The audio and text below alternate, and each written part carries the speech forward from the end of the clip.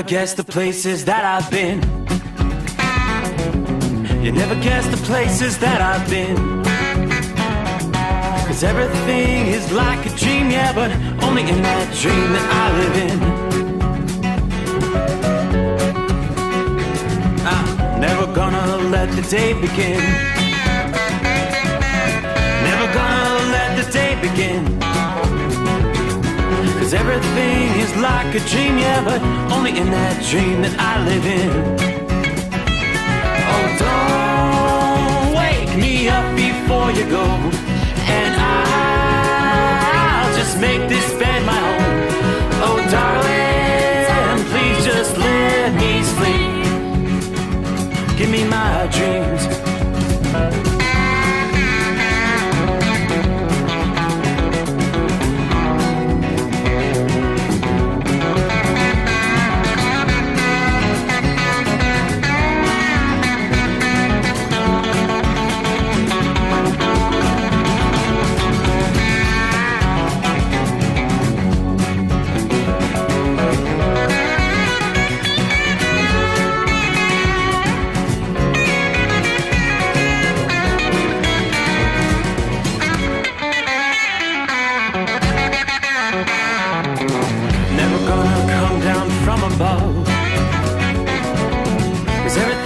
Better from above.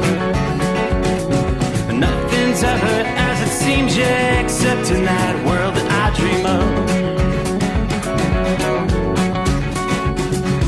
Never gonna lose the ones I love. Never gonna lose the ones I love. 'Cause everything is like a dream, yeah, but only in that world that I dream of. Oh, don't wake me up before you go, 'cause I can't face this day alone. Oh, darling, please just let me sleep. Give me my dreams. Give me my dreams. Give me my dreams.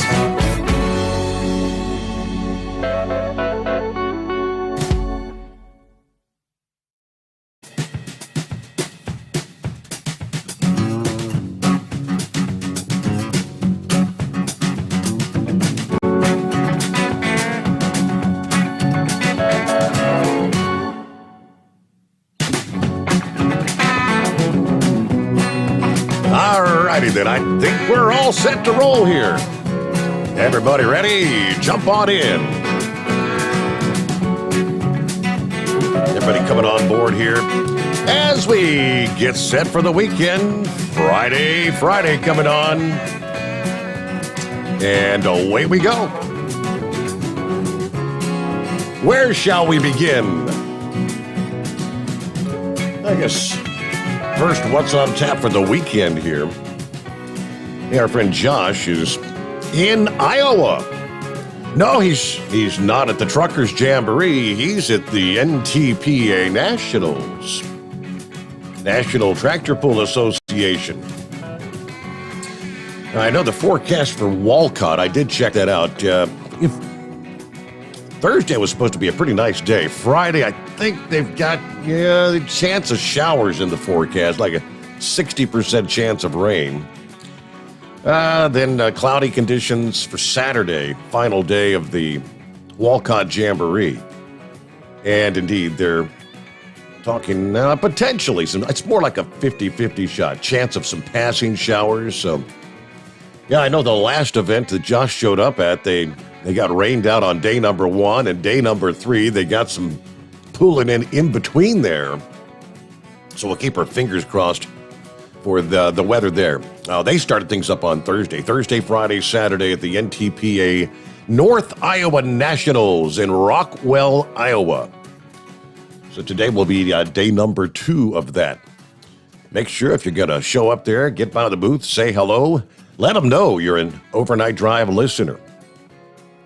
Meanwhile, we've got a couple of areas disturbed weather this evening. Obviously, system number 1, the big talk all week has been Elsa, which is now making its way up the East Coast. Some heavy rains. The heaviest rain now pushing through like Salisbury, Maryland. D.C., you've seen some spotty showers. Heavy rains are going to be pushing into the Philadelphia area overnight. Atlantic City, yeah, lots and lots of rain in the offing coming your way. New York, you'll be next up on the list here as we progress into the early hours of a Friday. Tropical storm warnings are in effect up and down the eastern seaboard. You know, we saw this past day stretching from South Carolina through New Jersey and into New England. As of a few hours ago, Thursday evening, Elsa was holding on to tropical storm status. Maximum sustained winds had actually increased to 50 miles per hour, up from 40 miles per hour earlier in the day Thursday in the morning hour. She's also picked up forward speed, now moving at about 21 miles per hour. So really beginning to pick up. Yeah, that's why you'll see these rains pretty rapidly, pushing in from south to north.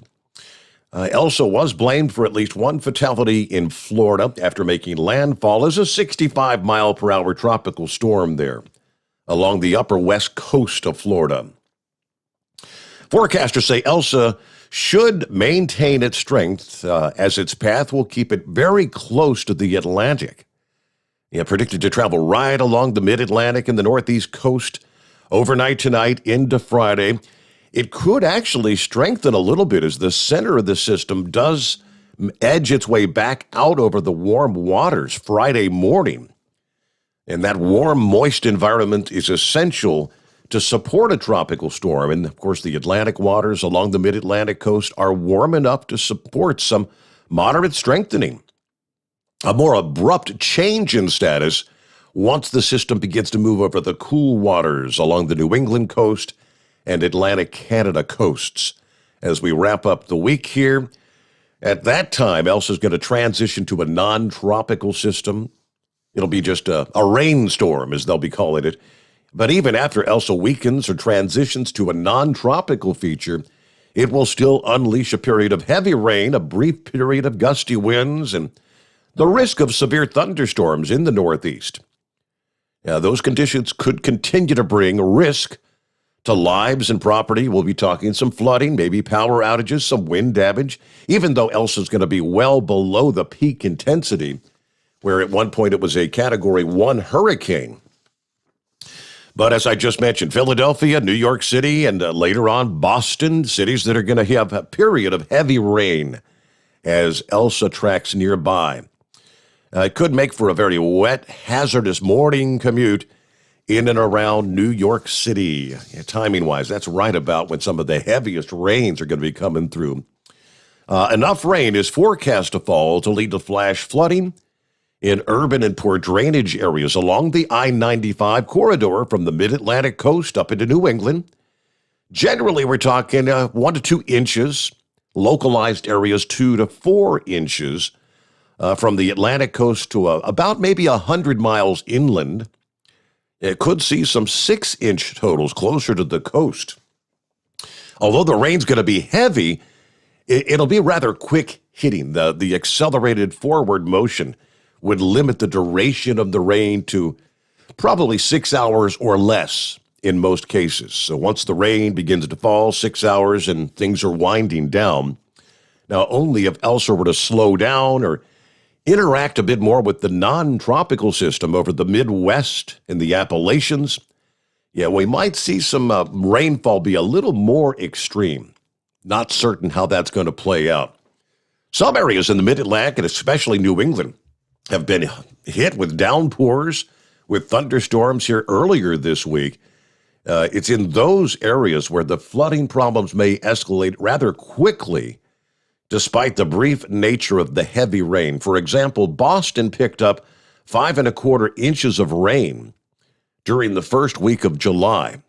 It's like 8 times the normal rainfall for that first 7 days in the month. Obviously, the soil is saturated in a number of locations, so even a 3 to 6 hour period of heavy rain may lead to rapid runoff and flooding in some areas, especially some of the smaller streams. Even though sustained winds are about 45 miles per hour. Higher gusts will continue with the storm. Gusts 50 to 60 miles per hour in coastal areas as far north, maybe even as Maine. And could see some 70 mile per hour gusts along the mid-Atlantic capes and some of the barrier islands, especially in southeastern Massachusetts, places like Martha's Vineyard and Nantucket, eastern Long Island, New York. Winds of that nature, it could lead to sporadic power outages, some minor property damage. Things like trash cans, recycling bins, maybe flowing through the neighborhood. So there you go. And of course, you could see some trees coming down on power lines, more outages that typically occur with similar type storms. Meanwhile, Florida, of course, they had battened down the hatches and withstood the strike from Elsa. During that time, southern Texas was enduring their own deluge of rainfall. We haven't really talked as much about that because the focus has been so much on what's been happening with Elsa, focused on the southeast last night and now the eastern seaboard. We still have some pockets of heavy rain impacting portions of southern Texas tonight. Once again, as the case was last evening, it's that zone pretty much like right in between Victoria and San Antonio, where some of the heaviest rains are falling right now. We saw more than 10 inches of rain over Rockport, Texas, midweek. Yeah, closing in on the roughly 10 inches that we saw from Elsa over some of those Florida cities in that same time frame. Yeah, Rockport actually ultimately picked up more than a foot of rain. This was not a tropical storm. It's just an area of low pressure that's kind of cut off from the jet stream. So it's just sitting there spinning, producing showers and thunderstorms for hours on end. So flash flood watches and warnings spanned across the coast of Texas over the past few days. Areas like Rockport, they even saw a flash flood emergency. Roads were closed throughout the Central Bend due to high waters, according to the Texas DOT. One social media user posted a video of Salt Creek near the towns of Tivoli in Texas and commented that the water was nearly over the bridge, moving quickly. San Antonio sent out a severe weather update saying the area from Leon Valley to Helotes could pick up 6 to 7 inches of rain. Coupled with the rain that fell on Monday, some areas indeed saw 10 inches of rainfall. Yeah, so there have been some homes flooded there. Some required people having to move out. There was a mobile home experiencing flooding as well, but not an exceptional number of people impacted by the flooding there. Of course, 24 hours ago, we were talking about Georgia, the Carolinas, as Elsa was sweeping through that region, bringing flooding and tornadoes near the coast.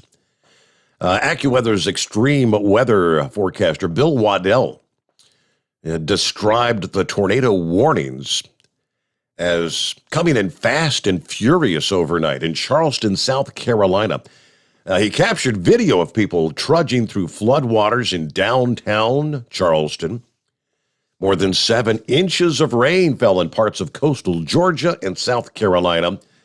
By Thursday evening, we had another dozen tornado warnings issued for North Carolina into Virginia. One twister confirmed in the town of Fairfield. Another confirmed in Suffolk, Virginia. Dozens of hail and wind reports noted up the coast, thanks to Elsa, carrying flooding, rains, forcing power outages for thousands. In Georgia, another 10 were injured and taken to hospitals after a possible tornado struck in Camden County. Amid Elsa's rampage northward, more than 38,000 homes and businesses in the dark across South Carolina. That was as of early Thursday. By Thursday evening, it was over 60,000 without power from Virginia up the coast, approaching New York City, according to Power Outage US.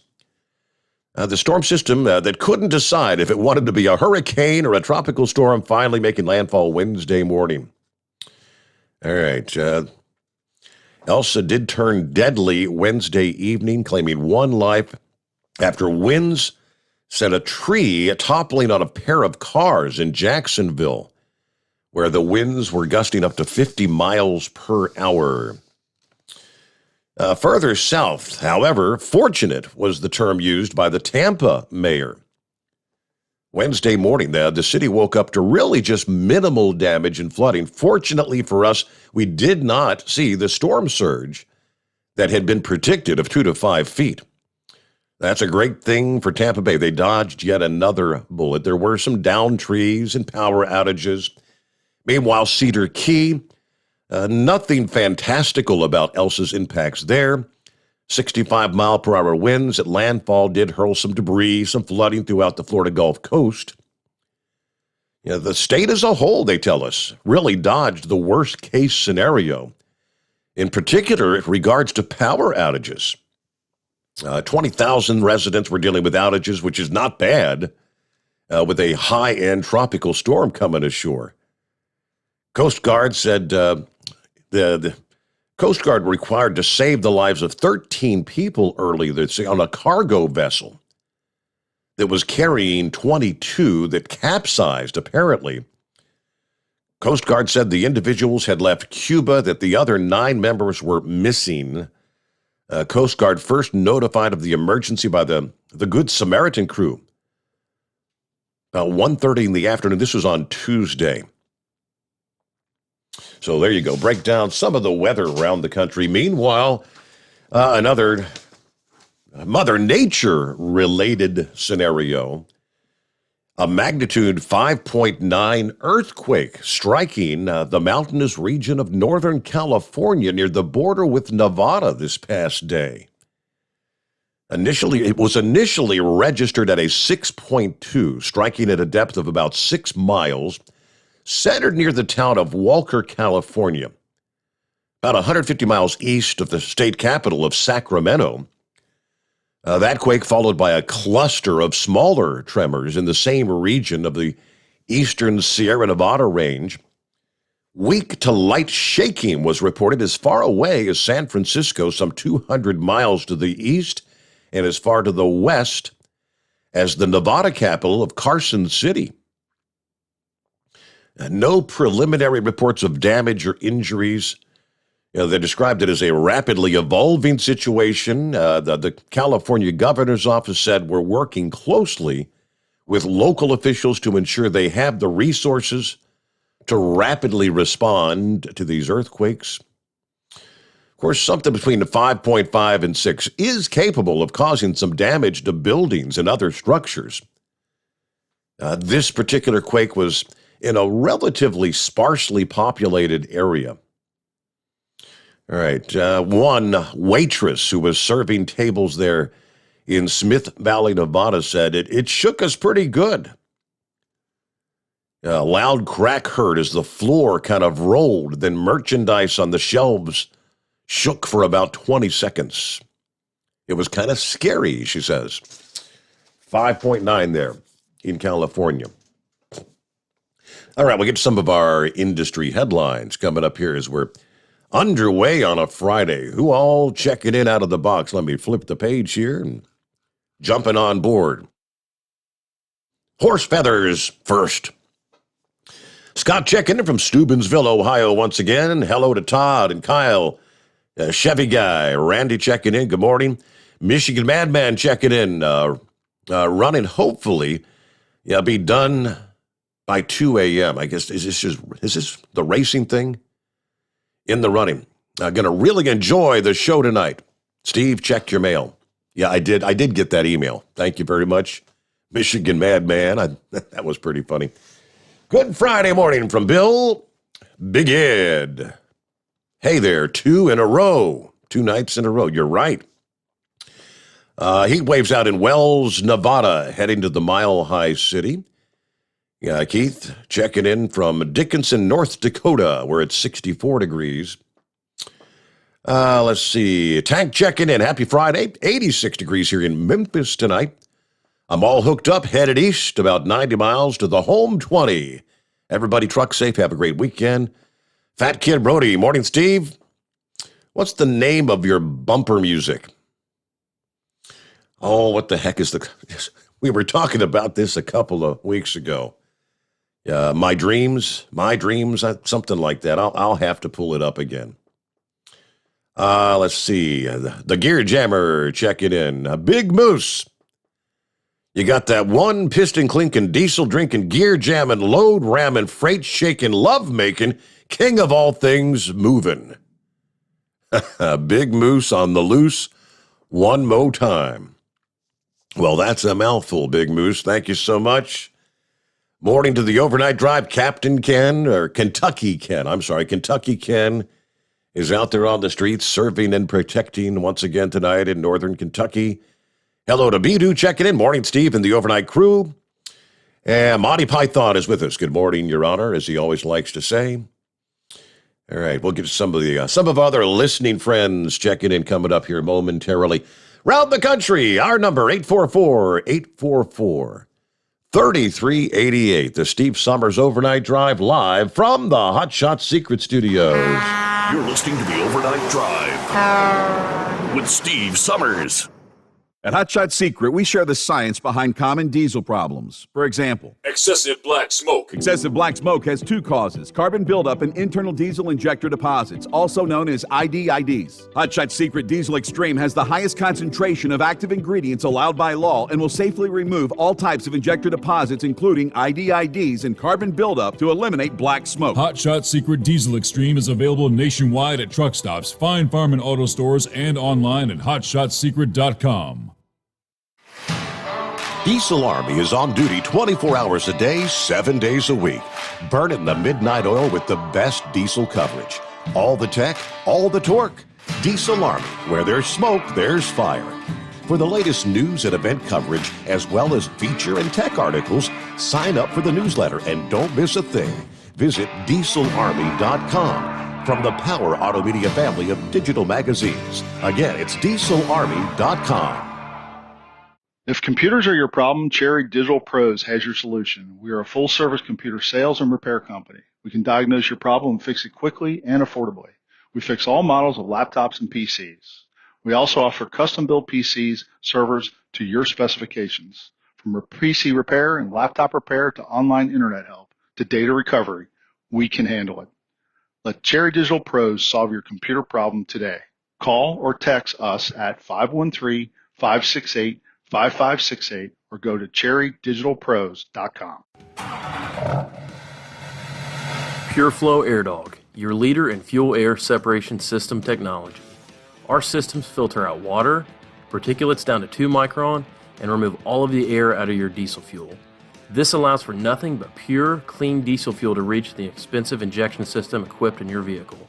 Not only do our fuel systems protect, they also come in a variety of flow rates to meet your performance needs. Our systems are compact and use OEM-style fittings for an easy installation. Learn more about our product at www.pureflowairdog.com and be sure to follow us on Facebook and Instagram. Protect your investment with PureFlow Air Dog.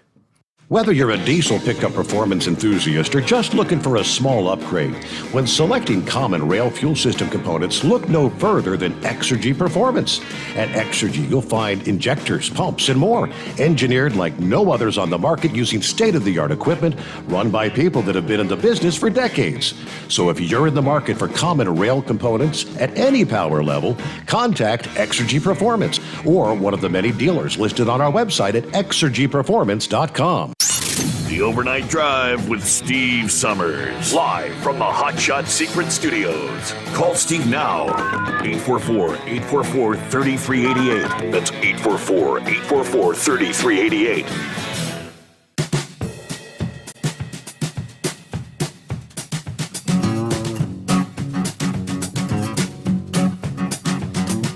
Let me see here. Who else we got checking in?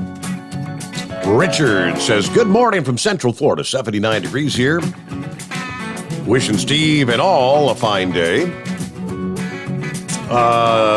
Tony checking in. Tony checking in from Hamiltucky. Thanks for all you do. Good to have you with us, Tony.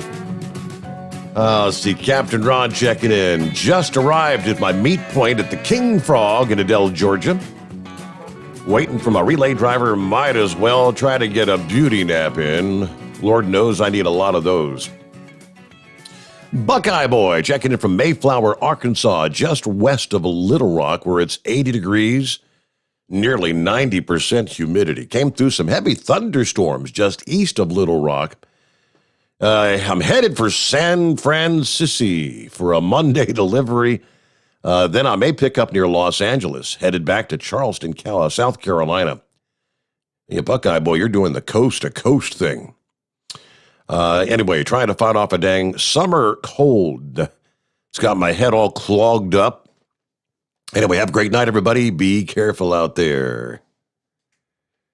Okay, Tony says, is that Hot Shot Secret products or energy drinks on your desk? Yeah, Kyle brought these. It's Hot Shot Secret products, just so you know. Kyle had brought these all down to have a display. Yeah, several months ago, he had plans to get kind of like a glass shelf to put some lighting under it, because they're all different colors, and it looks real pretty when you have light shining on. But it's all different products. I mean, every one of them. This is the Diesel Winter Anti-Gel. Yeah, I think that's the Stiction Eliminator there. We got the LX4 Lubricity Extreme, and on down the line. The FR3, what's this one? The RV Engine Protector, Cleaner and Lubricant.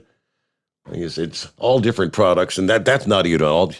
Yeah, he's got me some gallon jugs of the Blue Diamond oil and some of that top-of-the-line racing oil. Got to find a place to display all this stuff. I'm going to need a bigger desk, right? That's what Tony said. Yeah, but that's the Hot Shot Secret products. Matter of fact, yeah, someone was asking, is Chris going to be with you this morning? Typically, he's with us on the first Friday in July. Obviously, that was July, Independence Day weekend. And they sent him a message this past. He's got a lot on the table right now. He's kind of pulling his hair out. I said, does he want to come on tonight, or does he want to bump to next week? And I think he's just going to opt. He made it sound like he's going to bump to the first Friday in August. All right, so, yeah, then I spoke to Kyle earlier, and he said, he'd be happy to come in. We can, pick a night out for the month of July here and talk about the various products, run it all down for maybe some new listeners that may have questions about products. He said he can answer most of the question. He said, what is Chris's title? Tribologist, whatever it is. He's not a tribologist, but he knows the Hot Shot Secret product line inside and out, upside down, so he can help answer some questions. We may do that in the next week or so. The 15 car checking in. Happy Friday from Charlotte, where Elsa was just really a passing rain here. Santa Claus checking in. Well, how you been, Santa Claus? Says he's going to be sending me an email shortly. Of course, he's out there I think he's in California now, right? I think he's going to be making that move to Panama at some point in time. Justin checking in from Indianapolis. Hello. Hello from a very soupy 75 degrees in Kennesaw, Georgia tonight. That's James. All right, one of our top stories. I had pulled this one up. Steve actually sent me a link to it as well. He'll probably be calling about this. What all business does the government have knowing about me and you and our health decisions, aka whether or not you want to take the vaccine or do not want to take the vaccine?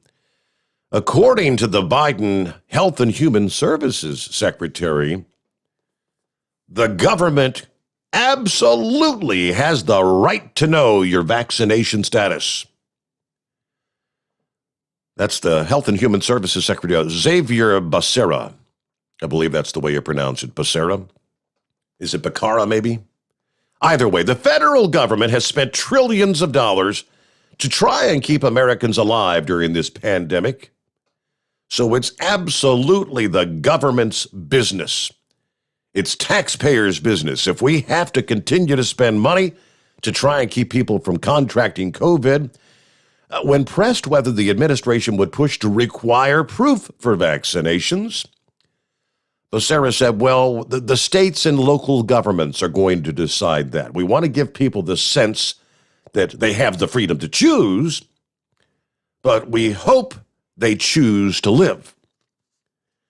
Vaccine passports, that's the proof of immunization, have been controversial from the very beginning. Many Republicans and civil rights groups pushing back against any such thing.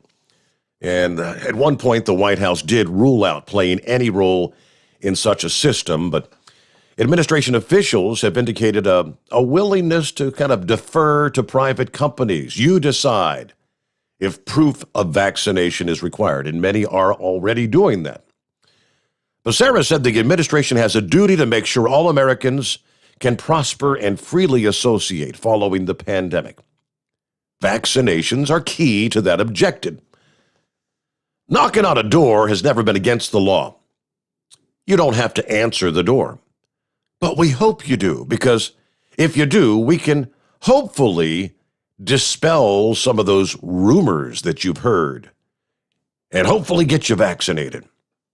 This after the Biden administration made the announcement of actually going door to door, knocking on doors. Please get vaccinated now. It works. It's free, says Biden. All right.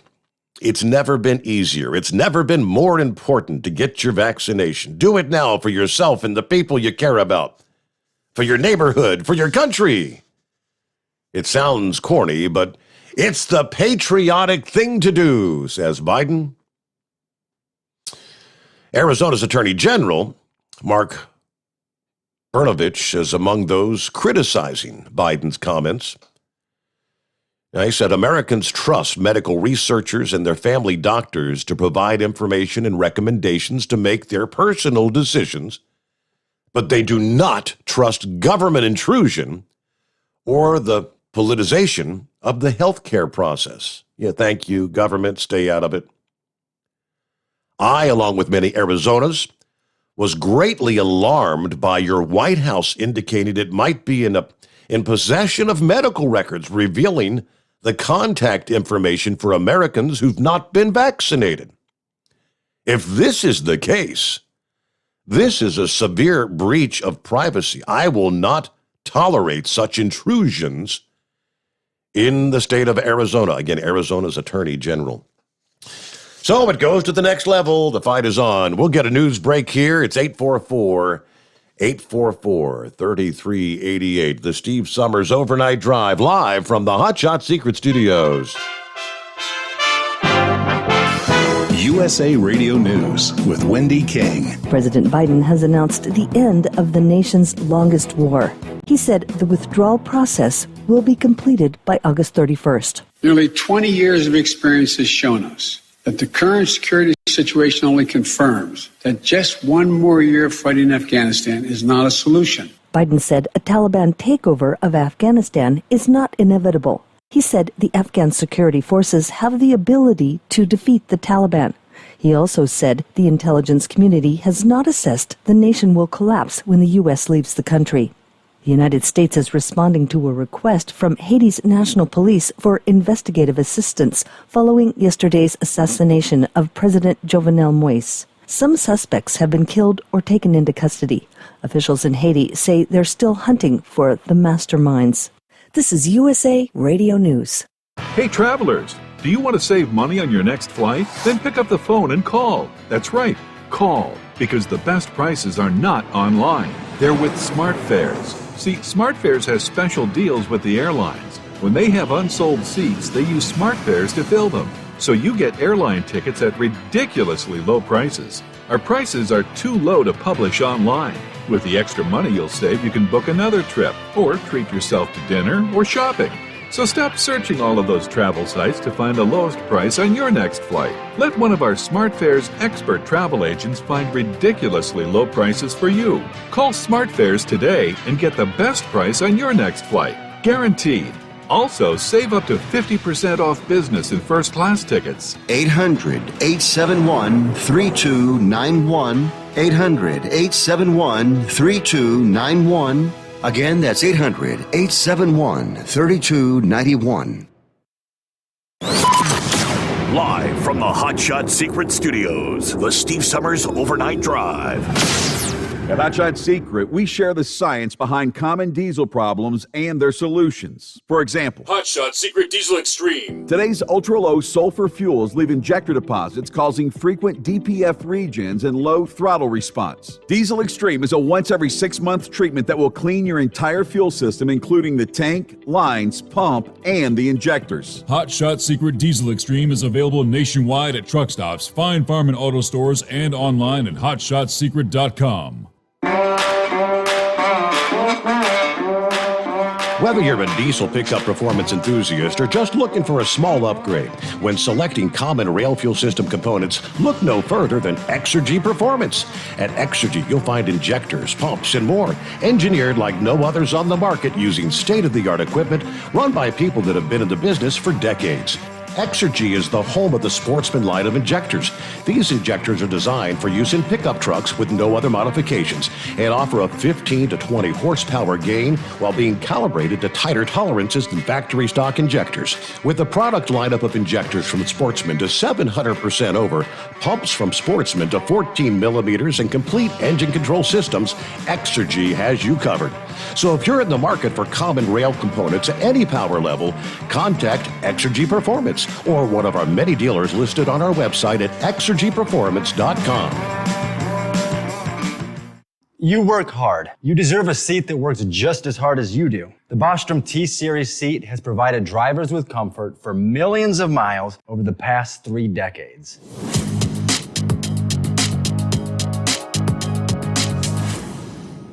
Each seat is built right here in the USA and has 4-position front cushion tilt and higher low-profile air suspension with Isolate. It's also equipped with many standard and optional comfort features, such as high and mid backrests, 9.4-inch fore-aft slide adjustment, adjustable armrests, and manual or dual air lumbar support systems to keep you comfortable throughout your ride. Build your T-Series seat today at BostromSeating.com and ensure your ultimate comfort for wherever the road takes you. Bostrom Seating, the ultimate comfort for the open road. If computers are your problem, Cherry Digital Pros has your solution. We are a full-service computer sales and repair company. We can diagnose your problem and fix it quickly and affordably. We fix all models of laptops and PCs. We also offer custom-built PCs, servers to your specifications. From PC repair and laptop repair to online internet help to data recovery, we can handle it. Let Cherry Digital Pros solve your computer problem today. Call or text us at 513-568-5568 or go to cherrydigitalpros.com. And now, back to the Steve Summers Overnight Drive.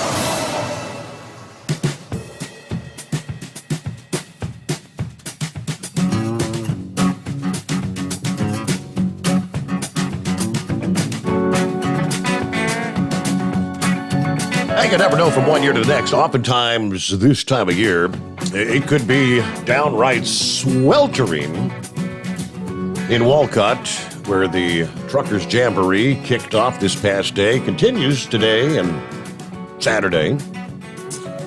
It's actually downright pleasant. I mean, highs in the 70s, overnight lows, upper 50s, lower 60s. Yeah, that's the forecast. Now, again, I'm looking Rockwell, Iowa, where we've got the NTPA Nationals that kicked off this past day. And it looks like the forecast for today is showers and thunderstorms possible. Yeah, high of 71. Saturday looks like a smaller chance, but still could see some passing showers. And a high of 74 degrees. Well, let's get a live update from Rockport, Iowa. John Dunlap joins us, the voice of the NTPA updates here on the Overnight Drive. How's things going in Rockwell, John? Well, good to talk to you again, Steve. A lot better tonight than it was a couple of weeks ago when I called. I'm actually calling you tonight from Columbus, Ohio, from headquarters. Oh, okay. But I watched the whole thing tonight on ntpa.tv, and your listeners can do the same. So, NTPA TV. Yep, ntpa.tv, our live streaming service. It is set up by the same folks actually that set up your radio program. Josh and his brother Matt are huge into our live stream. Josh built it and Matt maintains it. And just a brilliant broadcast tonight from between two cornfields in Rockwell, Iowa. How about that? And Josh is actually there in Rockwell then, correct? He is. Yep. Representing your brand and doing a fine job of it. So are you here to give us a full report how things unfolded this past afternoon? What time do they start action? And I guess, first of all, for today and Saturday? Yeah, they'll start again tonight at 6 p.m. Central, so 7 p.m. Eastern tonight, Friday night. And then on Saturday at noon and 6 local Central Time, so 1 and 7 p.m. if you want to tune in from elsewhere, Eastern Time. Okay. And you got and I should mention also, go ahead. I was going to say, well, you got the update, how things unfold. Did they have rain, or did they get the pulling in this past evening? Or? Clear as a bell tonight. I'm glad we didn't try to have a pool in my house. Pretty wet Columbus. Yeah. Had storms go through the whole time, but out there, just clear as a bell. 6 uninterrupted classes and some great action out there.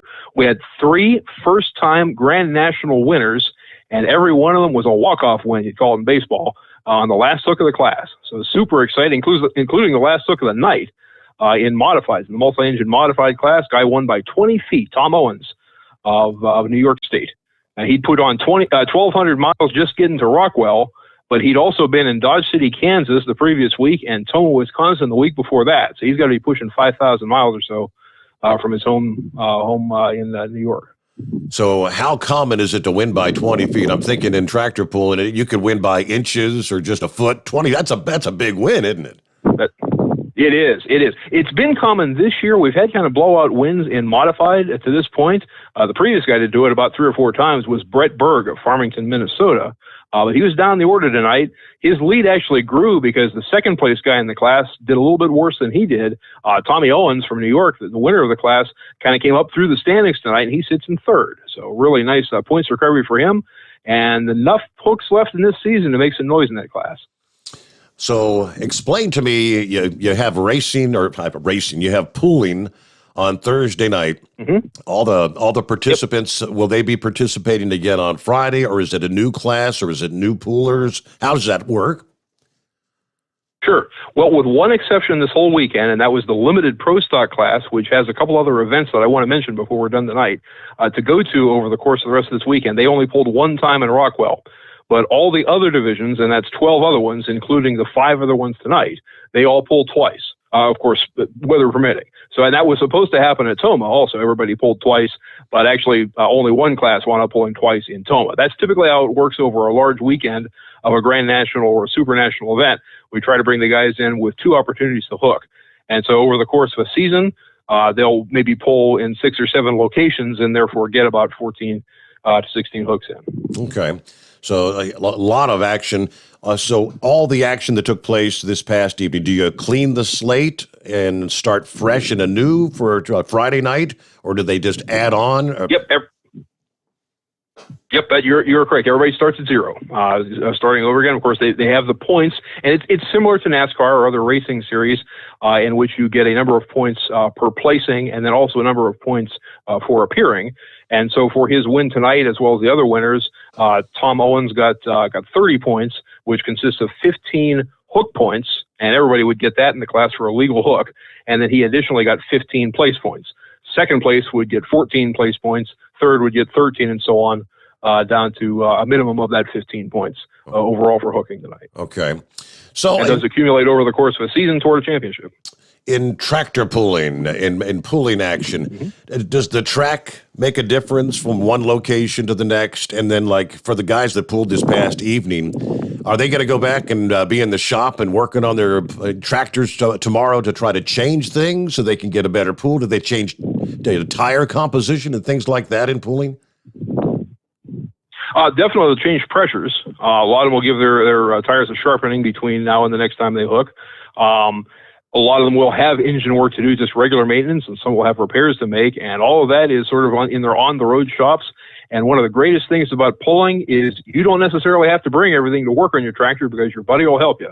The creed in pulling is, I want to beat you on the track. I will help you get to the track as much as I can. And that is cool. Universal in pulling. It's just a remarkable brotherhood of guys just running. I mean, like I just mentioned with Mr. Owens and several of the other divisions, just came back from Dodge City and before that, Toma, Wisconsin. And so there's no time to go home in between, really, realistically. Some will fly home, but their hauler is not with them. Mm-hmm. And so it really is a yeoman's effort to get from place to place and keep those engines running. And in the case of the modified class, 3 and 4 of them at a time. And so you are just necessarily going to lean on your neighbor for help, and he's going to lean on you next week, and you're all going to get to the track together and let the best man or lady win. So if you're a fan of tractor pulling, give me a little breakdown of what the atmosphere is like. Do you get a chance to meet some of these pullers and get up close and personal with their rigs and see what they've got under the hood kind of thing? You do, and you're encouraged to do so. Before the event is the best time to do it because obviously during the event, guys are busy, and you're busy hopefully watching. But if you can get to an event a couple hours ahead of time, the pits are generally open. That's not universal, but in NTPA polling, it is strongly encouraged for the promoters or events to have an open pit area for you to walk up, take your picture. Some pullers may even invite your kid to sit in the seat and get a picture taken that way. Chat them up about how long they've been in polling and what they brought to the track that night. They are all ambassadors of the sport, and we're proud of every one of them in the pits, and would really encourage you to make that fan interaction to the competitor interaction relationship. It can make fans for life that way. That's excellent. Okay, so maybe even get an autograph and things like that, right? Yep. Several have hero cards. A lot of them come prepared, but a lot of them just take your own photo, and they're just happy as heck to make a memory with you. Okay. So what is on the slate in the coming days, coming weeks? I know you had a pretty action-packed 4th of July weekend, didn't you? Yes, we did. Yes. We not only pulled in Dodge City, Kansas, for a couple of nights out there for the first time in 30 years we were in Kansas, but we also pulled in Marion, Ohio and Dorr, Michigan, and results of all those polls are available at ntpapoll.com, as well as the schedule of upcoming events. So I mentioned that Rockwell has 3 sessions left. Tonight, if you want to consider this Friday already, at 6 p.m. Central Time, we got light supers, pro stocks, semis, super farms, diesel supers, 2-wheel drives, and unlimited. So a 7-class evening tonight. On Saturday at noon Central Time, 4-wheel drives, minis, modifieds, super farms, and diesel 4-wheel drive pickups. And then session 4, which is Saturday night, 6 p.m. Central. A lot of the classes I just mentioned come for their second appearance: light supers, pros, semis, super stock diesels, super stock opens, 2-wheel drives, and unlimiteds. And I would also be remiss if I didn't mention that NTPA polling is in 3 other locations nationally this weekend. If you're anywhere near Fort Wayne, Indiana, about 10 miles west of Fort Wayne is the little town of Arcola along US 30, and it has a 2-night, 2-track poll, the Arcola National Poll, both Friday and Saturday at 7 p.m. Eastern Time. And then if you're near Lancaster, Wisconsin, or River Falls, Wisconsin, Lancaster polls on Friday and River Falls on Saturday. So action-packed weekend all over the United States for NTPA. All right. So how about coming up in the upcoming weeks? What's on the slate like next weekend and thereafter? Yeah. Okay. So we returned to Indiana for Grand National polling next weekend, and that is at the Johnson County Fair. We actually kick off the fair the Friday and Saturday prior to the formal fair week for a 3-class Grand National poll. That is on the 16th and 17th of July, but we're not off till then. We got Charlotte, Michigan next Thursday and Friday, and Decorah, Iowa next Thursday. And then one of the great events of the summer is the Super National Poll in Chapel Hill, Tennessee. On the 23rd and 24th, it's the Super Pull of the South, put on by their Lions Club. So this weekend's pull in Rockwell is by sort of I consider it, even though it's called the North Iowa Nationals, I call it the Super Pull of the North because it's the Lions of Rockwell, Iowa, and then the Lions of Chapel Hill, Tennessee answer back in a couple of weeks in Chapel Hill on the 23rd and 24th for 2 nights, 5 classes apiece. Okay, I do. I follow a lot of dirt track racing, and of course, now being in with Hot Shot Secret, Kyle's kind of getting me into watching some of this straight line race because we got so many Hot Shots Secret sponsored vehicles, and the Fire Punk Diesel S10, world's fastest diesel. Mm-hmm. I know in that kind of racing, there's not really a lot of money to be made. In many cases, these men and women who get into racing do it for the love of the sport kind of thing. Is there money to be made in tractor pulling, or is it really just for the love of pulling that these guys do this? It is largely a break-even proposition once the thing is built. And I guess if you took into account building the thing and putting the hauler all together and getting everybody on the road for the summer, it's likely a losing proposition even for the winningest of drivers. But they do it because they love it. They love to entertain the fans. They do it for the challenge of it. And frankly, NTPA pulling history, that's where history is made, and our championships just mean more. So they run with us. And they obviously like to get the check at the end of the evening, and the bigger the check, the better, but they love that tall trophy, and they love to be able to call themselves champions. And one of the really neat events of the summer, I should fast forward over a number of other great events like Bowling Green and Sandwich Fair and a number of other great ones that I'll be at or be watching on the live stream. But at the end of our season, we have our All-Star Invitational in Urbana, Ohio, in southwestern Ohio, and that is in Champaign County Fairgrounds. The Enderley Pull-Off is what we call our All-Star event.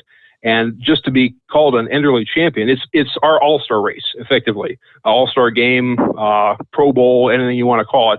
And guys and gals are invited to appear at that based on their finishings in the standings over the course of the season. And that means as much, winning that event means as much to many of them as a full year championship. So it's remarkable to see the smiles come across their face when they realize they've accomplished a dream. All right. So again, tonight it all gets underway 6 o'clock in the evening. A lot of people, I'm guessing, maybe like camp out like they do for NASCAR and things like that. There. What do you do? What do you do during the day? When there's not a whole lot going on. Sure. Well, in the case of Rockwell, you can hang around and talk to a number of the pullers because they'll be there as well. Almost all of them, except again for that limited pro stock class, which had to pull out to go to Lancaster, Wisconsin tomorrow. But except for those guys, everybody's going to be there for the weekend, and so there is time to kill, and there's the opportunity to chat. But they're also not very far from civilization, as it were. Mason City is just up the road about 10 miles, so a lot of people will take that town in, do a little the touristy action up there. And just kind of get to know Iowa if they're not from that area, or people who are close enough go home in between. So there's that opportunity to just spend time with family and just a relaxed atmosphere in between those sessions. Okay. And I'm not real familiar. I've never been to Iowa, so I know right now actually the same schedule is the Walcott Truckers Jamboree. Any idea, is Walcott anywhere near Rockwell for some of our listeners that may want to go check out Walcott during the day? I should have looked that up. Iowa's a pretty big state, so I am not positive of that, so I will defer to somebody else on that one. I can tell you, though, if you're interested in Mason City, it is the inspiration for for Music Man, the musical. And so they have some things in that town that are associated with that. The 76 trombones. I think there's a museum dedicated to the Trouble in River City, all that stuff. So. All right, good deal. Well, we'll keep our fingers crossed that you don't get rained out today. I mean, because like I said, Toma. It probably helps. Yeah. Toma Friday was the great day for us. We really had little accomplished on Saturday at all and lost most of Thursday. It probably helps Rockwell that we are not trying to pull tomorrow afternoon. Again, with tomorrow night being the next session, we could have a pretty strong storm come through. It drains well out there, and we definitely have plenty of equipment to work the track. But as I mentioned in the post-Toma report, it just has to stop raining at some point. Mm-hmm. And if it just keeps on raining and keeps on raining, as it did Thursday night and Saturday afternoon and evening, there was just no window. But if there's any chance of starting a little bit late or even a little bit early to try to beat a late storm, we'll do it. And anything to get the pull in. All right. Well, hey, we appreciate the update tonight here. John Dunlap checking in from Columbus, Ohio tonight at the headquarters there. And we'll be looking forward to your full report here in a couple of days once the weekend action is all wrapped up. Great deal. Good to talk to you again, Stephen. Thanks for the time. Have a wonderful weekend. And again, one more time, it's ntpa.tv. I can pull that up on the internet to watch things live. Yep, you can watch the rest of the action right from there. All of those times, again, are Central Time, 6, noon, and 6. So that would be 7, 1, and 7 Eastern if you're tuning in. And we'll start the broadcast about 15 minutes before each of those sessions is scheduled to begin. With opening ceremonies, we have a very patriotic opening ceremony typically for our polling events. Excellent. All right. There you go, folks. There's the full report. Thank you, John Dunlap, and we'll look forward to next time. I was kind of wondering if we'd get an update this morning, and lo and behold, I looked up at the screen, and there he was. All right, what else on your mind? It's 844-3388, the Steve Sommers Overnight Drive, live from the Hot Shot Secret Studios. You're listening to the Overnight Drive with Steve Sommers. At Hotshot Secret, we share the science behind common diesel problems. For example, Diesel fuel cetane levels. the cetane rating in diesel fuel is 42 to 45. Most diesel engines operate more efficiently with a cetane rating of 48 to 50. One treatment of Hotshot Secret Diesel Extreme will raise your cetane 7 points, increase fuel economy, and improve cold starts. Hotshot Secret Diesel Extreme is available nationwide at truck stops, fine farm and auto stores, and online at hotshotsecret.com. Hotshot Secret, powered by science. For anything diesel, take it to Scheid Diesel.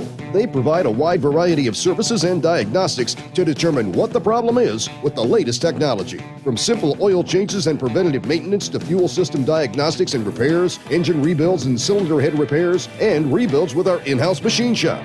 They also have on-site DPF cleaning for exhaust issues and DOT inspections. If your diesel is asking for some attention, Scheid Diesel has the specialist you need for anything diesel. Located in Terre Haute and Lafayette, Indiana, and Effingham, Illinois, Scheid Diesel has you covered. Drivers, you demand that your equipment's reliable and dependable, and that also applies to your headset for communication. Well, our friends at Stellar Electronic have you covered. The Pluto Duo headset bundle is the best communication headset you can find in the industry. No matter the challenging environment you're driving in, the Pluto headset will make you sound crystal clear all the time thanks to their 99% noise cancellation. And the Duo's not only a stereo converter for the headset, but also a power bank so you can charge as you go. Learn more at StellarElectronic.com or visit them on Facebook. Attention all truckers, Dean Michael, the tax doctor here. I want to talk to you about those dreaded tax problems. I know you want to keep on trucking and not even think about them. Well, let's face it, they're not going away all on their own. You need professional help. I've been helping truckers put their tax problems in the rearview mirror for years. I can help you too. Call me for a free consultation at 888-632-4506 or go to mytaxhelpmd.com. It's like I always say, keep your eyes on the road, I'll keep mine on the IRS. 888-632-4506. Are you having trouble sleeping? Are you tired all the time? Growing older is a fact of life. Our skin starts to wrinkle, muscles get weaker, and our energy levels plummet. If there was a product that may help you slow down these symptoms of aging, would you be interested? I want you to go to getonthegel.com. That is getonthegel.com. Watch this 4-minute video that explains more about this amazing product. Or call us at Youth Fountain HGH today at 513-472-0699 for more information. The Overnight Drive with Steve Summers. Live from the Hotshot Secret Studios. Call Steve now. 844-844-3388. That's 844-844-3388.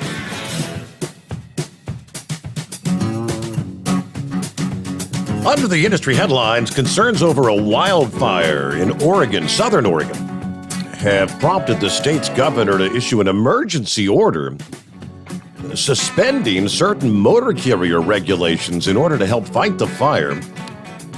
Kate Brown Wednesday invoked the Emergency Conflagration Act in response to the bootleg fire in Klamath County. Specifically, the order serves as a permit for loads with legal axle weights up to 105,500 pounds that do not already have an annual permit to operate on the interstate and state highways of Oregon. Anyone operating in the emergency zone carrying those heavy loads needs to carry a copy of the declaration in their vehicle.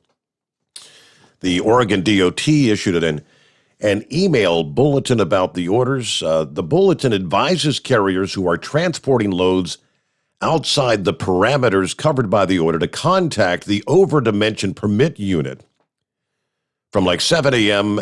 to 5 p.m. Pacific time, weekdays, to acquire an over-dimension permit when responding to an emergency outside of normal business hours. There's a number to call. It's area code 503-931-1541. The bulletin asks carriers to notify the permit analyst that you're responding to an emergency so your permit can be expedited. Further to the north, the Jack Fire closed Old Highway 30 near Interstate 84, 20 miles west of the Grand. The interstate was open in both directions, but smoke from the wildfire reported in the area. Get to some other industry headlines coming up here, but wanted to throw that out at you. Good morning, Heat Wave. What's happening? Good morning, senor. Well, first off, anyone traveling westbound on Interstate 80 from Utah into Nevada, just go ahead and pull off to the truck stop there in Wendover. Between Wendover and Wells, they have a semi that is rolled over on its side, sleeping in both lanes. So they were in the process of getting that squared away. But they've got people that are going past Wendover, and the next exit past Wendover, they've got them on the side of the road, and it looks like they're turning them back toward Wendover. So just be ready for a little bit of a stay on the road if you need, so be it. Well, I understand we had a little bit of action going on there around the Sierra Madres. And, hell, man, I missed it. I was asleep. We were in Tracy, just south of Sacramento. And we swapped out, and he took over. And did they say about what time that earthquake happened? I didn't see what time that was. No, I'd have to go back and check on that.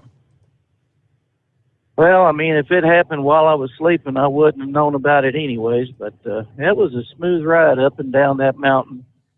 So I had a Chevy guy call me up once you said that, and he asked me, "All right, what'd you back into?" And I said, "I wasn't driving." He says, "Okay, what did your co-driver back into?" So, what a nut he is! I tell you, he's a good friend. He really is. So, yeah, old Biden is talking about door to door, and his health secretary saying it's an absolute must. But then when pressed on it, he's like, "Well, you can see how wishy-washy they are." They're like, "Well, you know, we ain't going to do it. We're going to give it to the local municipalities and governments to take care." You know, it's still an invasion of privacy. There's nothing in the Constitution stating that we need to see, you know, what your status is as far as your medical goes. I mean, hell, if they want to do that, all they got to do is access my records through the VA, and they can see what my health status is. But I mean, to come around, you know, door to door, knocking on it, and saying, "Well, you don't have to open the door."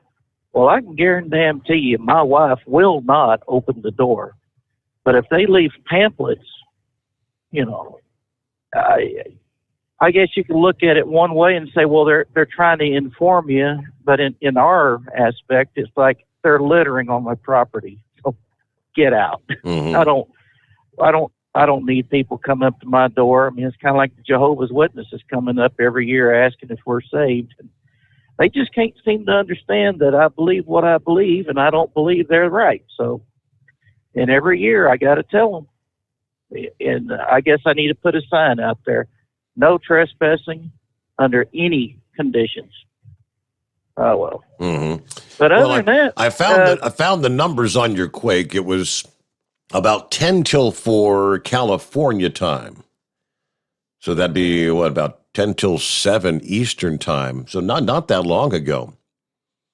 So timing wise, yeah, AccuWeather's got breakdown. I mean, there were more than 30 aftershocks that followed that initial 5.9. Let's first, though, we got to get our news update, top of the hour. Closing out hour number 1 here, Friday morning coming on. Great to have you with us from the Hotshot Secret Bunker, the Steve Sommers Overnight Drive.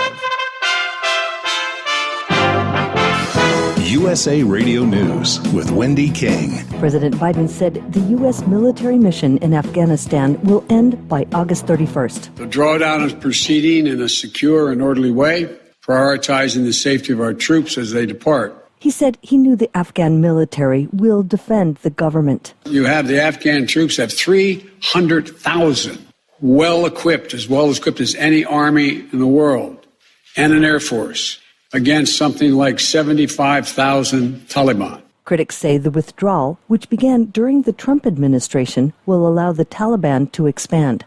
Workers are still continuing to sift through the rubble at the condominium collapse in Surfside, Florida. The number of confirmed deaths are now at 64. The search for survivors switched to a recovery effort after authorities said there was no chance of life in the remains of the building. This is USA Radio News.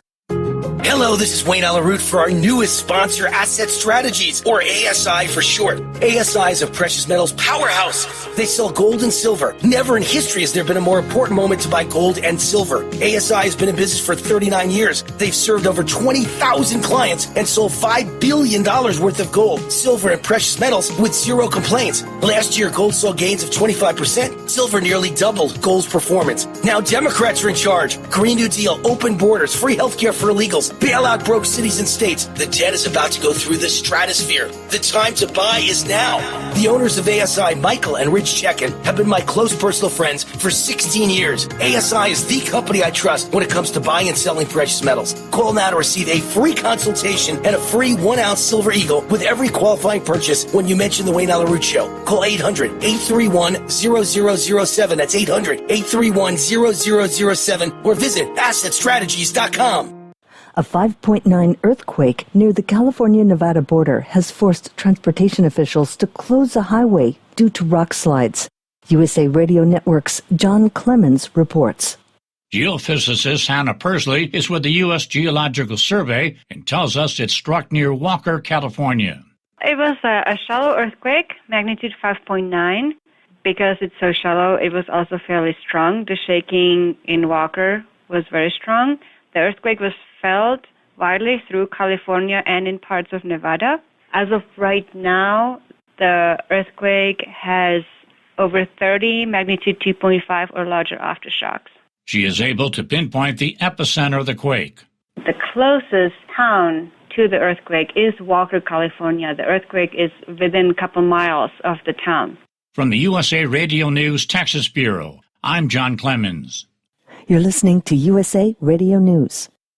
Now you can fly anywhere in the world and pay discount prices on your airline tickets. Book a flight today to London, Paris, Madrid, or anywhere else you want to go and pay a lot less guaranteed. Call the International Travel Department right now at Low Cost Airlines. 800-215-5141.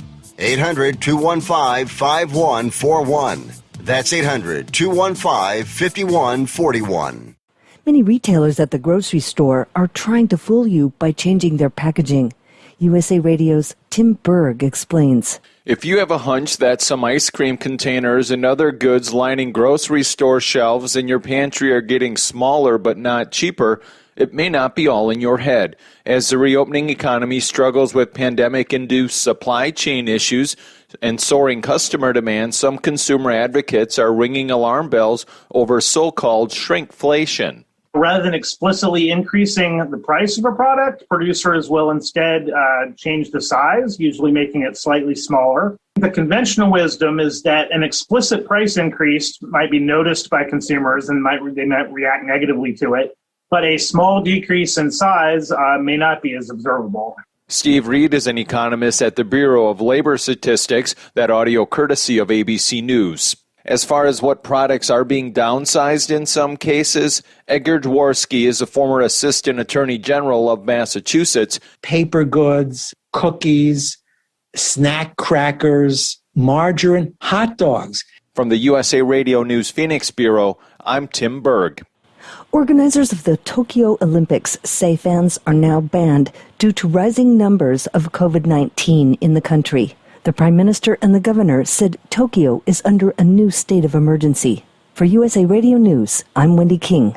At Hot Shot Secret, we share the science behind common diesel problems and their solutions. For example, ultra-low sulfur fuels. The primary function of diesel fuel is combustibility. One of the little-known aspects of fuel is its role as a lubricant to metal-on-metal moving parts. The introduction of ultra-low sulfur fuels diminishes the fuel's ability to lubricate because sulfur, which has been mostly removed, has lubricating properties. Hot Shot Secret Everyday Diesel Treatment with LX4 delivers unmatched lubricity. Third-party testing confirms that it takes 3 times the amount of leading fuel treatment to match the lubrication benefit of 1 dose of Hot Shot Secret. Everyday Diesel Treatment is a fully formulated 6-in-1 premium fuel treatment for every fill-up, every time. Everyday Diesel Treatment is available at truck stops, Tractor Supply, O'Reilly's Auto Parts, and online at HotShotSecret.com. Hot Shot Secret, powered by science.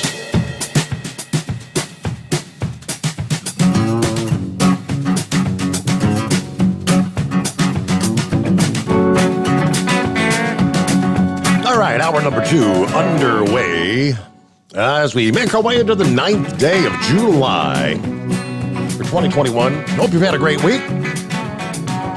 As we prepare for the weekend, I need to pass a message your way. I'm not sure how many of you still tune in via the Hot Shot Secret YouTube feed. For those who do catch us on that particular feed, you'll need to make the move over to the Steve Sommers Overnight Drive YouTube page. It's coming up shortly. They're not going to stream that on the Hot Shot Secret page. They didn't give me an exact date. So if as far as YouTube is concerned, you'll catch the live program on the Steve Sommers Overnight Drive YouTube and Facebook pages only. So make the switch. And of course, thank you so much for watching. All right, it's the exact same feed, but trying to get everything over to the Steve Sommers Overnight Drive. Make sense? All right, make the move. Now, yeah, we left off there. Heatwave was asking about what time did that quake occur. According to AccuWeather, it caught the attention of residents from the Bay Area to the Great Basin. No injuries or serious damage immediately reported. Let's see, preliminarily 6.0, let's see, then 5.9. I guess they always adjust those. Roughly 20 miles southeast of Marklettville, California. This report said had a depth of roughly 4.6 miles. Within the following 2 hours, more than 30 aftershocks followed along with what one expert called a phantom quake. People were quick to check the U.S. Geological Survey website. That you may have caught a glimpse of a preliminary report of a 4.8 magnitude quake near Stockton, California. That quickly followed the 6.0. The only thing is that former quake disappeared moments later, the 4.8. The Stockton earthquake, they explained, was probably the result of incorrect association of some of the waves from the Nevada quake with a secondary source. Let's see here. Dr. Lucy Jones says, automatic systems that locate quakes sometimes get confused, especially if there are very nearby few stations. The web pages get updated when those mistakes are corrected. If you look now, you will see there is no earthquake near Stockton, only the 6 south of Lake Tahoe. While the 4.8 was something of an error, the 6 and its aftershocks were very real. They were felt by people from the Bay Area to the Great Basin, social media users from the Bay Area, from the Bay to Reno, Nevada, sharing that they felt the shaking, including a few National Weather Service offices. Maybe 1 minute in length, blinds moving, light building, shaking, kind of a shaking movement, according to the Sacramento office. The Weather Service office in Reno reported pretty strong shaking from the quake. Rock slides closed about 40 miles of US 395, a major route through the northern Sierra Nevada. They say a few cars were struck, but no injuries. While portions of the interstate were later reopened, crews remain on the scene in the event of aftershocks. The earthquake rupture occurred along the eastern edge of the Sierra Nevada, which is known to have multiple active faults. The fault mechanism indicates normal faulting along a north-south axis. This is consistent with known spreading of the crust beneath the western margin of the Great Basin. Director of the University of Nevada's Reno Seismology Lab tells the Associated Press that regionally, this would be the largest one in almost 2.5 decades. So it's been a while since you've had a shaker like that. So you slept through it all, apparently. Thanks for hanging in there, Heatwave. Thank you, Senor, for holding me over. Yeah, I was going to say, I didn't know what the situation is out here, but now I'm starting to see a whole bunch of stars, so I guess we're doing pretty good on 80 as far as the weather goes. Just pitch black, though. Yeah. No moon out here. Well, I don't know, maybe, I think we were probably about 60 or 70 miles east of Reno when all that stuff happened, so bully for us. Mm-hmm. Biden, he's talking about that the pullout's going to be official by August 31st. And you've heard the news that the Taliban has recaptured most of the lands that they lost to us. So, I mean, there is going to be a resurgence of them jihadists, and it's awful hard to stop an ideology once it's in motion. And, if the rest of the world wants to keep it safe, then they need to step up, because obviously we can't be the full-time police force that we are. Mm-hmm. And the people we train, I don't know if they're getting the same training that our people have, because it seems like as soon as we leave, then the native forces just crumble. It's like, you know what, pull your big pants on, get your big boy britches on, stand up and fight these people. You've got the technology, you've got the weapons, keep them at bay on your own. Well, maybe the English and the French. I know the French always like to say we're number one in our, with our foreign troops, and then with their French Foreign Legion. Maybe they can go out there and try to make a stand. All I can say is it's a mess. I'm glad we're getting out, but I'm afraid that just as soon as we do, we're going to be in a world of hurt again. And then they're going to blame Trump for all this because he's been the biggest scapegoat the Democrats ever had. So why not just add more crapola on his legacy? So, Steve, what you ought to do is you ought to give us a holler when you get done with your post-show production. Hell, we have a really good conversation out here with one of us being the AT&T operator. We had Moose, Chevy Guy, Fly Rod, D-Ranger, just all on at one time, just having a good old, chat for about 2 or 3 hours after your show. Really? You just wouldn't believe the amount of BS we can kick up out here. You need to have a big damn shovel to join us. Wow. But yeah, we continue on after you are over, just getting into each other and having a good old time out there. So if Moose is up later today, why don't you give him a call after the show when you get done, and we can just BS some more out there. It is absolutely hysterical. So with that, Senor, I'm going to let you go. You have yourself a wonderful evening, and have yourself a great weekend. Thank you, Nutch. All right. Good to hear from you, Heatwave. Yeah, the Afghanistan. Now, we've been there since when? We've been there, it's got to be close to 20 years now. We had September 11 of 2001, and Afghanistan was shortly thereafter we went in. And it's 2021. And we've been training these forces over there, but we saw pretty much the same thing unfold in many areas of Iraq. And the bad thing is we leave a lot of equipment, a lot of the MRAPs, the Humvees, and whatever they leave. A lot of that stuff is left for them military personnel, and the Taliban just comes in and takes it.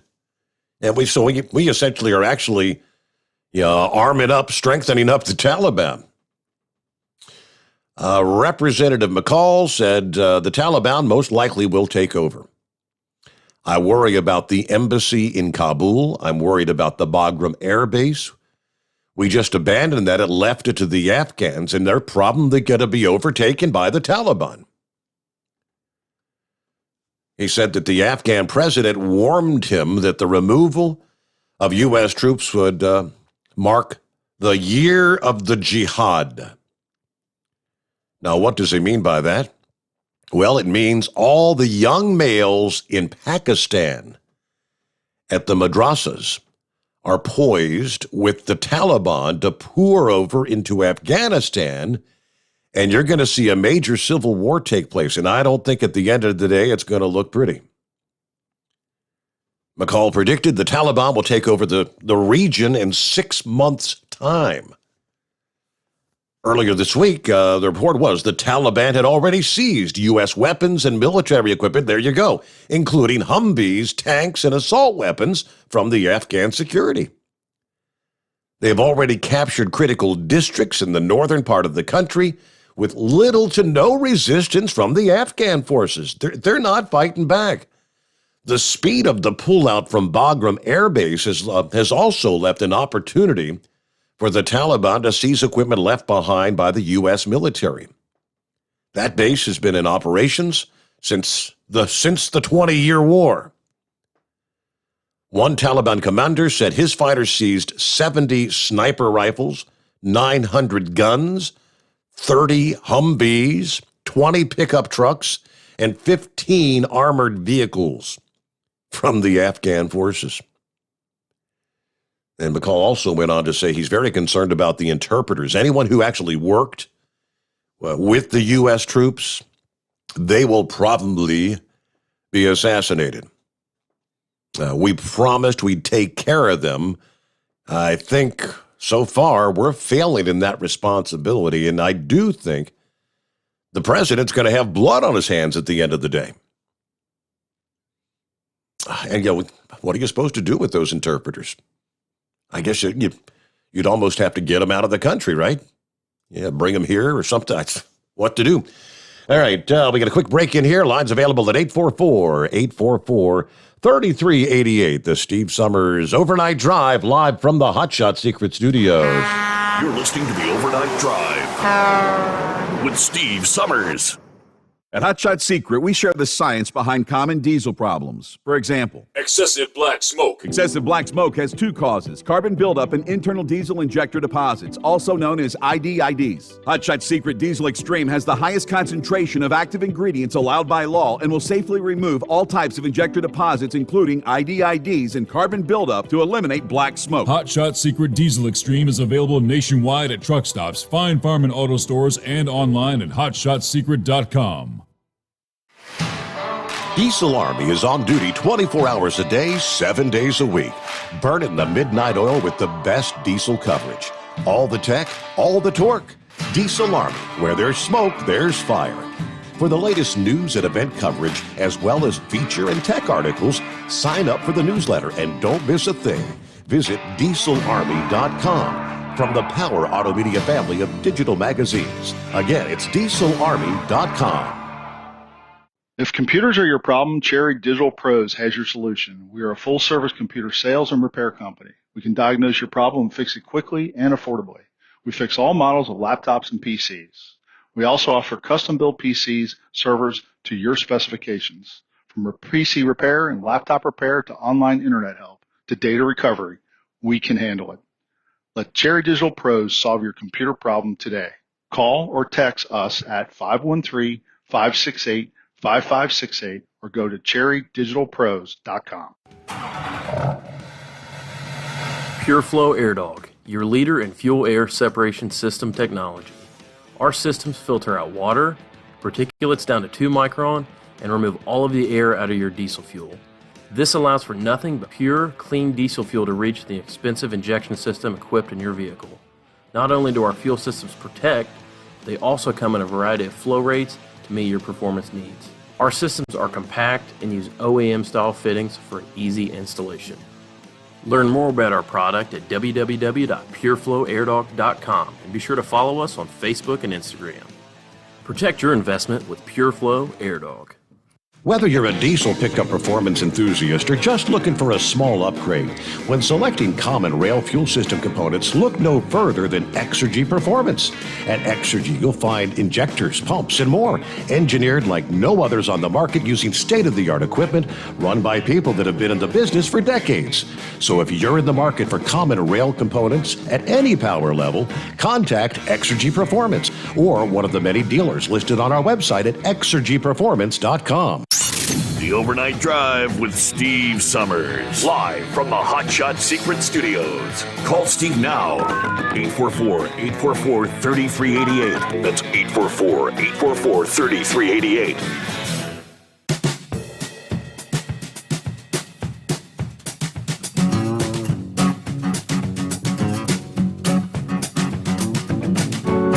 I heard of the top of the hour news break there when Biden was talking about, hey, we've trained all these thousands and thousands of Afghan military, and they have the source. They have the ability to fight off the Taliban. They're not fighting. According to a Reuters report, more than 1,000 members of the Afghan military have actually fled the country, crossing over into Tajikistan, leading Tajikistan's president to mobilize 20,000 military reservists to try and strengthen the border. Now, since the announcement was made that we're going to end the forever war, the Taliban has been making strides, and most of the gains have come without a fight. Now, the insurgent movement, according to one report, the majority of the districts were left to the Taliban, no fight. In 3 days, 10 districts fell to the Taliban, 8 of them without a fight, no fight at all. Also, hundreds of Afghan army, police, and intelligence troops actually surrendered their military outposts and fled to the provincial capital of Faizabad. Senator Joni Ernst warns the hard date for withdrawal is just going to fuel even more aggressive action by the Taliban. We can't ignore the reality on the ground there. Many of the threats that brought us there in the first place are now just spreading through the region. You know, like I said, though, Trump was looking to have the U.S. forces out even sooner. He was looking to have them out by May the 1st of this year. Biden pushed that deadline off by several months. I think he gave it till, what was it, September 11th? Kind of an odd day to pick, but it's right. Let's get back to the calls here on a Friday morning. What's going on with the Knuckle Buster? Morning, Mr. Steve Summers. Thank God it's Friday, man. We're almost done with this week there. Now, I think old Sleepy Joe up there, he's supposed to be bringing them interpreters over here, but I wonder how many Taliban's going to get mixed in with them and come over here, right? Okay. That's what scares me about all of it. Yeah, we didn't, there was a news article about that, I think about a week ago or something like that. Okay. I don't forgot what app I read it on, but anyway, we didn't learn anything from Russia. They stuck their nose in down there and they got it cut off, and we stuck ours in there, and I read today where China's going to be the next one in there, so I don't know. We'll see what they can do, right? They might be the only one that wins. I don't know.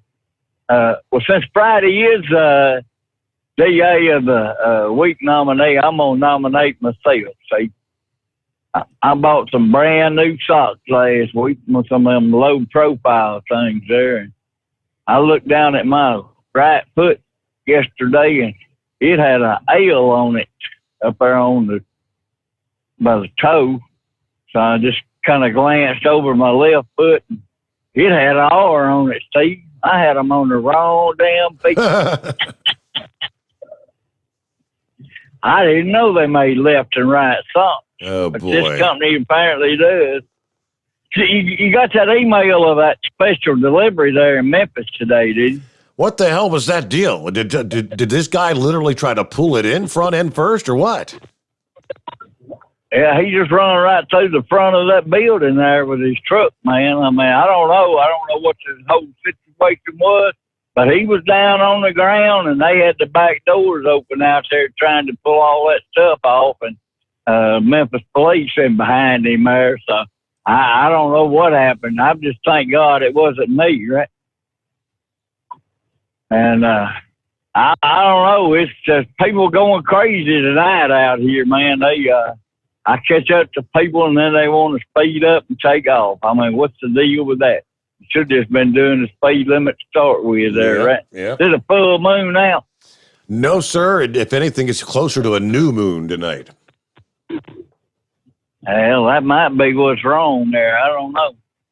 So, shoot, I don't know. Well, I checked the weather a while ago. It was raining cats and dogs over there at Olive Branch, Mississippi, where I live at there. So I hope all that work I done in the back there helps run that water off a little bit more. So we'll see about that. But anyway, that's all my old baloney for right now.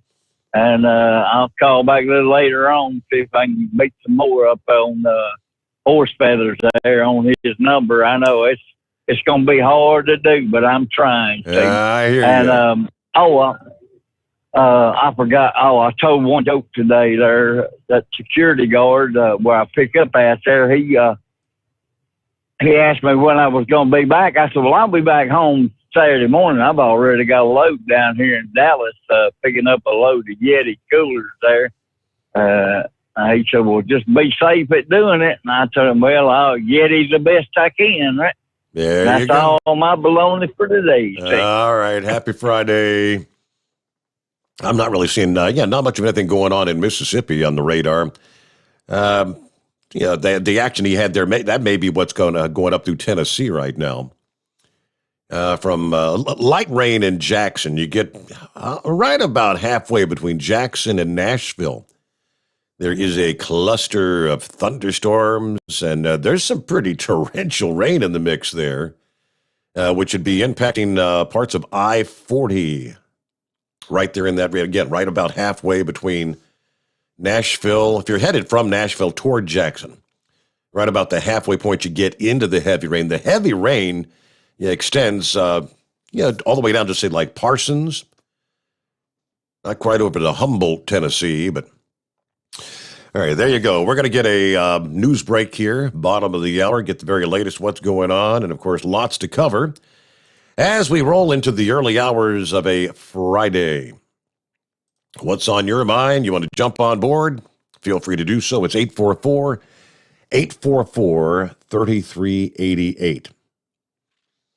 All right, get to some of the other industry headlines coming up here, and again, lots to cover as we make our way into the heading into the weekend.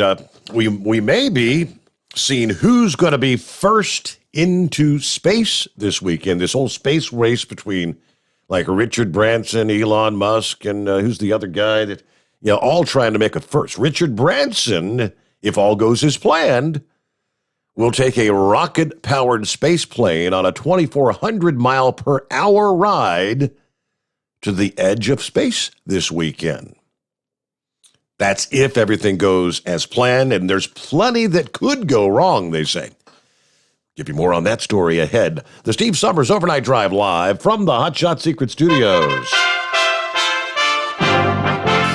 USA Radio News with Wendy King. President Biden said the U.S. military mission in Afghanistan will end by August 31st. The drawdown is proceeding in a secure and orderly way, prioritizing the safety of our troops as they depart.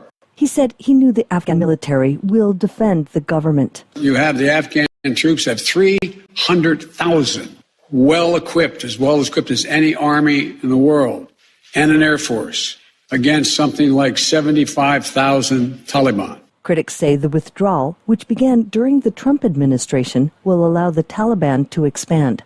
Workers are still continuing to sift through the rubble at the condominium collapse in Surfside, Florida. The number of confirmed deaths are now at 64. The search for survivors switched to a recovery effort after authorities said there was no chance of life in the remains of the building. This is USA Radio News. The old way of living with diabetes is a pain. You've got to remember to do your testing, and you always need to be sticking your fingers. The new way to live your life with diabetes is with a continuous glucose monitor. You simply apply a discreet, easy-to-use sensor on your body, and it continuously monitors your glucose levels, helping you spend more time in range and freeing you from painful finger pricks. If you test your blood sugar at least 4 times per day and inject insulin at least 3 times per day, or use an insulin pump and have private insurance or Medicare, you might be eligible for a CGM with little or no cost to you. Call U.S. Medical Supply today for a free benefits check. We offer free shipping, 90-day supplies, and we bill Medicare or your insurance directly. Call now and say goodbye to finger pricks. 800-763-1954. 800-763-1954. 800-763-1954. That's 800-763-1954. Because Channel 19's a little congested. Call Steve now at 844-844-3388. The Overnight Drive. At Hot Shot Secret, we share the science behind common diesel problems and their solutions. For example, Hot Shot Secret Diesel Extreme. Today's ultra-low sulfur fuels leave injector deposits causing frequent DPF regens and low throttle response. Diesel Extreme is a once every 6-month treatment that will clean your entire fuel system, including the tank, lines, pump, and the injectors. Hot Shot Secret Diesel Extreme is available nationwide at truck stops, fine farm and auto stores, and online at hotshotsecret.com. Whether you're a diesel pickup performance enthusiast or just looking for a small upgrade, when selecting common rail fuel system components, look no further than Exergy Performance. At Exergy, you'll find injectors, pumps, and more, engineered like no others on the market using state-of-the-art equipment run by people that have been in the business for decades. So if you're in the market for common rail components at any power level, contact Exergy Performance or one of the many dealers listed on our website at exergyperformance.com. Are you having trouble sleeping? Are you tired all the time? Growing older is a fact of life. Our skin starts to wrinkle, muscles get weaker, and our energy levels plummet.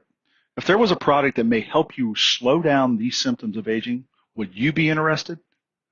I want you to go to getonthegel.com. That is getonthegel.com. Watch this 4-minute video that explains more about this amazing product. Or call us at Youth Fountain HGH today at 513-472-0699 for more information. PureFlow Air Dog, your leader in fuel air separation system technology. Our systems filter out water, particulates down to 2 micron, and remove all of the air out of your diesel fuel. This allows for nothing but pure, clean diesel fuel to reach the expensive injection system equipped in your vehicle. Not only do our fuel systems protect, they also come in a variety of flow rates to meet your performance needs. Our systems are compact and use OEM-style fittings for easy installation. Learn more about our product at www.pureflowairDog.com and be sure to follow us on Facebook and Instagram. Protect your investment with PureFlow Air Dog. Do you have a Dodge pickup and hate your automatic transmission? Of course you do.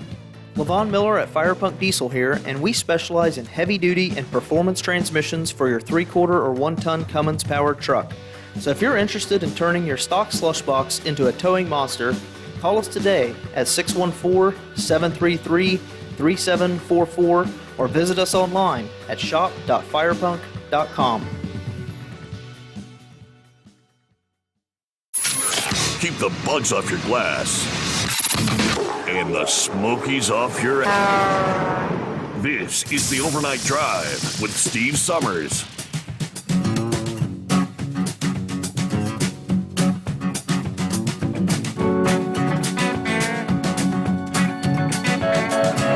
So we got our NTPA update earlier. I talked to Kyle before the program a few hours ago, and he was talking about he had a couple of weekends off straight line racing, but what's on the slate? Next several weeks, back at it for several weeks. All right, we'll start with Saturday, the 17th of July. They said this is a pretty cool event. It's Party at the Villa.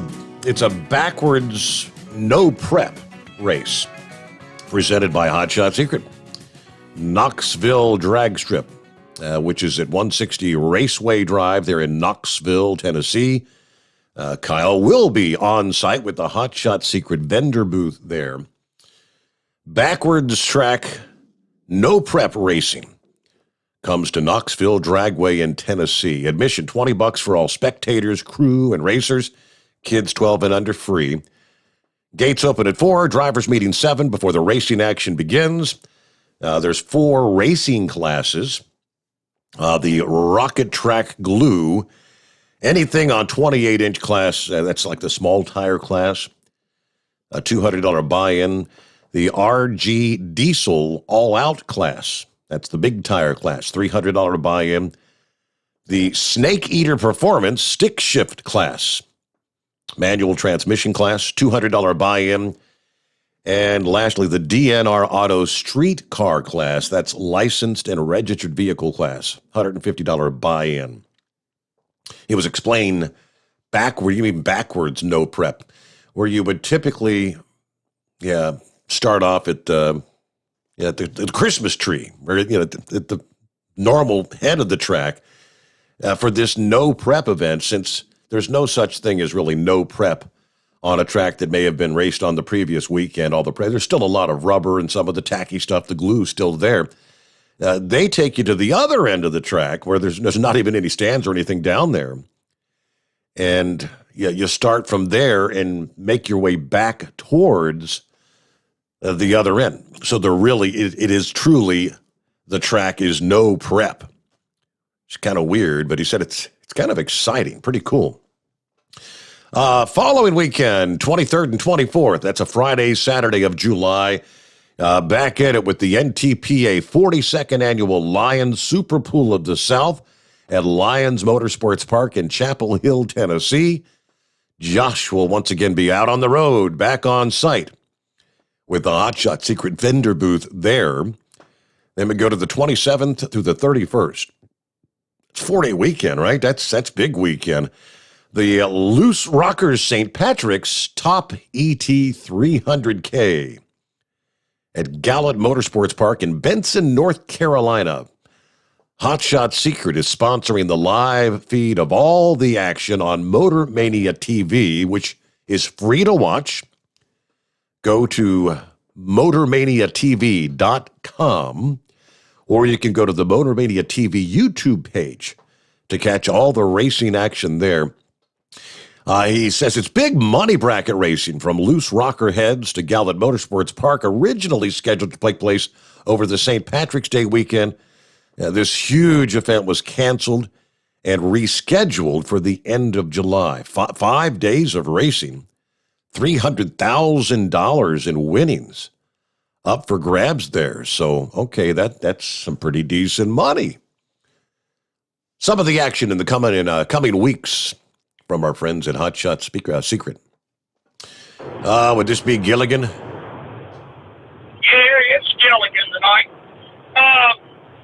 Steve, I want to touch on probably maybe a little sore subject about our history. You're talking about how we're pulling out of Afghanistan and how the Taliban is taking over.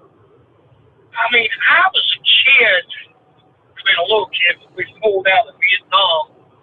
Am I the only one that make this sound like very much like what happened in Vietnam when we pulled our troops out from all of Saigon, 75? That sounds very familiar. It's just me. I guess it is, but I mean, question is, how long are we supposed to stay there? Are we supposed to stay there forever? I mean, technically, we've still got a large contingency of troops throughout Europe. We've got, stations in Germany. We're in South Korea. I don't know. It's just we're abandoning Afghanistan. Well, I'm not saying we should stay there. Yeah. Okay. Let me clarify. I'm not saying we should stay there. But what I'm saying is it's very spooky to me how very familiar this sounds. I mean, I don't remember it happening because I think I was 8 years old when Saigon fell in 75. But I remember hearing about it later on, and reading about it and stuff. I think a big end last night brought up a going to bring up something else, talking about these bright lights. You know, these drivers down with road with their high beams on. I think somebody else touched on this. These light bars they put on the front of their trucks. Yes. You know, I don't get this. It just blinds you, that light bars. People think, well, they sell at the truck stop. Oh, it's got to be legal. Well, you know what? They sold road architectures. In most states, they was illegal. Well, some states, and you know, they was illegal to be in a truck. The steering wheel knobs, they was illegal in most every state. Not federal ban. I'm not sure on that, but most states outlawed the steering wheel knobs. You know, and I've got into arguments with other drivers of that. But you're trying to learn that in some of the places I go. You know, I used to run New York City. I've never needed a steering wheel knob on my steering wheel. But, you know, that's an old trucker's argument and stuff. I'll touch a little bit on the vaccine. My wife got the vaccine, and the only thing she got was a sore. Now, I haven't had it. Don't plan on getting it. My mom, my stepfathers, friends of mine have had it and haven't had any problems. But the list of problems people's having with it, I'm a firm believer, like most of your listeners is, it should be up to the individual. Personally, I don't trust it. To me, it just doesn't seem. There's not been enough testing. There's not been much research. We don't know what the long-term effects are, and especially with some of the things like the person you brought up that her father got it and then instantly had a heart attack. There's too many reports of this stuff. But I'll tell you what, I'm going to touch on something a lighter note if you don't mind. Okay. I've heard you've been talking about the cruise, and people want the cruise, right? Well, here at GMA Enterprises, we have come up with a plan. We're in the process of buying the Minnow 4. We're going to offer a 3-hour tour out of Honolulu, Ohio. If those of your listeners are not familiar with the Gilligan's Island story, then the first movie, Minnow 2, floated in and ended up marooned on Gilligan's Island at the end of the movie. There was a second movie that the Minnow 3 was in. It was actually an airplane. So we're in the process of buying the Minnow 4. And just remember, here at GMA Enterprises, like my great father, that West Virginia werewolf would say, we cheat you, treat you right. That's all I got for tonight. All right. I think you were right. That's not a Freudian slip when you said we cheat you right. That is true, right? Good morning, Red Mule. I thought I heard him wrong, Steve. I'm glad you clarified what he said. Uh-huh. Steve, I've got several things I want to run by you this morning. Now, sorry, I just woke up and get going here. When you go to work in the morning, do you hitch a ride into work? The princess lets you drive that new Studebaker into work.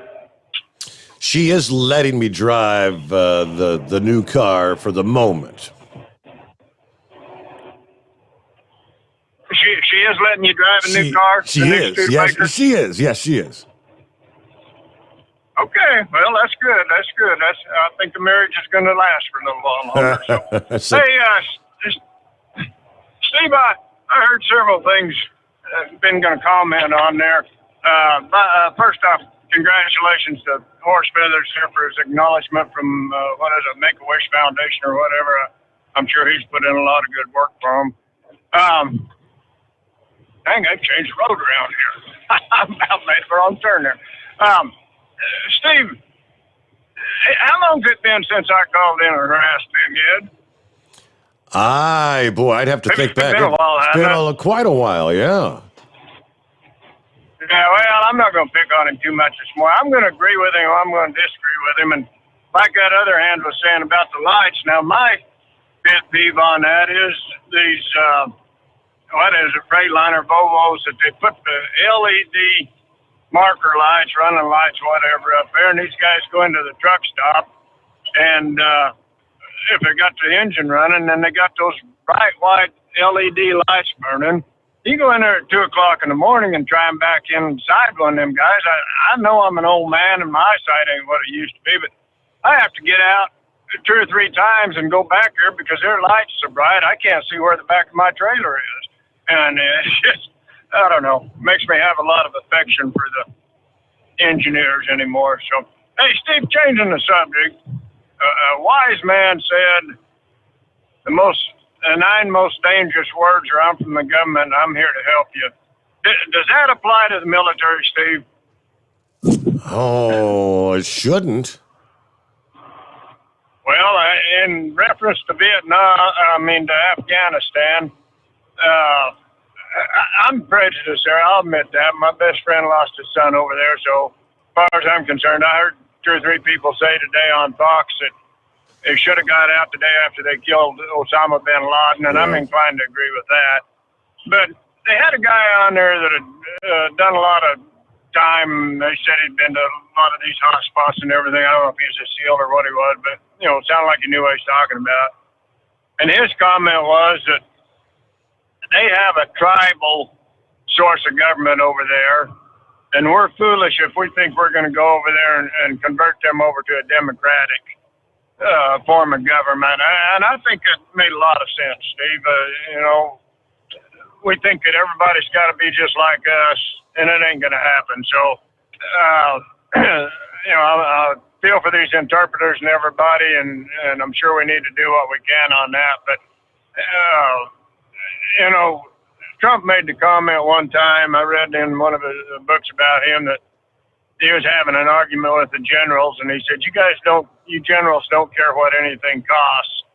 And I think that that's been borne out when you're talking about all that military equipment that got taken over by the Taliban. I think that proved Trump to be right one more time. So, and going back on to the government, changing the subject here slightly.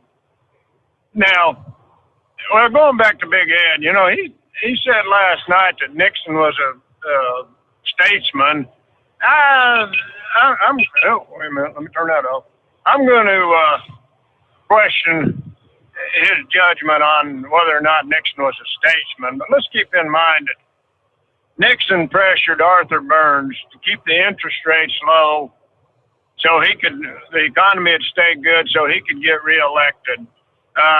Any of that sound familiar to our present circumstances that the Federal Reserve's keeping interest rates low? And what happened after that, Steve? As I recall, we got massive inflation, didn't we? Yes, we did. So, history's going to repeat itself and come back again, I think. All these experts say, well, some of them say it will, some of them say it won't, and who knows who's going to be right. Time will tell on that. But going back to the government being here to help you now, that statement you read, I don't know. I don't consider myself hypersensitive, but I really found that offensive that the government would make that statement. It shows how arrogant they really are, because they say they're going to have to come around and dispel all the rumors we've heard. In other words, we're not smart enough to think for ourselves. Now, I'm not saying I'll never get that vaccination. My reason for not getting the vaccine is going on past experience. I've had the vaccine before for the flu. I couldn't see it made any difference. And like I've said before, my wife and daughter get it, and they're the ones that always end up getting sick from the flu, and I don't. And I don't see that this is going to be any different this time around. So, I don't know. Maybe I'm a loser. Steve, what I was really calling about this tonight. Oh, hey, I mentioned one other thing. Now, your thing there at the top of the hour says that because Channel 19 is so congested, we ought to listen to the Steve Sommers show. Was that your idea, or was that somebody else's? No, the guy that put those slots all together, he just came up, he made them up himself. Okay, Channel 19 ain't congested no more. Okay, yes. Ain't much nobody on anything anymore, is there? I talked to a guy for about a minute and a half 4 or 5 days ago, and that's the first time I've talked to anybody on Channel 19 in, I don't know, probably 2-3 weeks. So That ain't quite accurate. So, oh, hey, Steve, I know something else I was going to bring up. I get bits and pieces of your show from time to time. Vic was on, I don't know, a week, 2 weeks ago, and he made the comment that they're not making cement as good as they used to. I've had that idea for quite a while, but I've never had anybody explain to me why. If Vic could call in and elaborate on that a little bit, I appreciate the education. We poured a driveway on our house there in Salt Lake, I don't know, it's been close to 20 years ago. And part of it turned out real good. The contractor got some dinky little firm that brought out I think it's 4 different cement mixers. And they're the smallest cement mixers I'd ever seen. And, a couple of those batches were pretty good. And then the other part of it ended up spalding. And I was careful not to put any salt on that cement that year. And part of it went bad and part of it didn't. So I don't know if Vic could educate me on that. I'd appreciate that because I agree with what he was saying on it. So, hey, Steve, what I was calling in about this morning. Now, we all have experiences in life that you kind of look around and say, what happened there? Or why is this doing what it's doing? And I had one of them experiences the other day, and I'm in my usual state of confusion. And I got thinking about it, and I thought, you know what? I know an expert on this subject, and I'm going to call him and ask him to explain this to me. Now, what happened, Steve? Sunday, I was headed out there by Johnson City, Tennessee. And, Steve, going through Nashville Sunday on the east side there, I don't know, about 2 o'clock in the afternoon, there in the westbound shoulder, there was a semi-truck there and a bunch of emergency vehicles around. And looked like one of those, what do you call it, roll-off wreckers or whatever, looked like a little, I think it was a Mazda or whatever, convertible there that looked like the windshield was all smashed in. I wondered if it had gone underneath that semi. Did you see anything about that or anybody say anything about that? That's not ringing a bell, no. Well, just looking at it, that's what it looked like to me, is that car might have got under the semi, and I thought, well, great, here's calls for the side protectors or whatever again. Yep. Anyhow, Steve, I get out there to where I'm unloading. I get out there Sunday night so I can get the 34-hour break. And places in the hills, mountains there in Tennessee, little valley there, I don't think it's even half a mile wide. And a big old warehouse there and then a bunch of residents around there. And that evening, them rednecks took to setting off their fireworks. And, that's a good deal, put on a free show there and everything. But, Steve, I heard something I don't recollect I had ever heard before. When they set off them fireworks, you hear the whoosh or whatever of the mortar or whatever going up in the air. And then I heard a ricochet sound like a bullet. And then you'd hear the explosion of the firework. Now, is that just a result of where I was? Have they changed fireworks around, or my memory bad? Do you understand what I'm talking about on that? I've not heard any kind of ricochet. Now, you got the launch. That's the black powder launching the mortar out of the tube. And then, you get up and then the colorful explosion. But I've never heard a ricochet. Well, that's what... it's been 4 or 5 years. They used to set them off there in Salt Lake when I was living there, and there's probably, 50, 75 yards from where I was sitting in the truck, but every one of those would go off, and you'd hear the whoosh, and then you'd hear a ka-ching, and then the fireworks would get up there and explode. And, it varied between the size of the firework they were setting off, but every one of those, I heard a ricochet sound on. Now, maybe I'm losing my marbles. Maybe it was just like you said, where you were, the terrain, or an echo maybe coming off of something. Well, it wasn't an echo because every one of them occurred between the time that the firework was set off and the explosion of the firework up there, so it wasn't an echo. Huh. And I guess it had to be echoing off that mountain against the warehouse or something, but I've never heard that before. So anyhow, Steve, that's all I got this morning. All right. Well, hey, good to hear from you, Red Mule. Thanks for checking in. Again, if all goes as planned, and there's plenty that could go wrong, Richard Branson. The rocket motor could fail to light up. The cabin can lose pressure and threaten the passengers' lives. The intense physics involved when hurtling out of and back into the Earth's atmosphere could tear the vehicle apart. And now Branson is ready to follow in the footsteps of the test pilots and Virgin Galactic employees who've already flown on the VSS Unity. The vehicle Branson's company, Virgin Galactic, has spent nearly 20 years working to develop. If all goes as planned, Branson will also be the first billionaire ever to travel to space aboard a vehicle that he helped fund and the development of, beating his fellow space baron Jeff Bezos by a mere 9 days. So Bezos is slated to do the same here in short order. Still, Virgin Galactic has built some safety backstops in their plane. They've completed more than 20 test flights, 3 of which have successfully reached the edge of space. They've got the go-ahead from an internal safety review board, the green light from the federal regulators to actually have passengers with them. Anytime humans are on an airborne vehicle, there's risk involved. And they give a kind of a breakdown on how much danger that Branson and the 3 people that are going to go with him are going to be talking about, what they're going to be taking on.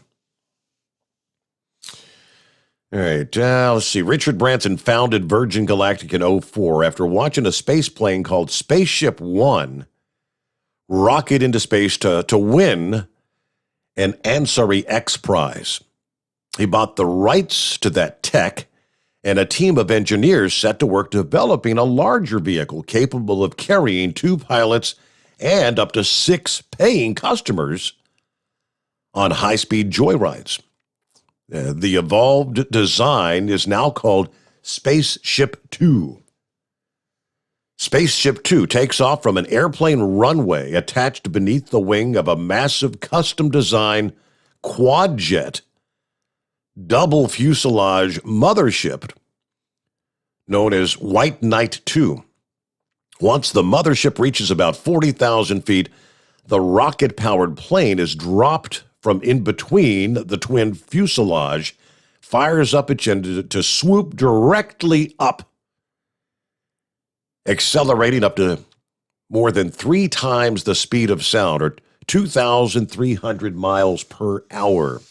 Once it reaches the top of the flight path, it hangs suspended in microgravity as it flips onto its belly before gliding back down to a runway landing.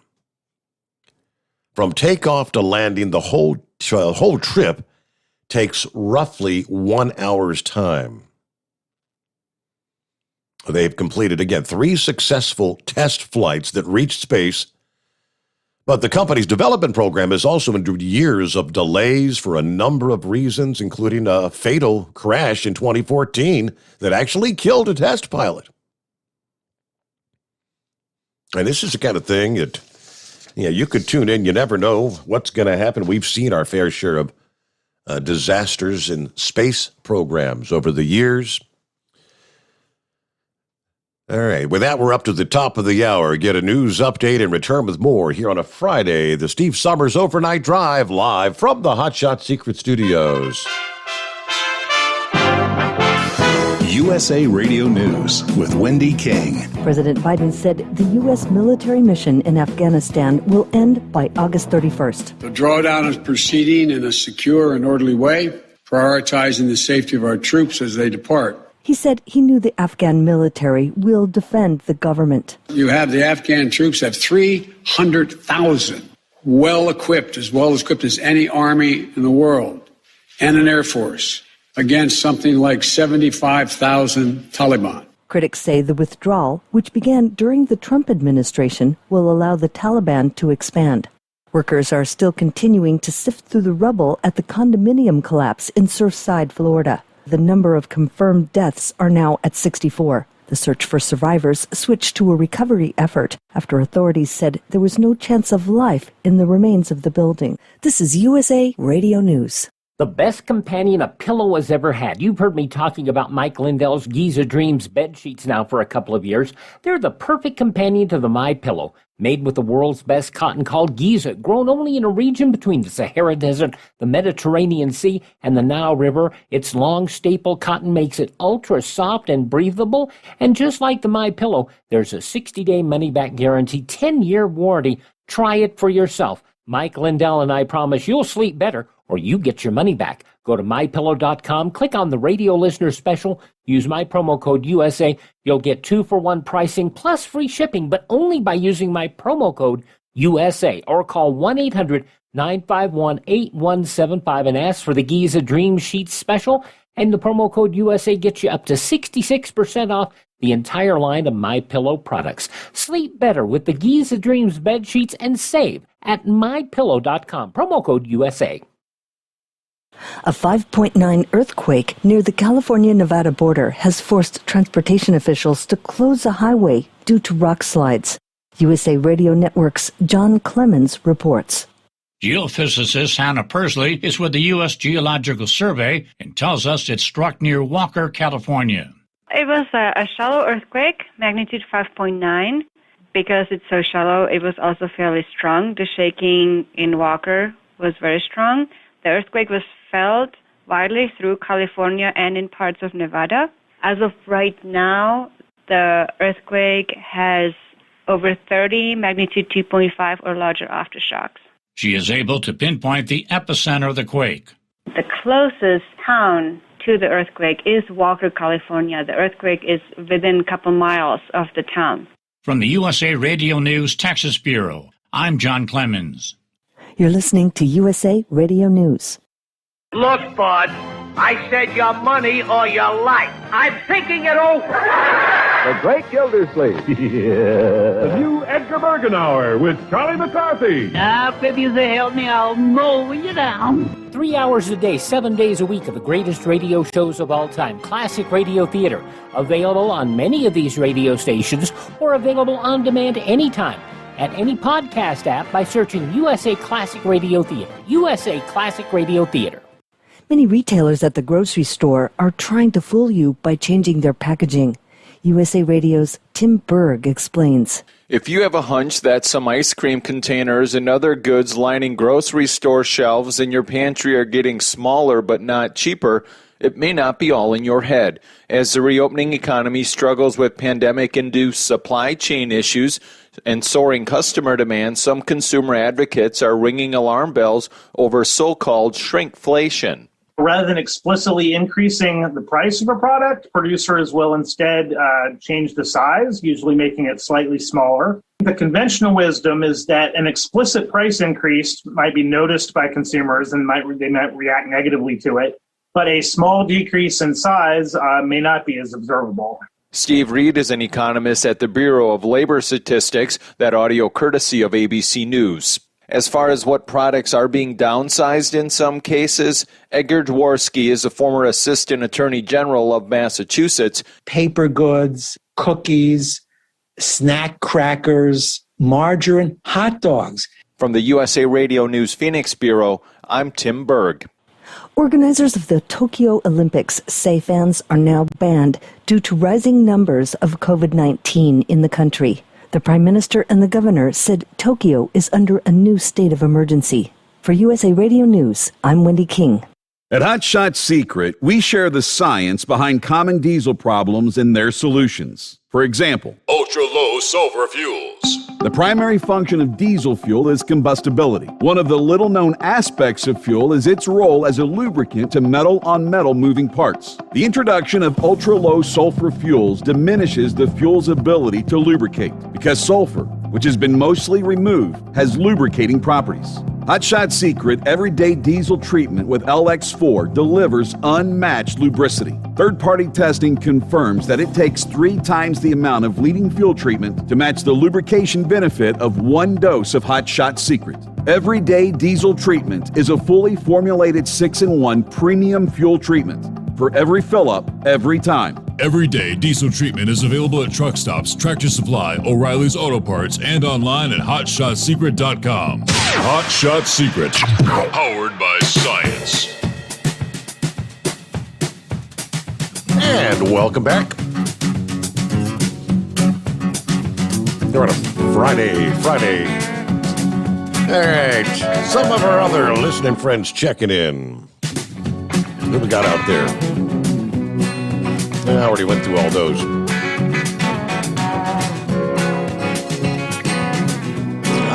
Let's see. Neighbor Dave checking in. Do you have any shift restore? Okay. I think they would notice half a bottle gone. Okay. Oh, Neighbor Dave, you need some shift restore. He's talking earlier about my... Yes, there is a bottle of shift restore on the counter there. He said, you think they'd notice if a half a bottle disappeared? Dave, I think we might be able to hook you up with some shift restore. Hello, Eskimo Mom, checking in earlier. There was a wreck on 75 south of Dayton, had it shut down. So 6 in one hand, half dozen in the other. I was going to lose time no matter what. Anyway, cloudy, 68 degrees. Very good. Have a great night. Who else checking in? Oh, Josh did check in earlier when I was talking to John Dunlap there with the National Tractor Pool Association. He said Walcott's about 2.5 hour drive from Rockwell. So I don't know, you might be able to, one or the other, check out Walcott and then go over and check out some of the pooling there at Rockwell or vice versa. Take your pick. Let me see here. Who else on the line?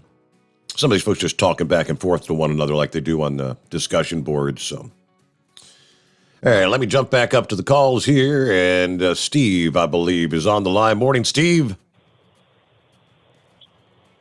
Hey, good morning, Steve. Happy Friday to you. Yes, thank you. I'm heading southeast on 24.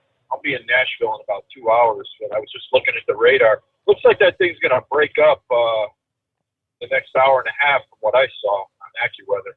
I don't know what you're seeing on your screen. That cluster of storms, okay.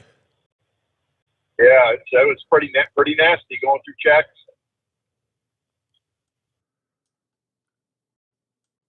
Steve, about that Afghan war. Trump talked about endless wars, Vietnam, endless war. We sacrificed over 50,000 Americans, in Vietnam. And we didn't learn any lessons from that. Because if you watch most of the documentaries on that towards the end, and even when we were training the South Vietnamese, they were not a very good fighting force. We had to do a lot of fighting for them. And when we did unleash them on their own, most of the time they got massacred by the Viet Cong. I mean, they were scared to death of them. Mm-hmm. And that's kind of, the same situation, I think, in Afghanistan. They are scared to death, of these Taliban fighters. I mean, these guys are ruthless.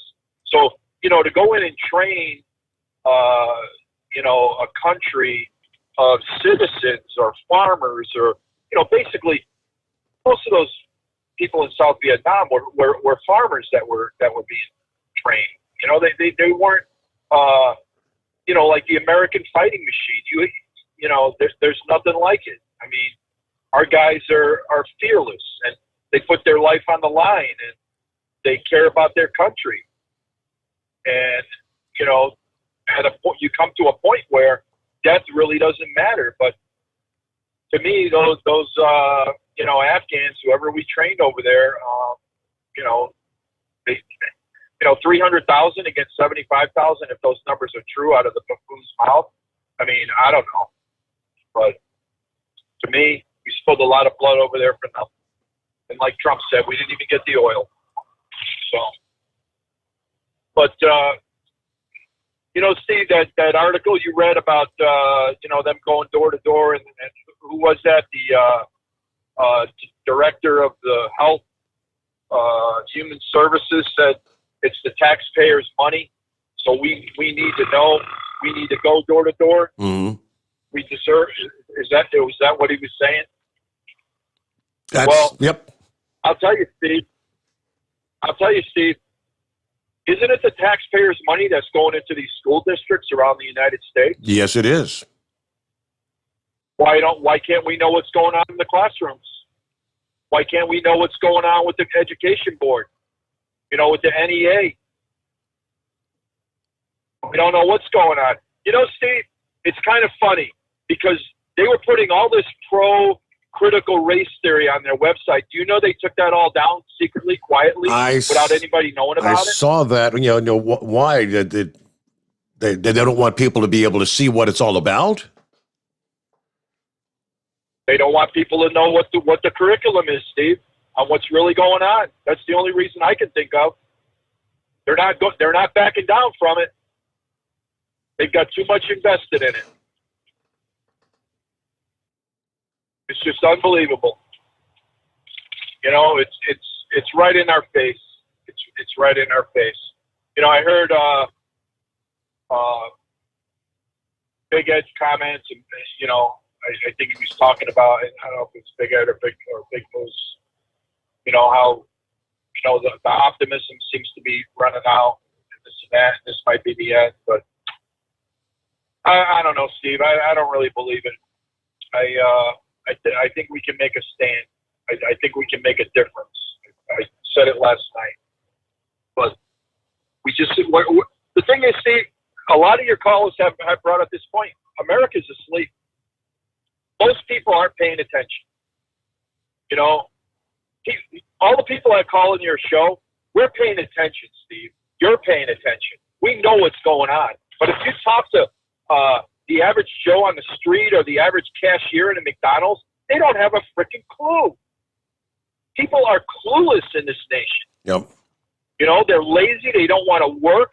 We're just producing a generation of idiots. Steve, when's the last time you've ever walked into a Waffle House and you couldn't sit down in the restaurant? Now, in Tennessee, there's a Waffle House on every corner. I mean every corner. Oh, yeah. They're all over the place. I mean, I couldn't believe it when I got down here because I like Waffle House. So I get off work about 3:30 in the morning. I went in there, and the guy's like, yeah, you can only take it out to go. I'm like, what are you talking about, dude? The pandemic's over. There's no mask restrictions. Well, we got no help. The only guy in the restaurant's to cook.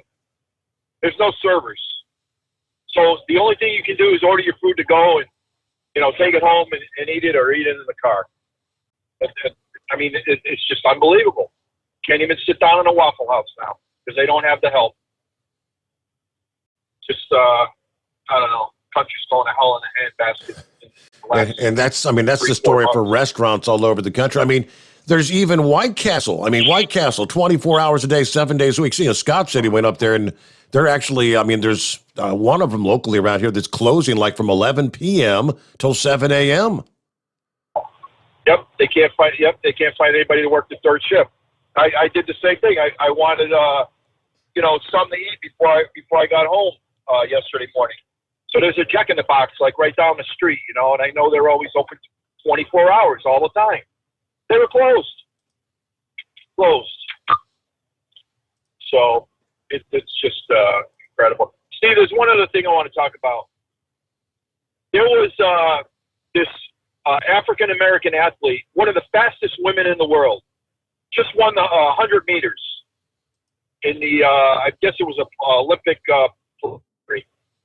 She was banned. She's going to be banned from the Tokyo Olympics for testing positive because she smoked a marijuana joint a few weeks ago. Mm-hmm. Now, as far as I know, Steve, I've smoked marijuana. It doesn't make you run faster. It doesn't make you quicker. It is not a performance-enhancing drug. No two ways about it. I saw someone that made a post that said, I'd rather have a U.S. Olympian that tested positive for cannabis on the team versus someone that turned their back on the American flag on the team. Oh, that's exactly my point, Steve. Not only turned her back, but she's also a racist, a bigot. She's disgusting. Did you see her tweets from the last 4 or 5 years? The racist comments she made against Asians, against women, against white people? Disgusting. She should be banned. And that girl that got banned, Steve, for smoking the marijuana, she is a good American patriot. She's respectful of the flag. She's respectful of her mother who adopted her. I believe she's from Africa originally. I'm pretty sure she is. Mm-hmm. But she respects this country, you know, and I feel bad for her. I really do. I feel sorry for her. And I'll tell you what, Steve, that's what we ought to do. That's one step we can do. They destroyed the Oscars, the Emmys, the NFL, the NBA. These Democrats, Marxists have destroyed it all, and they're going to destroy the Olympics. I'm not watching it. Not that I'm a big fan of the Olympics. I like watching some stuff, but I'm done. I'm done. I don't need it. I don't need it. So, but, yeah. And then the other thing, Steve, with Biden, with this, how we're going to, did you see that one article? How they're going to give grants to people of color and minorities, and we're going to double the grant money for colleges, and we're not going to have any GPA restrictions. So a kid can go into a college, Steve, get an $8,000 a year grant from the federal government on a 1.5 point GPA, as long as he tries to become a teacher. Oh, okay. I mean, is that racist? I mean, are they saying that black people are too stupid to make something better of themselves, to be a doctor or a teacher, can't excel in school? No, we're not going to have any GPA requirements now. But you can get free money from the government. And here's the kicker, Steve. If you get that grant and you don't want to become a teacher, you don't have to pay it back. It's just simply unbelievable. This guy's spending money like a drunken sailor. Our money. But I was looking at swimming pools the other day, Steve. I'm going to get one. So, how's the weather going to be this weekend in Cincinnati for swimming this weekend? Pretty good? I think we're going to be in pretty good shape. I hadn't even really paid much attention, to be honest. Yeah, I've been looking at some pools, and I'm pretty sure I'm going to be pulling the trigger on that, Steve. I would definitely enjoy that. I think not so much cleaning and vacuuming. I think I'll have to get a remote vacuum. Yep. But, anyway, you enjoy your weekend, buddy. Take care. All right, thank you so much for checking in. All right, let me see here. I guess the app was screwing up again. Somebody said about 1:30 it started screwing up again. And so I did. I went in and I did the reset thing on it. I believe it's operating properly now. I don't know why it does that. It's anything in the world of digital. When I tried to open up the broadcast stream, it took quite some time to get reconnected. I don't know what the deal was, but back up and running now. So I think it was just on the Android side rather than the iPhone, if I'm not mistaken. But back up and running. Let's see. Yeah, Kyle said, app working for me on the iPhone. Is everybody on Android? Yeah, I did reset that just a few minutes ago there, Kyle. So, and with that, let me see. You get a quick timeout here. It's 844-844-3388. Rolling into a Friday, the Steve Sommers Overnight Drive live from the Hot Shot Secret Studios. You're listening to the Overnight Drive with Steve Sommers. At Hot Shot Secret, we share the science behind common diesel problems. For example, Excessive black smoke. excessive black smoke has two causes: carbon buildup and internal diesel injector deposits, also known as IDIDs. Hot Shot Secret Diesel Extreme has the highest concentration of active ingredients allowed by law and will safely remove all types of injector deposits, including IDIDs and carbon buildup, to eliminate black smoke. Hot Shot Secret Diesel Extreme is available nationwide at truck stops, fine farm and auto stores, and online at hotshotsecret.com. Diesel Army is on duty 24 hours a day, 7 days a week. Burning the midnight oil with the best diesel coverage. All the tech, all the torque. Diesel Army, where there's smoke, there's fire. For the latest news and event coverage, as well as feature and tech articles, sign up for the newsletter and don't miss a thing. Visit dieselarmy.com from the Power Auto Media family of digital magazines. Again, it's dieselarmy.com. If computers are your problem, Cherry Digital Pros has your solution. We are a full-service computer sales and repair company. We can diagnose your problem and fix it quickly and affordably. We fix all models of laptops and PCs. We also offer custom-built PCs, servers to your specifications. From PC repair and laptop repair to online internet help to data recovery, we can handle it. Let Cherry Digital Pros solve your computer problem today. Call or text us at 513-568-5568 or go to cherrydigitalpros.com. PureFlow AirDog, your leader in fuel air separation system technology.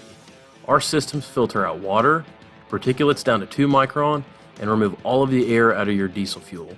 This allows for nothing but pure, clean diesel fuel to reach the expensive injection system equipped in your vehicle. Not only do our fuel systems protect, they also come in a variety of flow rates to meet your performance needs. Our systems are compact and use OEM-style fittings for easy installation. Learn more about our product at www.pureflowairdog.com and be sure to follow us on Facebook and Instagram. Protect your investment with PureFlow AirDog. Whether you're a diesel pickup performance enthusiast or just looking for a small upgrade, when selecting common rail fuel system components, look no further than Exergy Performance. At Exergy, you'll find injectors, pumps, and more, engineered like no others on the market using state-of-the-art equipment run by people that have been in the business for decades. So if you're in the market for common rail components at any power level, contact Exergy Performance or one of the many dealers listed on our website at exergyperformance.com. The Overnight Drive with Steve Sommers. Live from the Hot Shot Secret Studios. Call Steve now. 844-844-3388. That's 844-844-3388. Couple from the email bag here. Talking about the LED lights, these blinding lights that Red Mule and Big Ed and several others have been talking about. Mike says the big problem with these LED lights is when you push the brake, it turns on the light, like daytime driving. And when you set the brake, it's supposed to turn them off, but it don't. And the only way is to turn the switch off and reset the system and then restart the truck. And yes, some drivers are too stupid to turn the lights off when they're parked. Okay.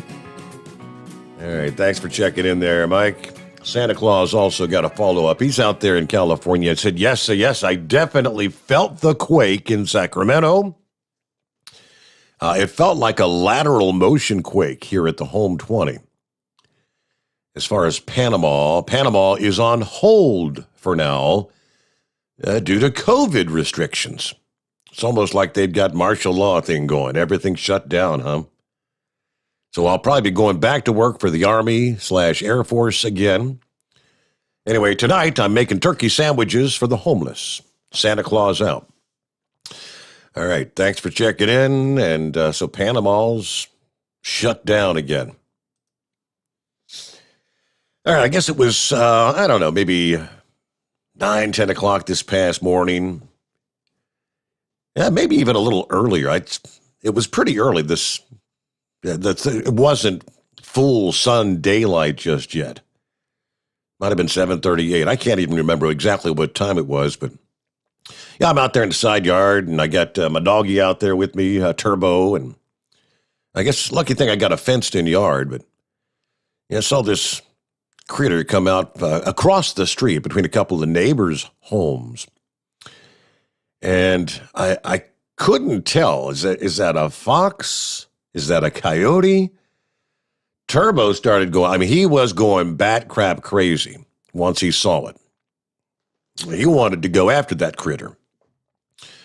Guess it's lucky thing he didn't, because I got on the internet and I searched pictures. Now, I shared a photograph, and the photo says the picture's supposed to be of something called a gray fox.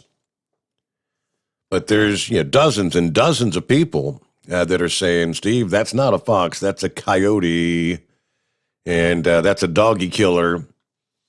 I guess he was right about me. He was pretty tall, very skinny, about maybe half the size. I mean, 25, 30 pounds maybe, I'm guessing, because Turbo's like a 50-pound dog. But they kind of locked eyes. Maybe it's the fact that I was out there. I don't know if the coyote, he may have come over to go after the dog had I not been standing there, but kind of stared at us for a minute and then just kind of turned around and went back behind the neighbors' homes. Haven't seen him again since, but that means he's out there somewhere. But a whole bunch of people said, coyotes. Talked to my son, and he said he's on one of the suburbs of Cincinnati on patrol, and he said he sees them all the time. They're out there. So kind of crazy. I mean, in the heart of a subdivision. Where the hell does he live? I don't know. They just wander around all night long, and you just randomly see them here and there. But then again, at the same time, every once in a blue moon, you might see a damn deer out here in the neighborhood. Where they come from, I don't know. But yeah, most people were saying that's a coyote, Steve. Steve, here in Illinois, we call that a coyote. Mike said, coyote, Steve.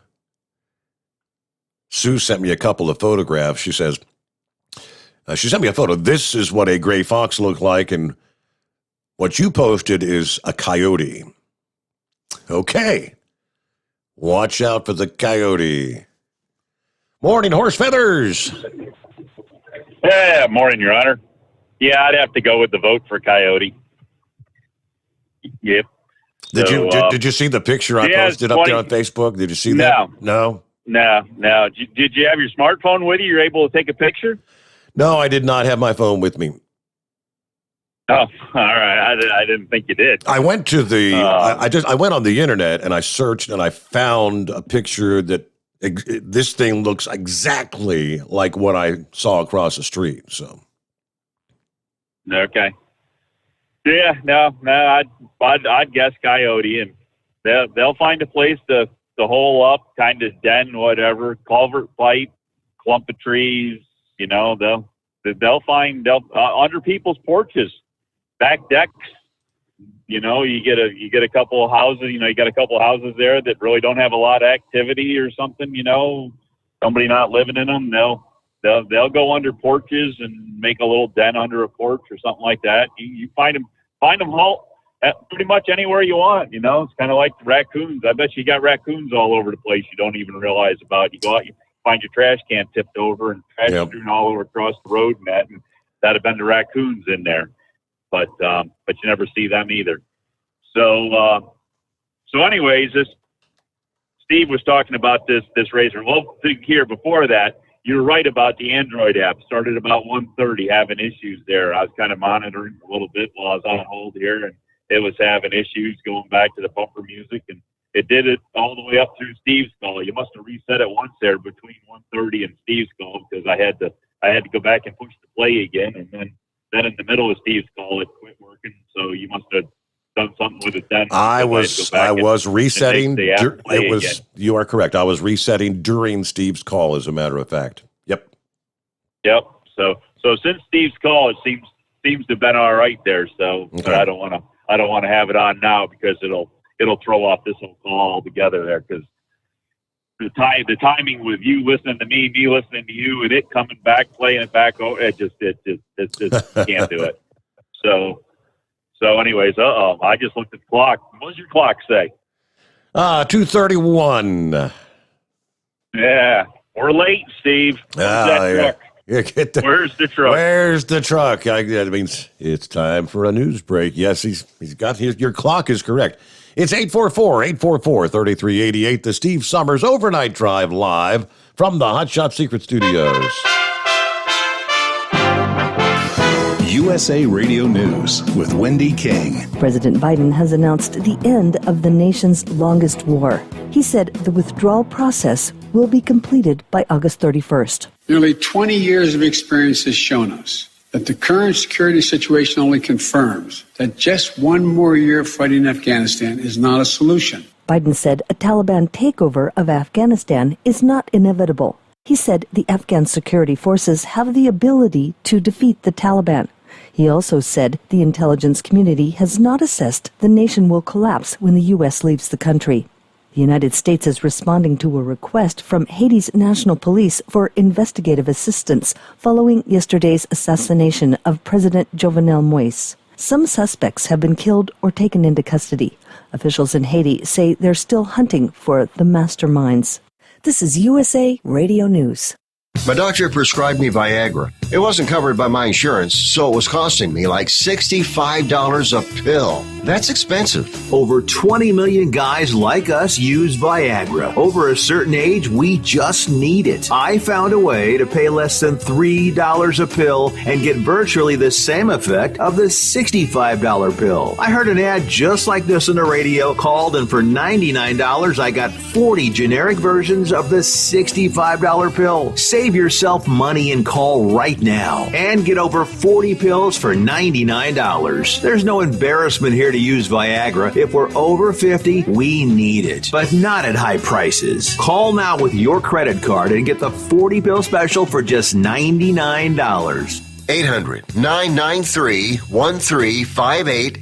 800-993-1358. That's 800-993-1358. Live from the Hot Shot Secret Studios, the Steve Sommers Overnight Drive.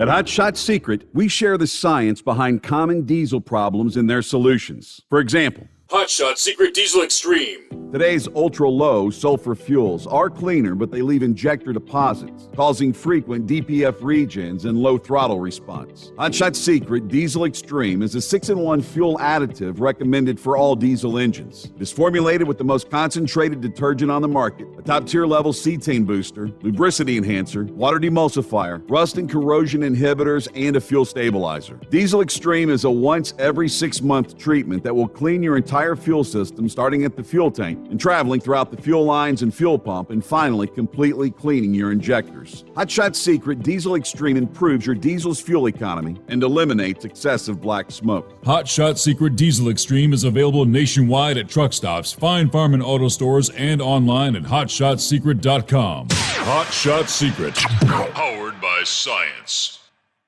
Drivers, you demand that your equipment's reliable and dependable, and that also applies to your headset for communication. Well, our friends at Stellar Electronic have you covered. The Pluto Duo headset bundle is the best communication headset you can find in the industry.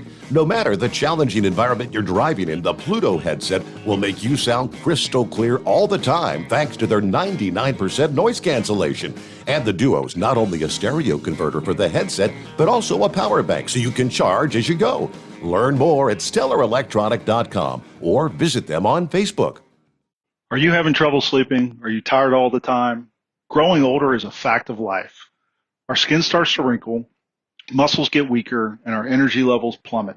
If there was a product that may help you slow down these symptoms of aging, would you be interested? I want you to go to getonthegel.com. That is getonthegel.com. Watch this 4-minute video that explains more about this amazing product. Or call us at Youth Fountain HGH today at 513-472-0699 for more information. Diesel Army is on duty 24 hours a day, 7 days a week. Burning the midnight oil with the best diesel coverage. All the tech, all the torque. Diesel Army, where there's smoke, there's fire. For the latest news and event coverage, as well as feature and tech articles, sign up for the newsletter and don't miss a thing.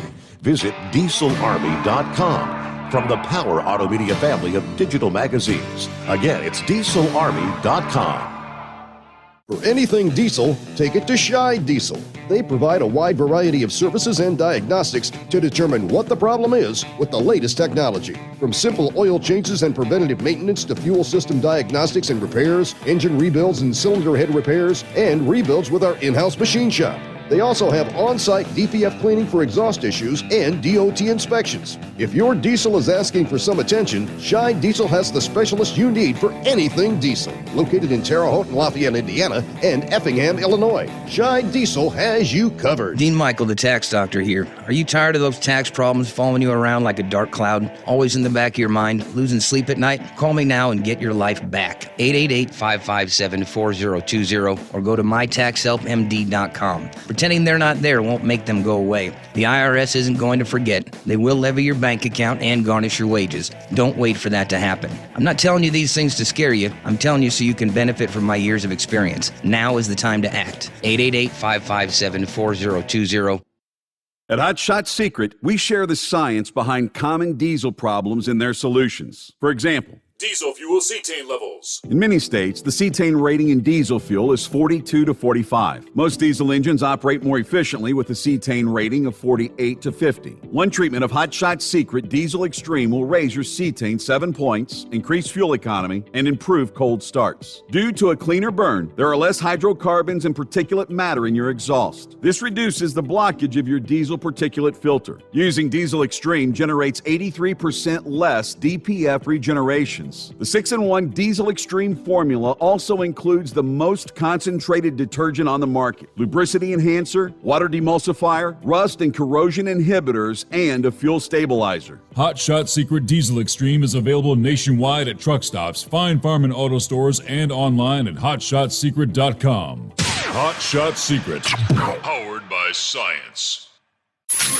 Keep the bugs off your glass and the smokies off your ass. This is the Overnight Drive with Steve Sommers.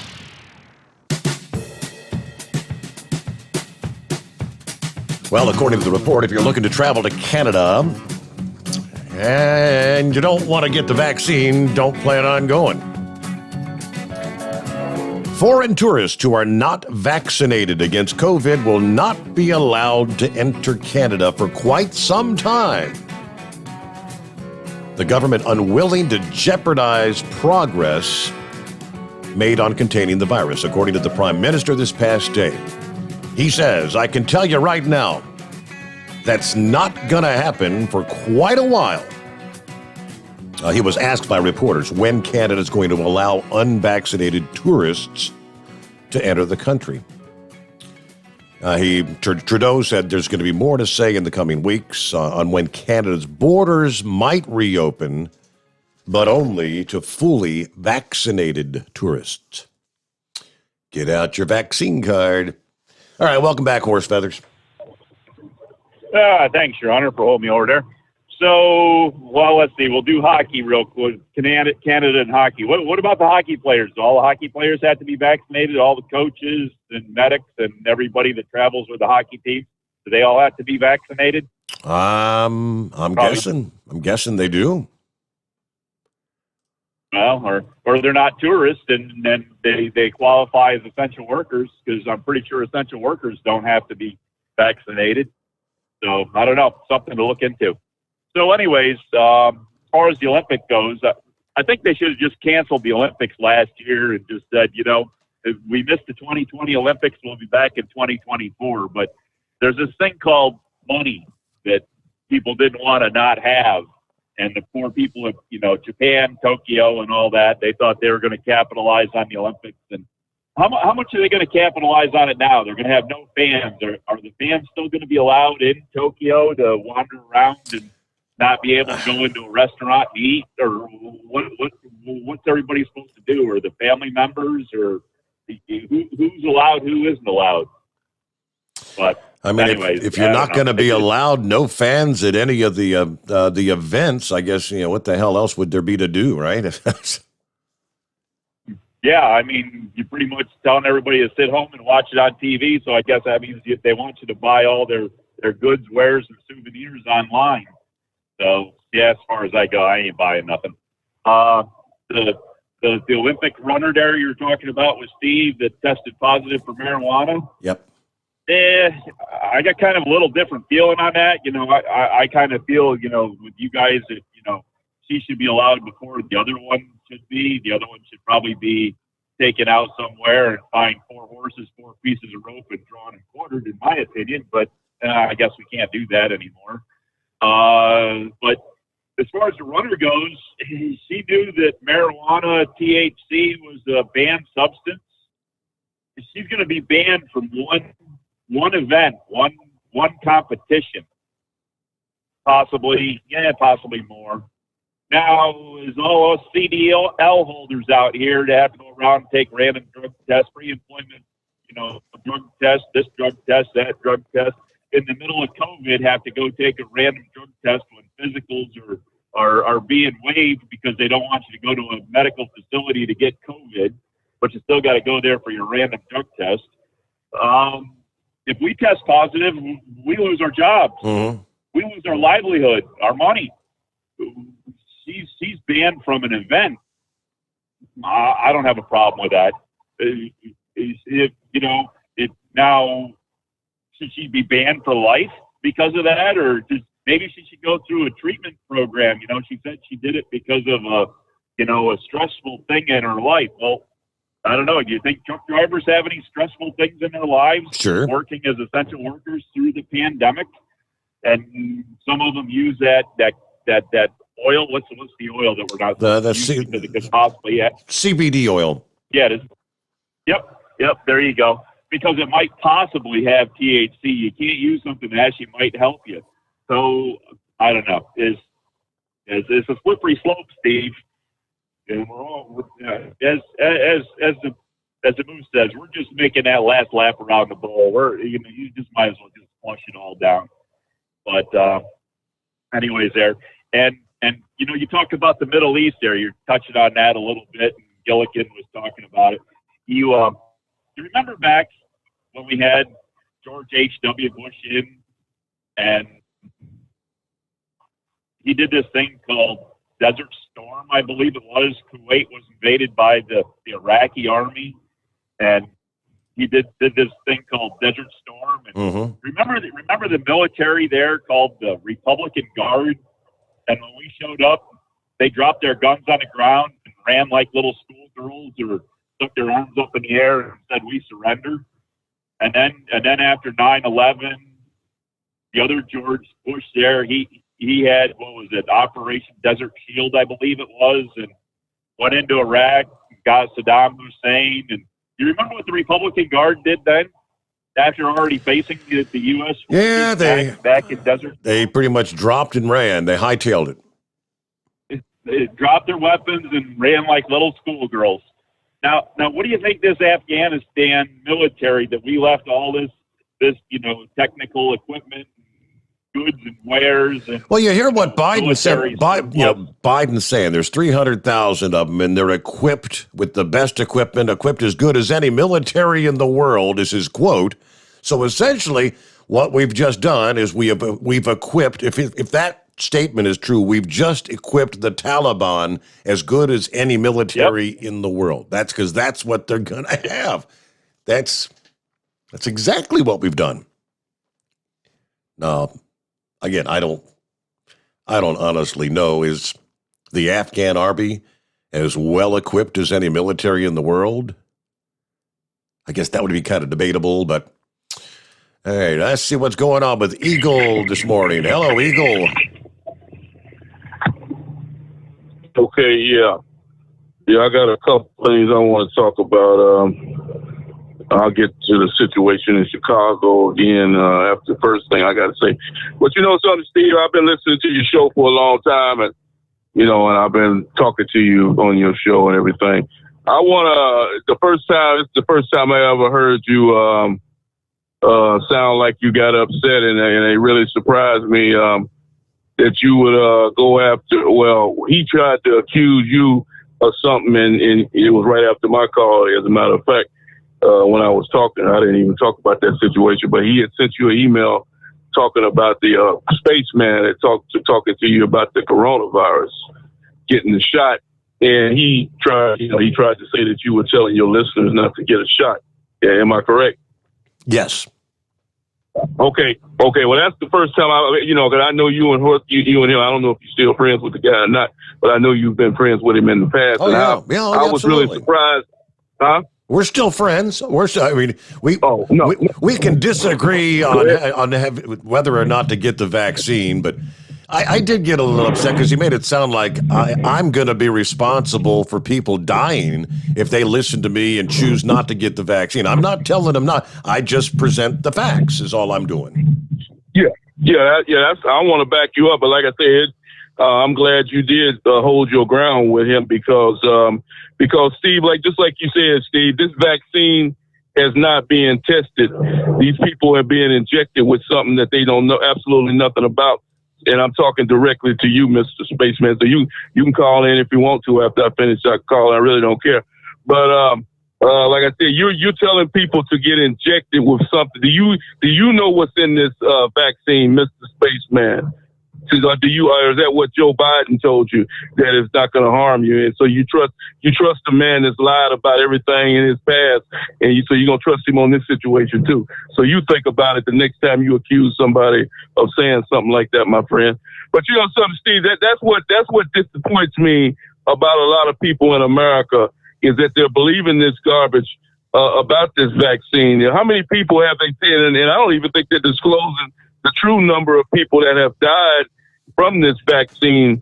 I think they're trying to keep it undercover. I think there's more lost lives than what they're saying there is.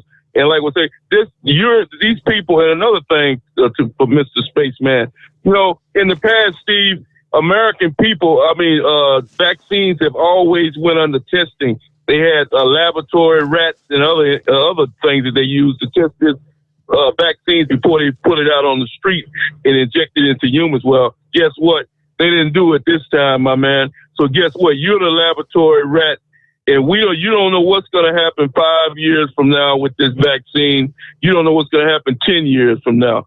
So all you know is that Joe Biden said to get the vaccine and it's not going to harm you. But like I said, you're trusting a man that's already a known liar. So you think about it, my man.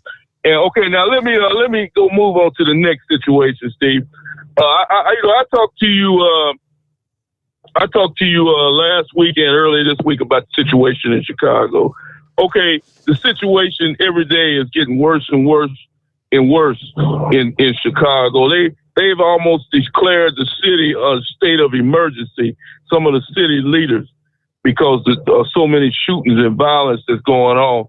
And it took a whole nother step yesterday, on Wednesday. Well, I don't know if you reported on this or not, when 3 police officers were gunned down. They were driving in a car, and they were being followed by a gang member. Somebody in a gang in Chicago knew that these guys were police officers.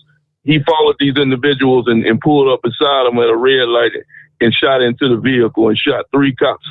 Okay, so like I told you before, Steve, these people don't even respect the police no more.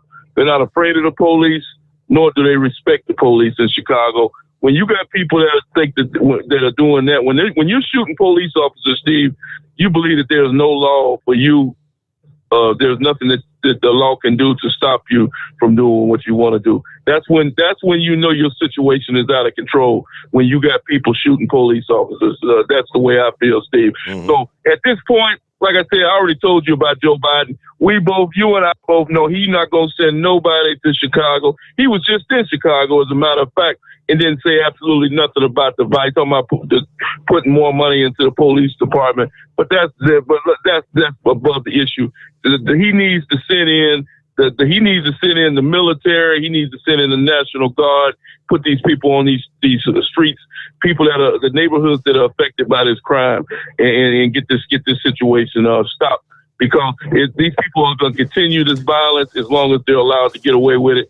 And for all these black leaders out there, and I'm talking about the Jesse Jacksons, the Sharptons, this Ben Crump, and all these Black Lives Matter and anybody else, where are these people at? They know where to be found. Like I told you so many times, these Black Lives Matter, Black Lives Matter only matter when a white man shoots a black man, apparently, because that's what they're waiting for, is for a white police officer in Chicago to shoot a black man, and then they're going to say, well, he shot an unarmed man. But they don't have nothing to say about over 100 individuals being gunned down over the holiday weekend. So I'm calling out Black Lives Matter, anybody associated with them. Where are you at, my friend, since you say Black Lives Matter so much? Apparently, it seems to me like black lives only matter when a white man shoots a black man. And I thank you for taking my call tonight, Steve. All right, Eagle. Good to hear from you. Thanks for checking in. There you go. Yeah, Biden was there just hours after the 3 undercover officers were shot in Chicago Wednesday morning. Biden visited Mayor Lightfoot at an airport stop to discuss gun violence. During a greet with Mayor Lightfoot on the tarmac, Biden expressed his personal support for the 2 ATF officials and the Chicago police officer who were shot earlier in the day.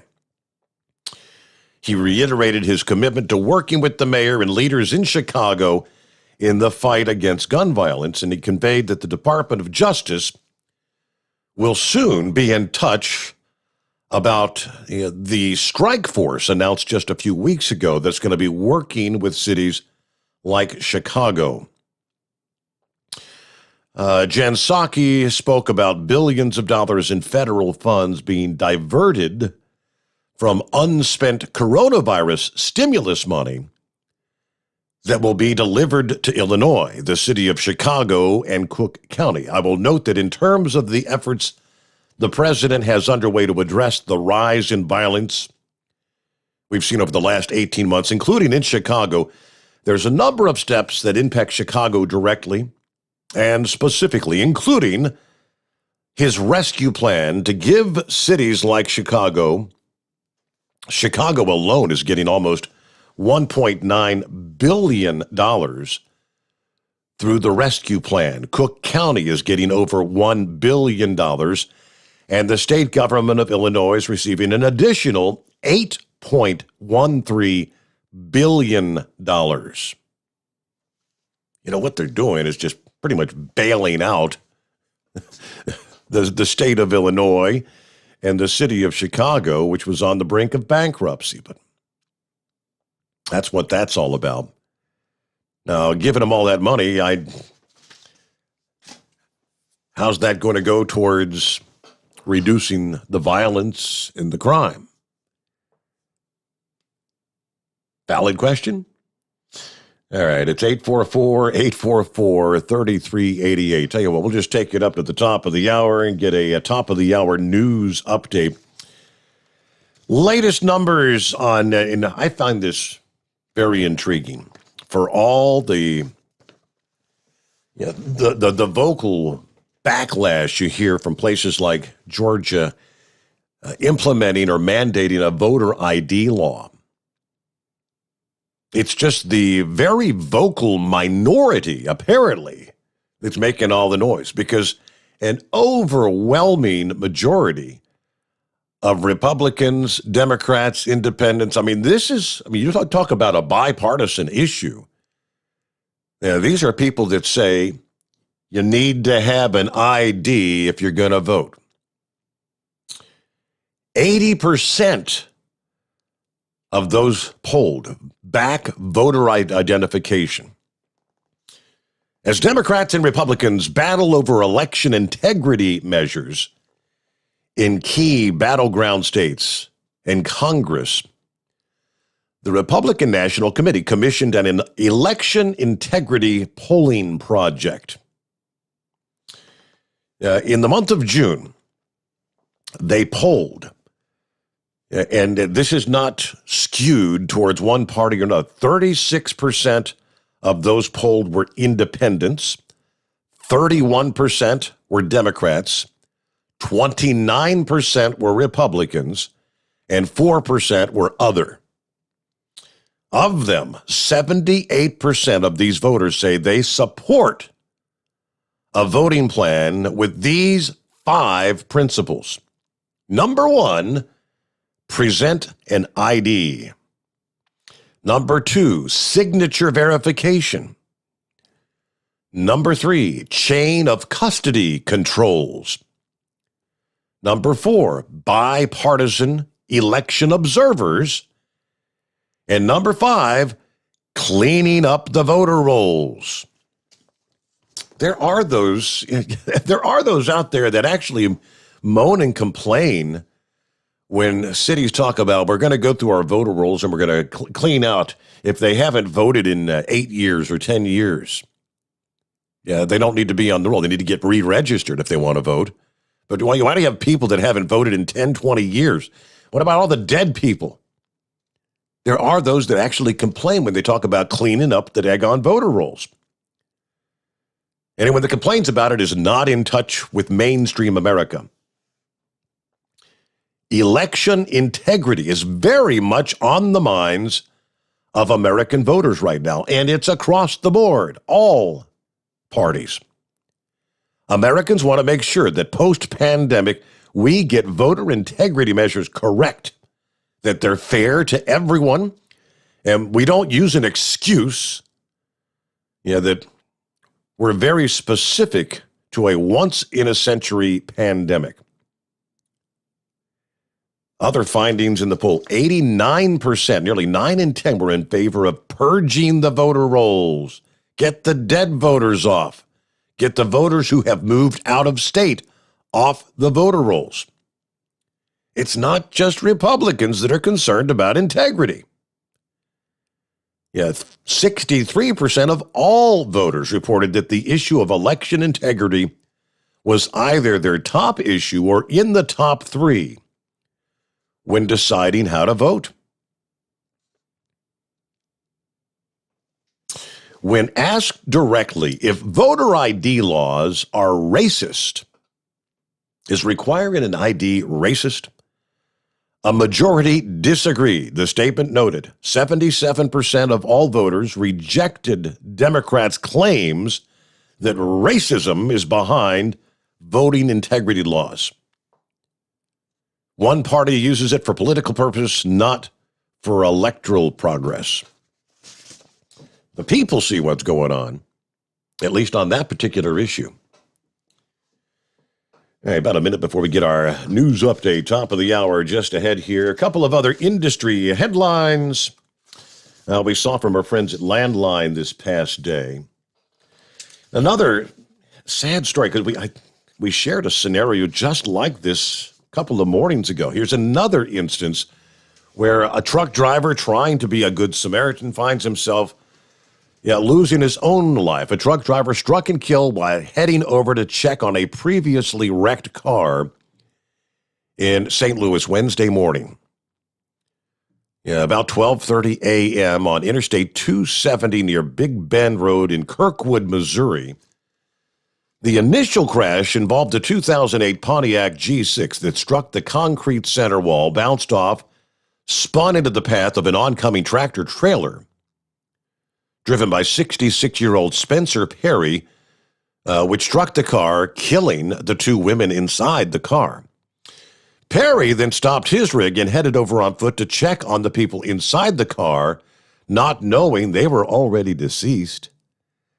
As he headed to the first wrecked car, a second car, driven by a 17-year-old, struck Perry, killing him on the scene. Now, in the wake of 3 deaths, Perry's family is pausing to reflect on the life of a man that they knew and loved. If he could help somebody, he would help him. That was his second nature, they said.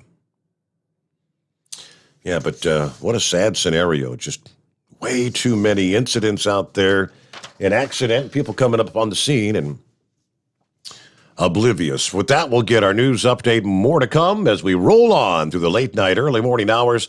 The Steve Sommers Overnight Drive live from the Hot Shot Secret Studios. USA Radio News with Wendy King. President Biden has announced the end of the nation's longest war. He said the withdrawal process will be completed by August 31st. Nearly 20 years of experience has shown us that the current security situation only confirms that just one more year fighting Afghanistan is not a solution. Biden said a Taliban takeover of Afghanistan is not inevitable. He said the Afghan security forces have the ability to defeat the Taliban. He also said the intelligence community has not assessed the nation will collapse when the U.S. leaves the country.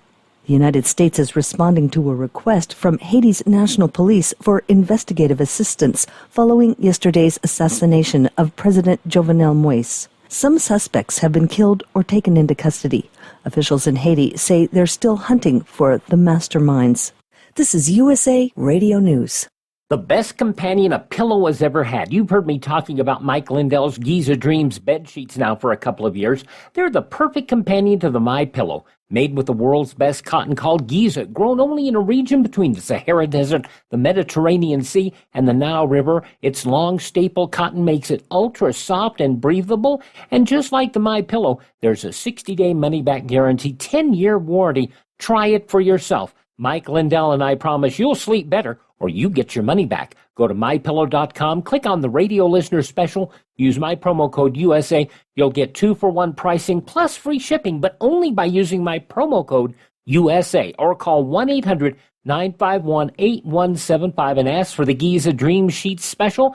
And the promo code USA gets you up to 66% off the entire line of My Pillow products. Sleep better with the Giza Dreams bed sheets and save at MyPillow.com. Promo code USA. Advocates are turning up the heat for President Biden to end Title 42 expulsions. USA Radio's Lance Pry has more. Mexican officials have contacted lawmakers in Washington to lift travel restrictions between the two countries, saying there is no longer a need for the restrictions. The New York Times is reporting a surge in COVID-19 infected immigrants apprehended at the southern border. Brandon Judd, president of the National Border Patrol Council on Fox News, says the Biden administration is the cause of the crisis and removing Title 42 would be disastrous. Well, the first thing that we have to understand is the Biden administration, they know that they are the cause of the current border crisis. They won't publicly admit it, but they know that their actions have caused the unprecedented surge that we're seeing right now. So if they were to end Title 42, they also recognize that that will encourage more people to cross our borders illegally, and that will strain our resources even further. From the West Coast USA Radio News Bureau, I'm Lance Pry. You're listening to USA Radio News. Look, bud, I said your money or your life. I'm thinking it over. The Great Gildersleeve. The new Edgar Bergen Hour with Charlie McCarthy. Now, if you'll help me, I'll roll you down. 3 hours a day, 7 days a week of the greatest radio shows of all time. Classic Radio Theater. Available on many of these radio stations or available on demand anytime at any podcast app by searching USA Classic Radio Theater. USA Classic Radio Theater. Violent crimes are not the only ones that are surging. USA Radio's Tim Berg explains. Mail theft is up 160% this year with nearly 300,000 complaints, but the group that could help with the problem, the postal police officers, claim they have been sidelined and essentially defunded by the U.S. Postal Service. President of the Postal Police Officers Association, Frank Alvergo, tells Fox News what's happened and how they've been essentially defunded. About a year ago, the Postal Service pulled postal police off the streets. We were protecting mail. We were protecting the postal infrastructure. We were protecting postal workers. And they made a policy choice to restrict us to Postal Service real property. We sued the Postal Service. Federal court ruled that if the Postal Service chose to put us out on the street again to protect your mail, the Postal Service certainly could do that. But they have chosen not to do that, and it's inexplicable. From the USA Radio News Phoenix Bureau, I'm Tim Berg. Beyond Meat has announced it's launching a substitute chicken tenders at nationwide restaurants. The company said it's shifting focus to chicken after spending years working on its Beyond Burger products. They said they've been working on their plant-based chicken product for more than a decade. For USA Radio News, I'm Wendy King. At Hot Shot Secret, we share the science behind common diesel problems and their solutions. For example, ultra-low sulfur fuels. The primary function of diesel fuel is combustibility. One of the little-known aspects of fuel is its role as a lubricant to metal-on-metal moving parts. The introduction of ultra-low sulfur fuels diminishes the fuel's ability to lubricate, because sulfur, which has been mostly removed, has lubricating properties. Hot Shot Secret Everyday Diesel Treatment with LX4 delivers unmatched lubricity. Third-party testing confirms that it takes 3 times the amount of leading fuel treatment to match the lubrication benefit of 1 dose of Hot Shot Secret. Everyday Diesel Treatment is a fully formulated 6-in-1 premium fuel treatment for every fill-up, every time. Everyday Diesel Treatment is available at truck stops, Tractor Supply, O'Reilly's Auto Parts, and online at HotShotSecret.com. Hot Shot Secret, powered by science.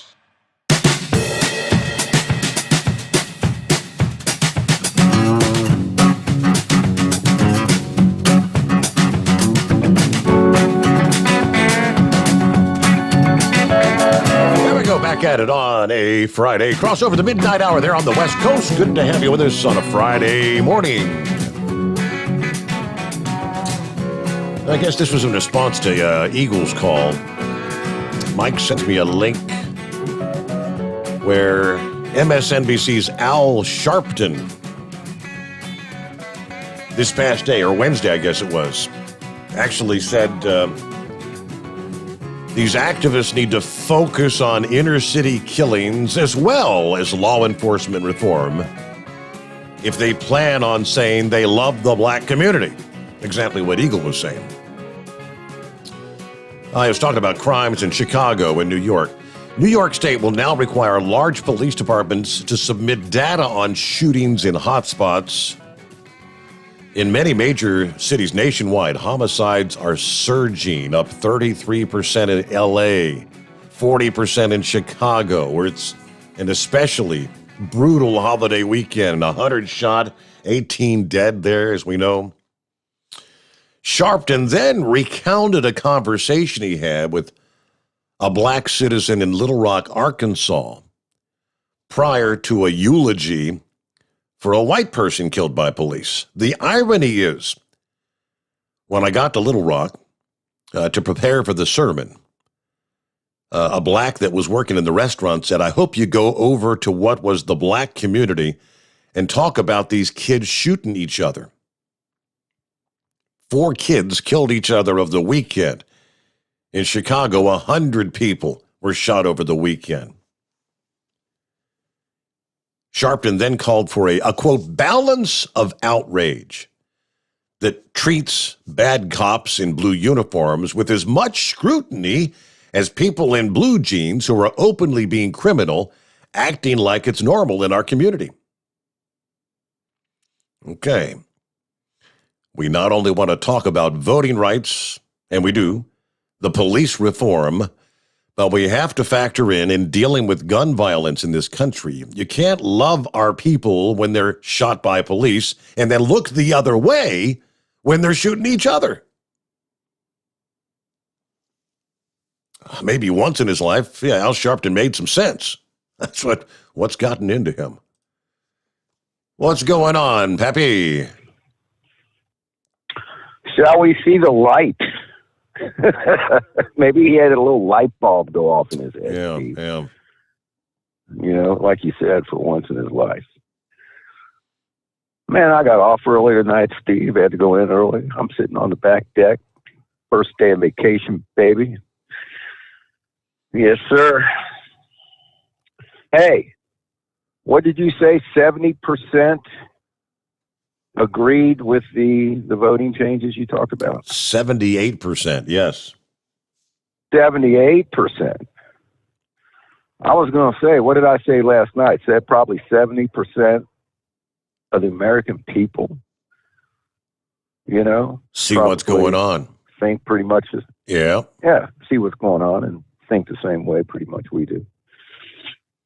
That kind of corroborates that statement, I guess, maybe. I don't know.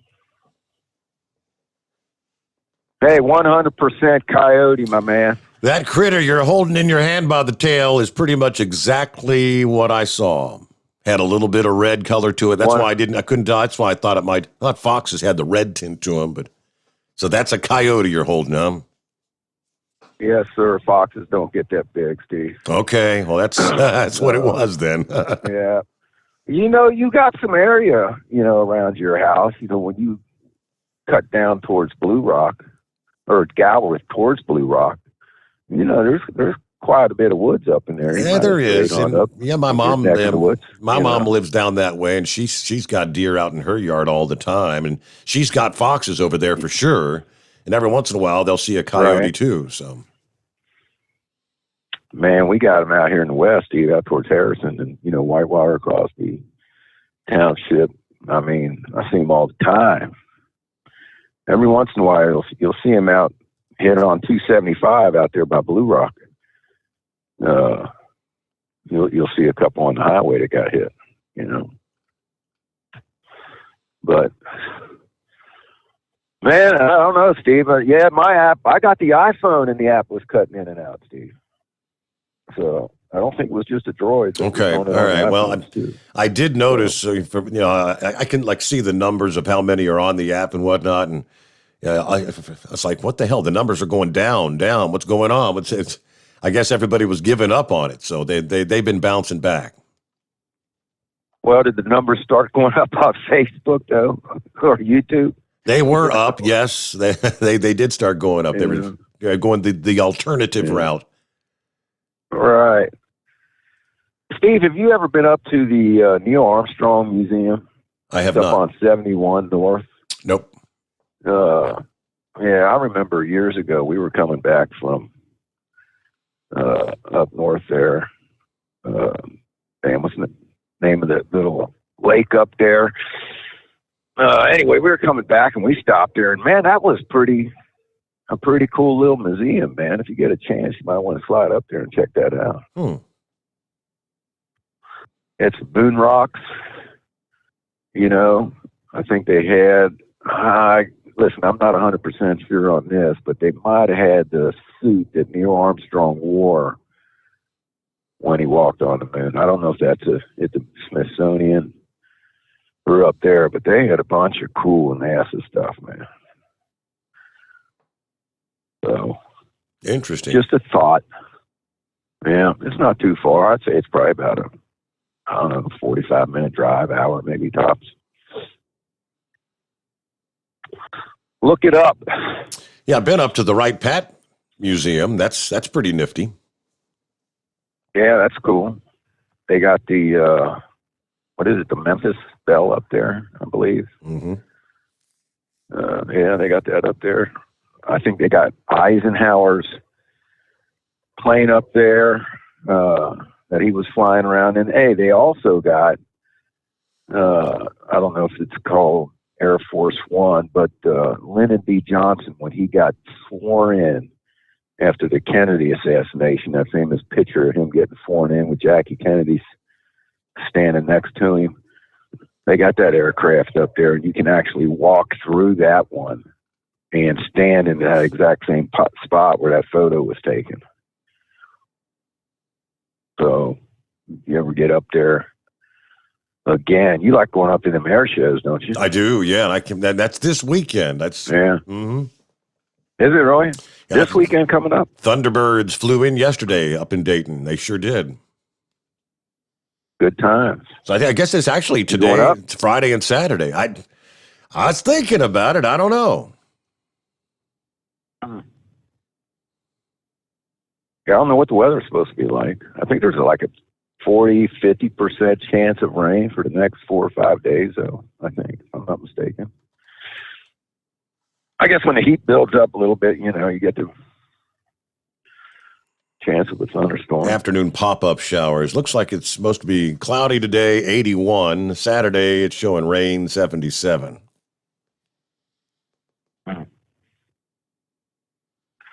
All right. Well, listen, happy Friday to you, Steve. Happy Friday, everybody out there. Be safe. Have a good weekend. You do the same. Enjoy your vacation, staycation. Yeah, staycation. Yes, sir. And if I see that coyote, I'll have you come over here and shoot him. They're legal statewide in Ohio year round. You see a coyote, you're allowed to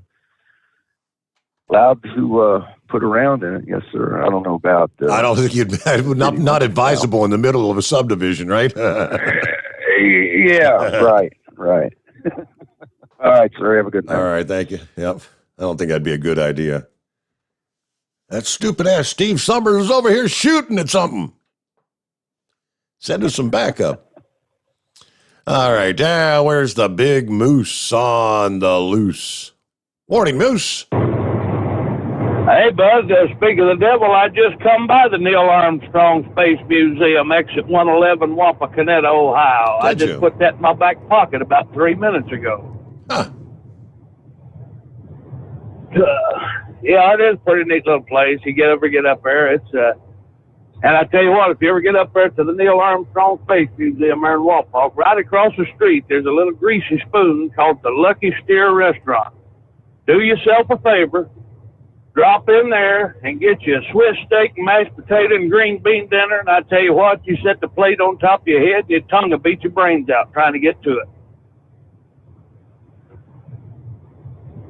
Good stuff, huh? Oh, man, that is good stuff. Oh, and I did see where up in Chicago, the mayor is telling everybody to make sure you wear your mask and stay 6 feet apart before you start shooting each other this weekend. Oh, so that's okay. good advice. Yeah. You know, you can't ever be too careful, you know. Last thing, you know, if that 45 ACP ripping through your torso don't kill you, we don't want the coronavirus to take you out. So always mindful to, you know, keep that social distancing and the masks up. That's good policy. Oh, another thing, too, I seen, you know, your mysterious critter there that turned out to be Wile E. Coyote. Just for future reference, when it comes to foxes, I happen to be somewhat of an expert on foxes. Not all gray foxes are gray.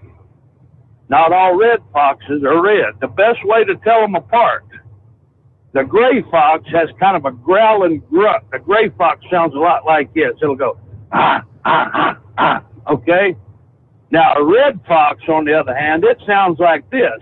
Lamont, you big dummy.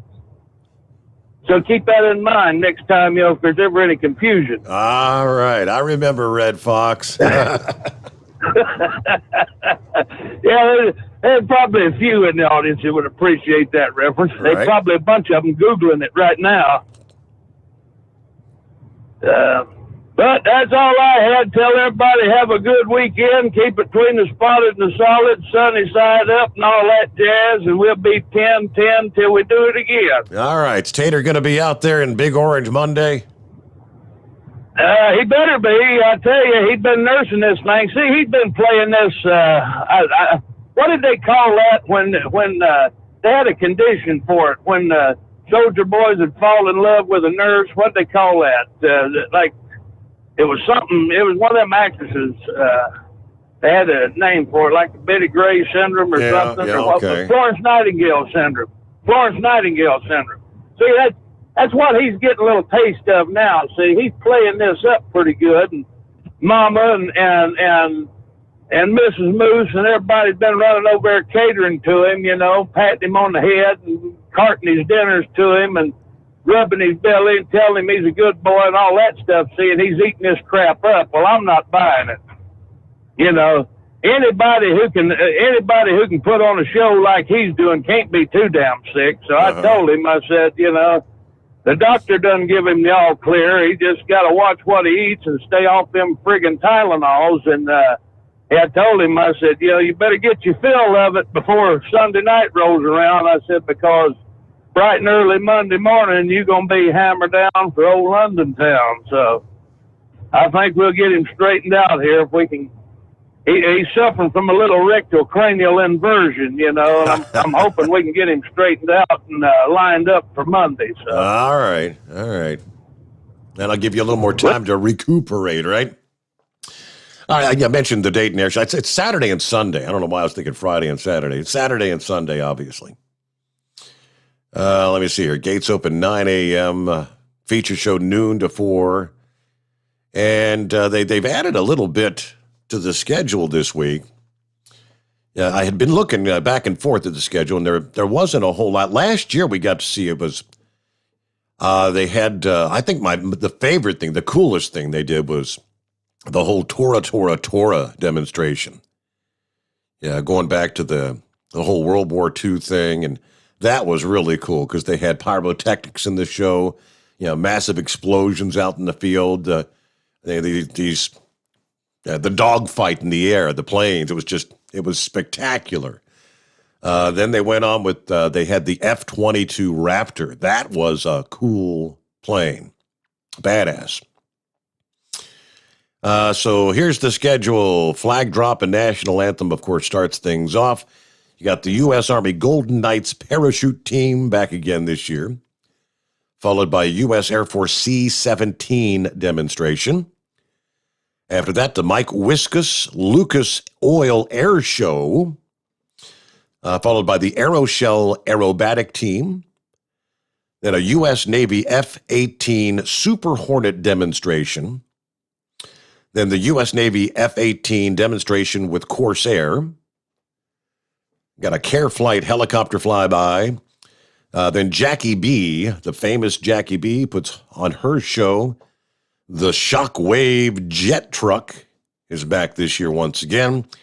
And, of course, the feature, the U.S. Air Force Thunderbirds. Closing things out Saturday and Sunday at the Dayton International Air Show. It's always a great show, so Saturday, Sunday. And after being canceled last year, there's probably going to be a pretty darn big crowd up there for this year's show. Let's hope the weather holds out. With that, though, we get a quick break in here. Back in 3, the Steve Summers Overnight Drive live from the Hot Shot Secret Studios.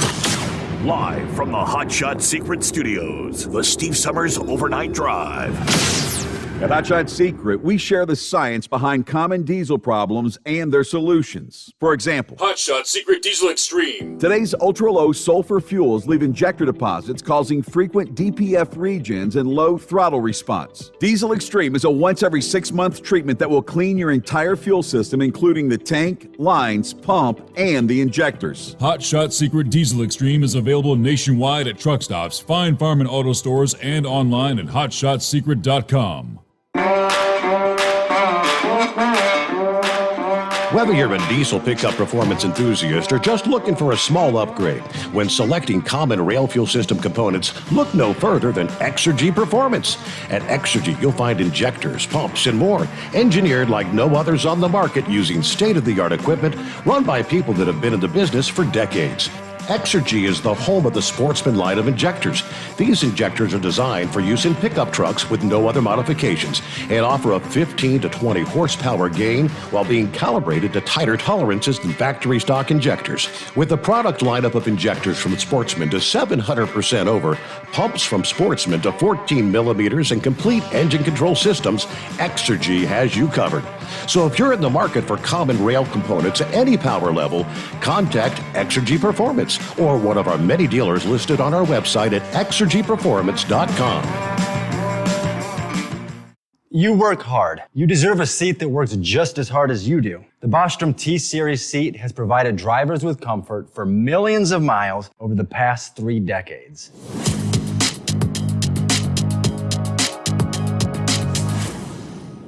Each seat is built right here in the USA and has 4-position front cushion tilt and higher low-profile air suspension with Isolate.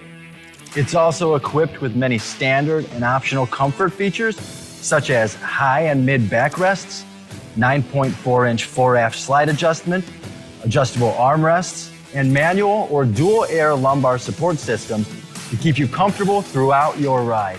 Build your T-Series seat today at BostromSeating.com and ensure your ultimate comfort for wherever the road takes you. Bostrom Seating, the ultimate comfort for the open road. If computers are your problem, Cherry Digital Pros has your solution. We are a full-service computer sales and repair company. We can diagnose your problem and fix it quickly and affordably. We fix all models of laptops and PCs. We also offer custom-built PCs, servers to your specifications. From PC repair and laptop repair to online internet help to data recovery, we can handle it. Let Cherry Digital Pros solve your computer problem today. Call or text us at 513-568-5568 or go to cherrydigitalpros.com. And now, back to the Steve Summers Overnight Drive.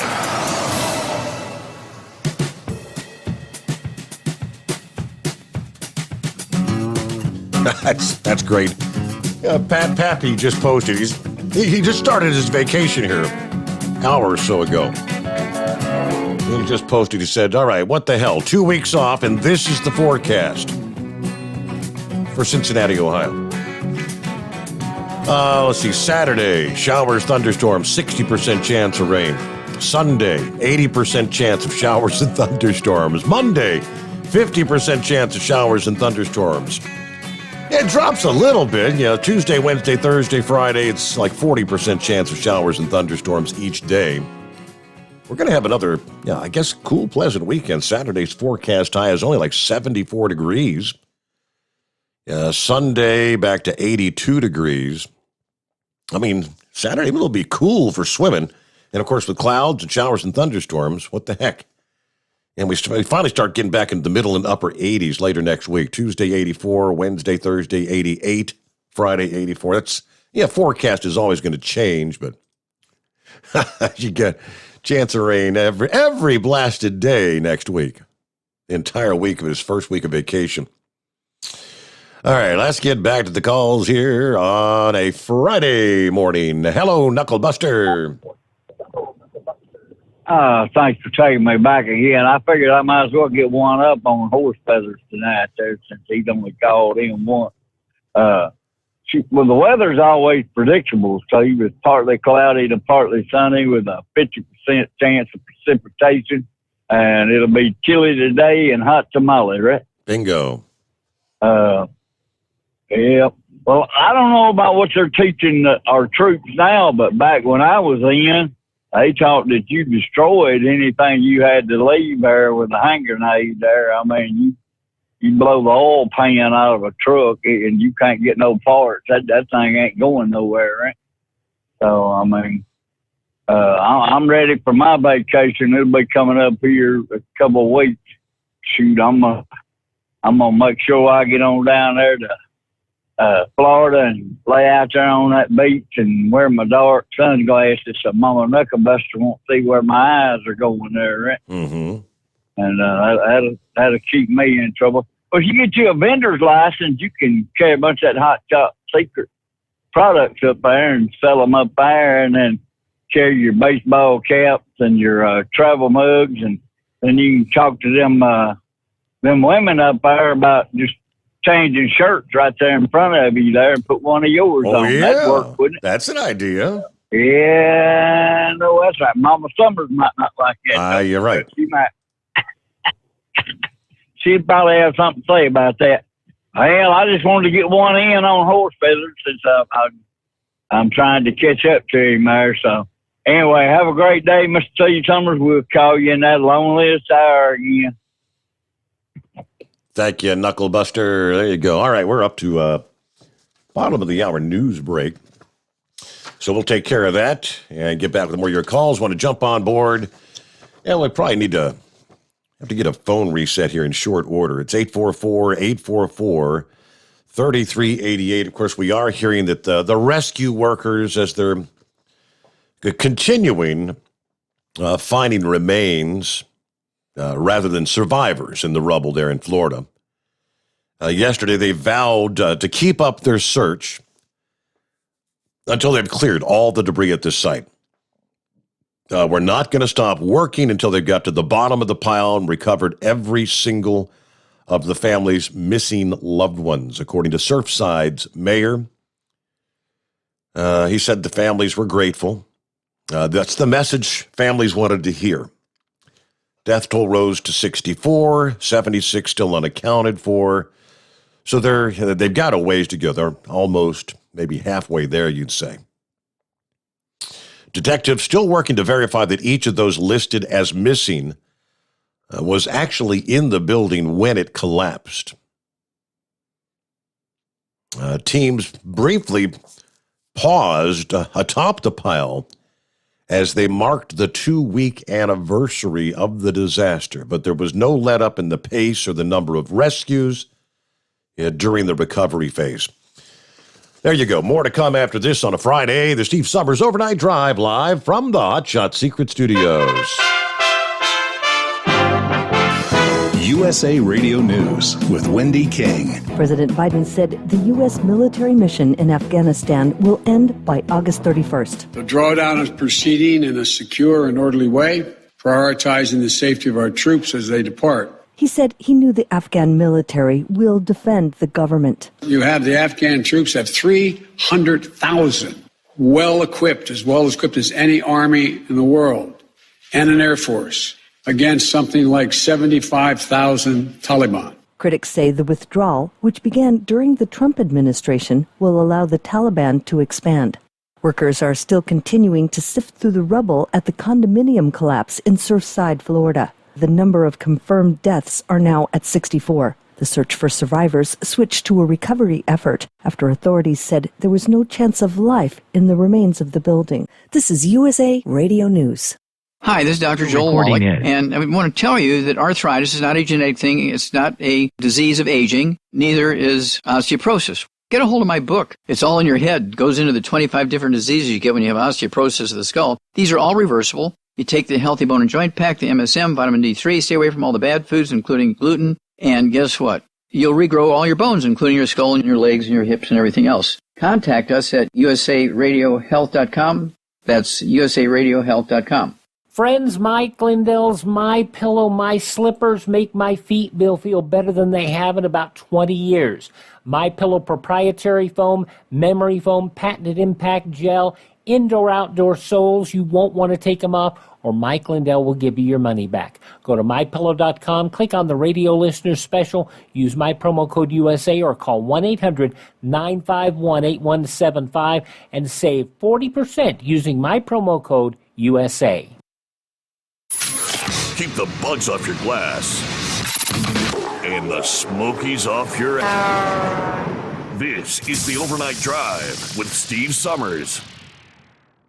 At Hot Shot Secret, we share the science behind common diesel problems and their solutions. For example, diesel particulate filter regeneration. The DPF catches particulates left over from combustion. The DPF regeneration cycle cleans the filter with temperatures exceeding 1,000 degrees Fahrenheit. A computer sensor triggers the DPF regen, which is often accompanied by a loss of power and fuel economy. The frequency of DPF regens are in correlation to the cleanliness of the fuel burn. Under heavy operation with the dirty burn, DPF regens can occur multiple times per day. Hot Shot Secret Diesel Extreme Fuel Additive promotes a more complete combustion, creating fewer emissions and therefore fewer DPF regens. Vehicles using Diesel Extreme experience 83% less DPF regens. Hot Shot Secret Diesel Extreme is available nationwide at truck stops, fine farm and auto stores, and online at hotshotsecret.com. Hot Shot Secret, powered by science. Are you having trouble sleeping? Are you tired all the time? Growing older is a fact of life. Our skin starts to wrinkle, muscles get weaker, and our energy levels plummet. If there was a product that may help you slow down these symptoms of aging, would you be interested? I want you to go to getonthegel.com. That is getonthegel.com. Watch this 4-minute video that explains more about this amazing product. Or call us at Youth Fountain HGH today at 513-472-0699 for more information. Dean Michael, the tax doctor here. Are you one of those truck drivers that came home after a long haul and found the only thing waiting for you was a stack of IRS letters? Your significant other was gone, but your newfound IRS problem is still there. I've heard this story many times over the years. While I can't help you with your broken heart, I can fix your tax problems. If you owe more than $10,000 to the IRS or haven't filed for many years, call me for a free consultation at 888-557-4020 or go to mytaxhelpmd.com. Like I always say, you keep your eyes on the road, I'll keep mine on the IRS. PureFlow Air Dog, your leader in fuel air separation system technology. Our systems filter out water, particulates down to 2 micron, and remove all of the air out of your diesel fuel. This allows for nothing but pure, clean diesel fuel to reach the expensive injection system equipped in your vehicle. Not only do our fuel systems protect, they also come in a variety of flow rates to meet your performance needs. Our systems are compact and use OEM-style fittings for easy installation. Learn more about our product at www.pureflowairdog.com and be sure to follow us on Facebook and Instagram. Protect your investment with PureFlow Air Dog. For anything diesel, take it to Scheid Diesel. They provide a wide variety of services and diagnostics to determine what the problem is with the latest technology. From simple oil changes and preventative maintenance to fuel system diagnostics and repairs, engine rebuilds and cylinder head repairs, and rebuilds with our in-house machine shop. They also have on-site DPF cleaning for exhaust issues and DOT inspections. If your diesel is asking for some attention, Scheid Diesel has the specialist you need for anything diesel. Located in Terre Haute and Lafayette, Indiana, and Effingham, Illinois, Scheid Diesel has you covered. Whether you're a diesel pickup performance enthusiast or just looking for a small upgrade, when selecting common rail fuel system components, look no further than Exergy Performance. At Exergy, you'll find injectors, pumps, and more, engineered like no others on the market using state-of-the-art equipment run by people that have been in the business for decades. So if you're in the market for common rail components at any power level, contact Exergy Performance or one of the many dealers listed on our website at exergyperformance.com.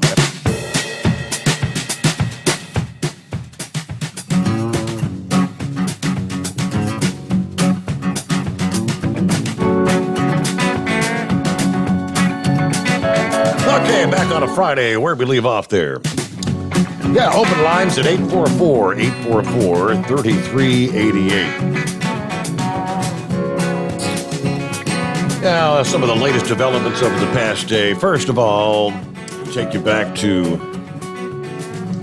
you got Pelosi now looking to open up this, what they're saying is going to be nothing but a partisan investigation into what occurred on January the 6th.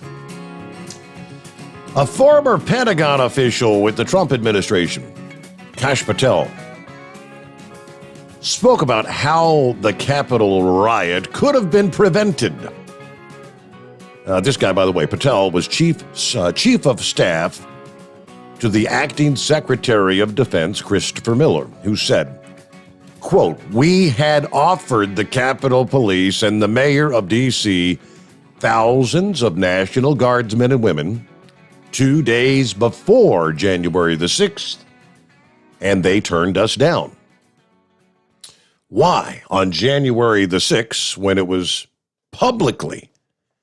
it's now publicly been admitted, by the FBI, that they had information there could possibly be a situation like that at the U.S. Capitol. Why weren't the cabinet secretaries under President Trump briefed? Patel asked.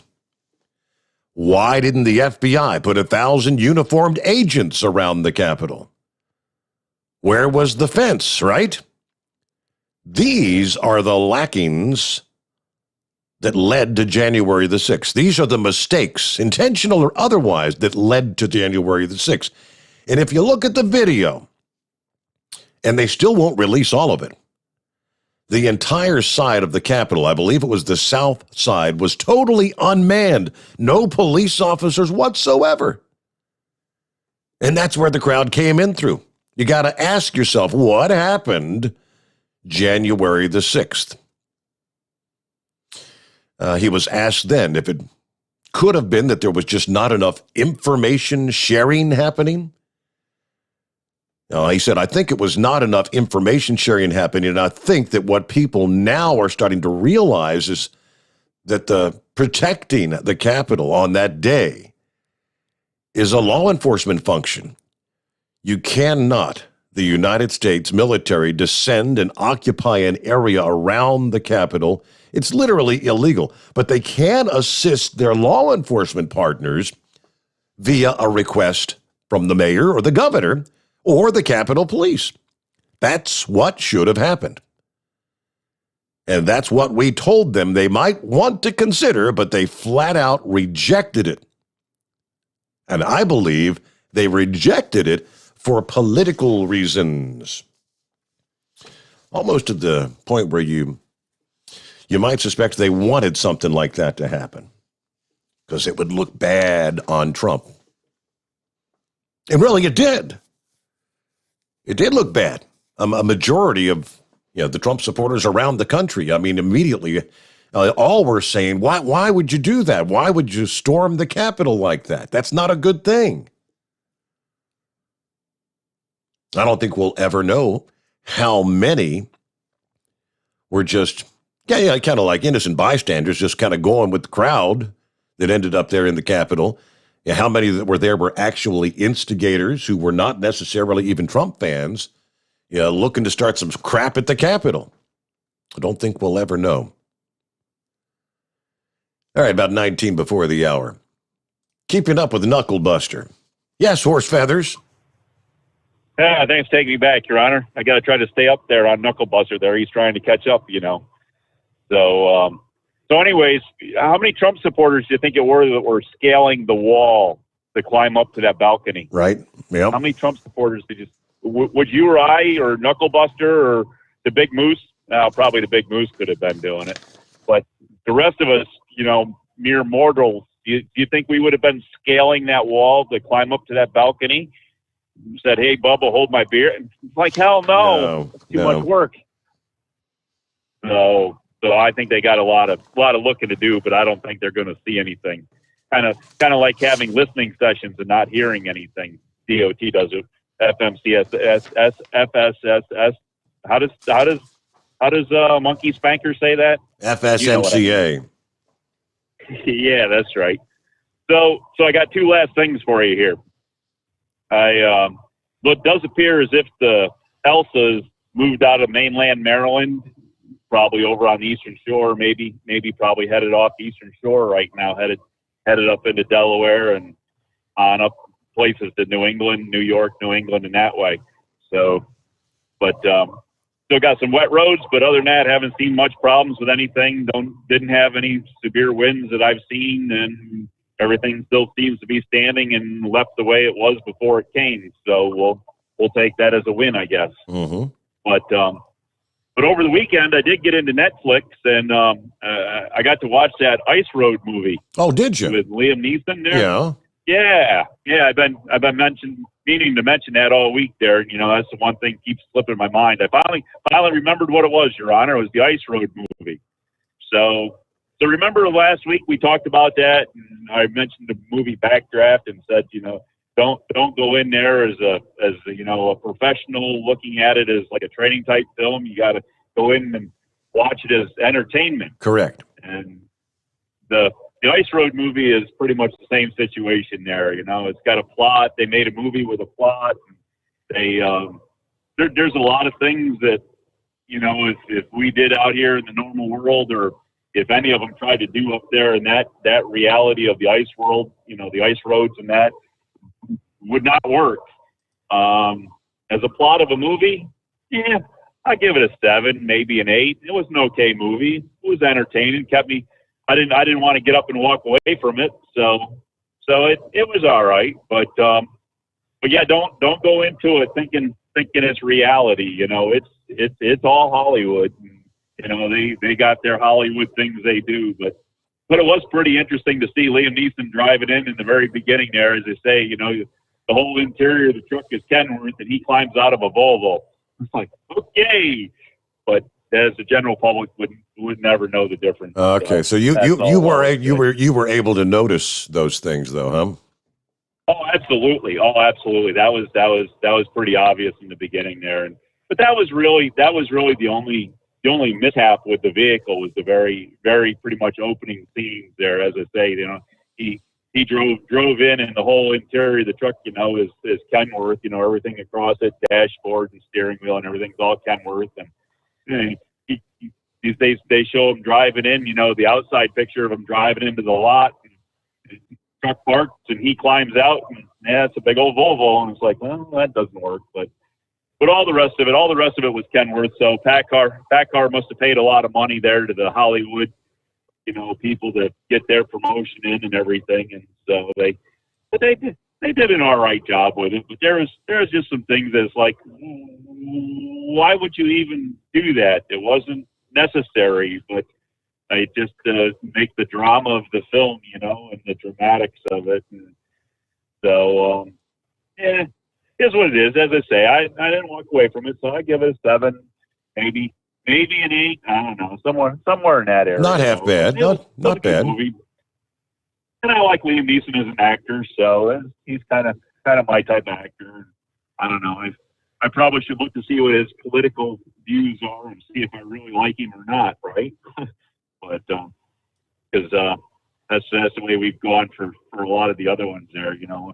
Yeah, I've always liked him as an actor. I don't know that he's one of those lefty liberals. I'm not sure. I don't think he is.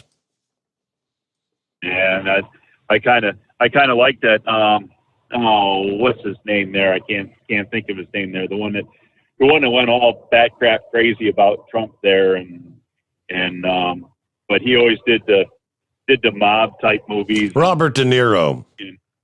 Robert De Niro. There you go. I always liked him. I always liked him as an actor. I did I liked too. the Meet the Falkers, and it's like, you're not getting another nickel of mine now. You know, I don't know, whatever. But anyways, I'm just glad you put me back on there to get one more notch in the old queue there for Knuckle Bust there. So he can go back there in that loneliest hour there and help you out some maybe. All right. Well, good to hear from you once again there, Horse Feathers. I'm not sure. You've got the Walcott Jamboree, and then, of course, you've got the NTPA tractor pulls. They had a beautiful evening, Thursday evening. There's a lot of rain. Some pretty feisty thunderstorms moving through Iowa this morning. From northwest to southeast, these dropping out of South Dakota. I'm kind of trying to pause things here where we're at currently. And, Des Moines, you've got some heavy rain about to move in. And Des Moines to Fort Dodge, south side of Fort Dodge anyway. Then not quite over to Omaha in Nebraska. Then this line of thunderstorms that extends right on up into southwestern portions of South Dakota, northwest Iowa. Actually, some of these are prompting severe thunderstorm warnings. Yeah, even at this hour. So probably some pretty good straight line winds, but definitely torrential rains. Like I said, I'm not real familiar with, whether the NTPA or was it Rockwell, where they're at this weekend. There is like a 60% chance of rain in their forecast today. Please don't rain on our parade, all right? Okay, about 12 before the hour. It's 844-844-3388. We'll return in a moment.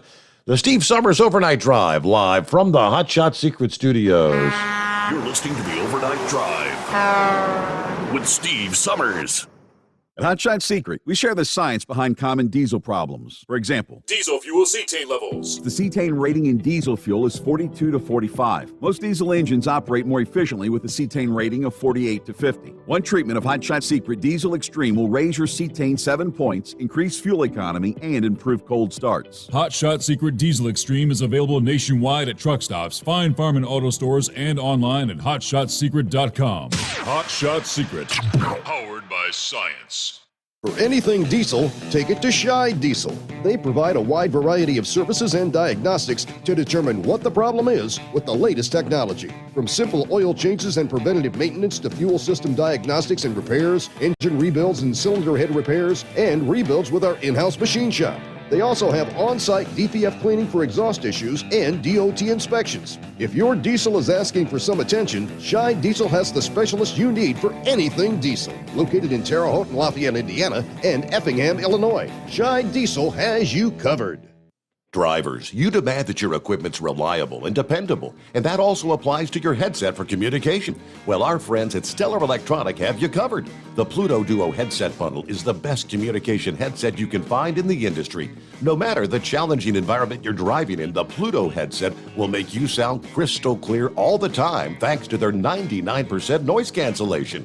And the Duo's not only a stereo converter for the headset, but also a power bank so you can charge as you go. Learn more at StellarElectronic.com or visit them on Facebook. Attention all truckers, Dean Michael, the tax doctor here. I want to talk to you about those dreaded tax problems. I know you want to keep on trucking and not even think about them. Well, let's face it, they're not going away all on their own. You need professional help. I've been helping truckers put their tax problems in the rearview mirror for years. I can help you too. Call me for a free consultation at 888-632-4506 or go to mytaxhelpmd.com. It's like I always say, keep your eyes on the road, I'll keep mine on the IRS. 888-632-4506. Are you having trouble sleeping? Are you tired all the time? Growing older is a fact of life. Our skin starts to wrinkle, muscles get weaker, and our energy levels plummet. If there was a product that may help you slow down these symptoms of aging, would you be interested? I want you to go to getonthegel.com. That is getonthegel.com. Watch this 4-minute video that explains more about this amazing product. Or call us at Youth Fountain HGH today at 513-472-0699 for more information. The Overnight Drive with Steve Summers. Live from the Hot Shot Secret Studios. Call Steve now. 844-844-3388. That's 844-844-3388. I found Rockwell in Iowa. Down on the map. Yeah, it's been raining there for hours. And it's raining now. They had some pretty heavy rain. Guys, I guess it's going to rain for several more hours, and I guess they've got potentially more rain throughout the day. But the way John put it, you can get a lot of rain. It drains well, as long as the rain stops in the afternoon sometime. Gives them a few hours to get the track prepped and whatnot. That should be good to go because things fire up at like 6 o'clock this evening. So we'll see how that goes. All right. Okay, so more on the vaccine. You've had your Pfizer or your Moderna. You've had your 1-2 punch, right? You're all good to go. Now get ready for number 3. Pfizer's about to seek authorization for a 3rd dose of the COVID vaccine, saying this past day, another shot within 12 months could dramatically boost immunity and maybe help ward off the latest worrisome mutation, the Delta variant. Research from multiple countries shows the Pfizer shot and other widely used vaccines offer strong protection against the Delta variant, spreading rapidly around the world. 2 doses of most vaccine are critical to develop your high levels of antibodies. Not just the Delta variant. Most of the world still desperate to get those initial protective doses.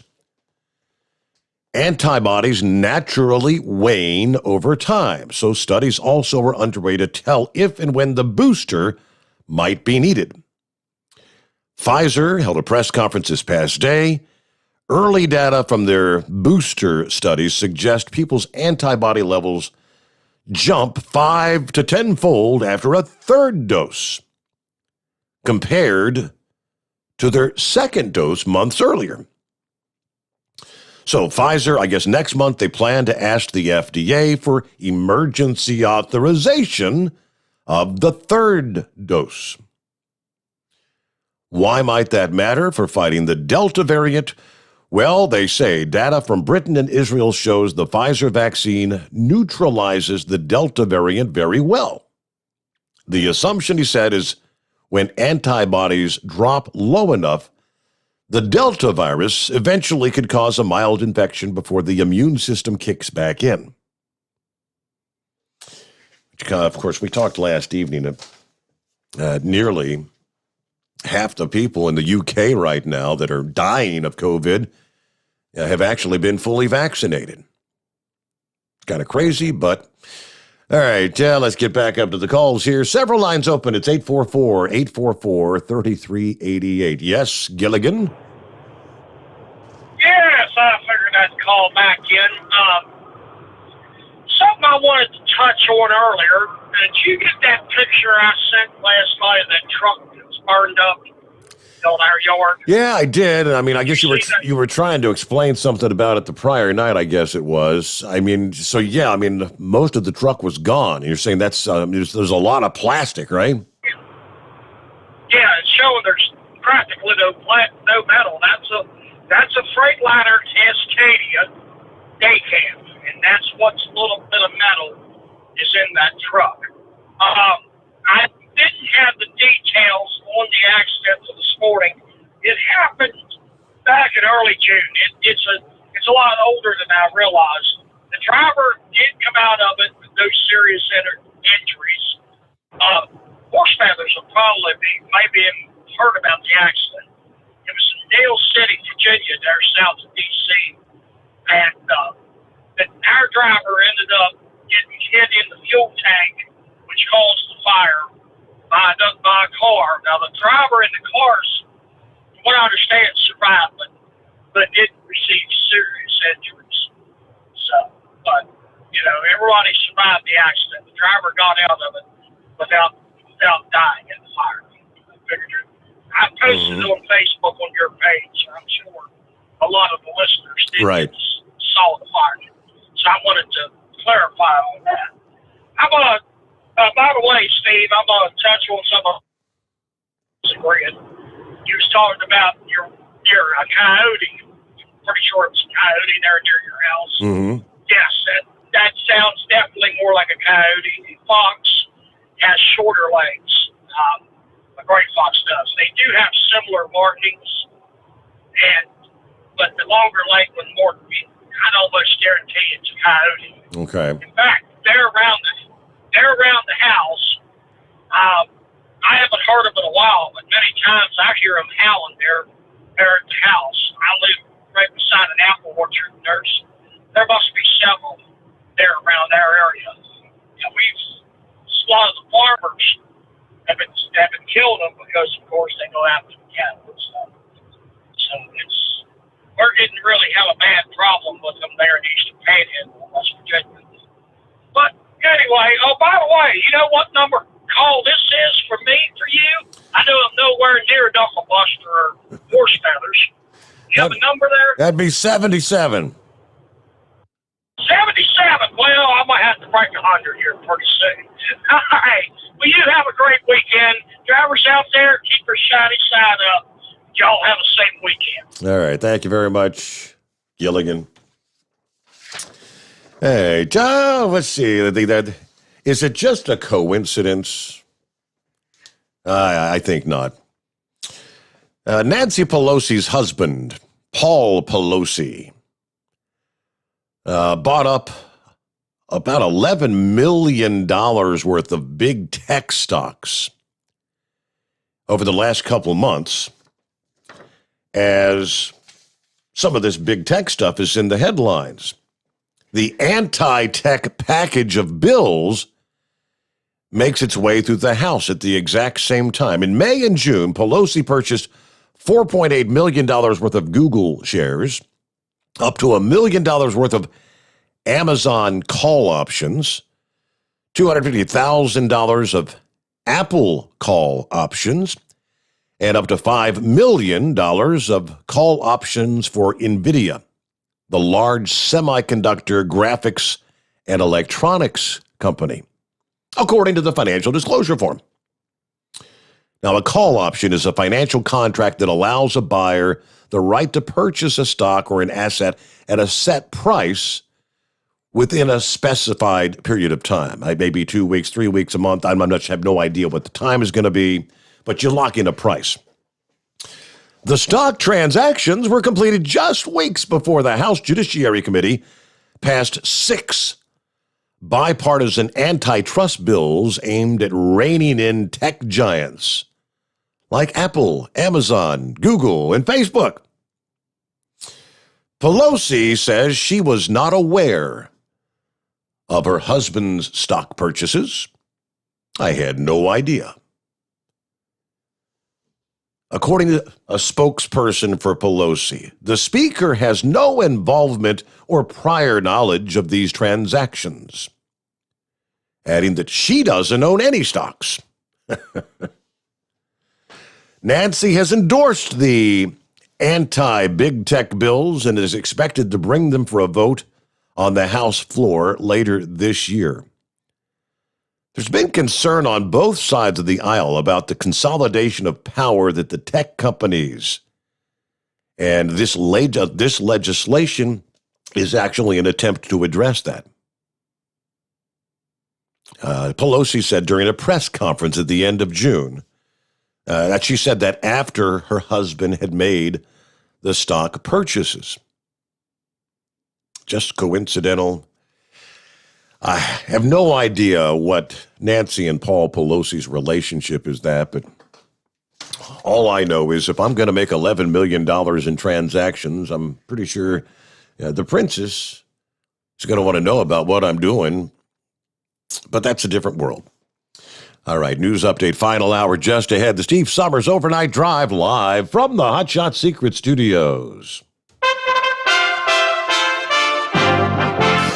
USA Radio News with Wendy King. President Biden said the U.S. military mission in Afghanistan will end by August 31st. The drawdown is proceeding in a secure and orderly way, prioritizing the safety of our troops as they depart. He said he knew the Afghan military will defend the government. You have the Afghan troops have 300,000 well equipped as any army in the world, and an air force against something like 75,000 Taliban. Critics say the withdrawal, which began during the Trump administration, will allow the Taliban to expand.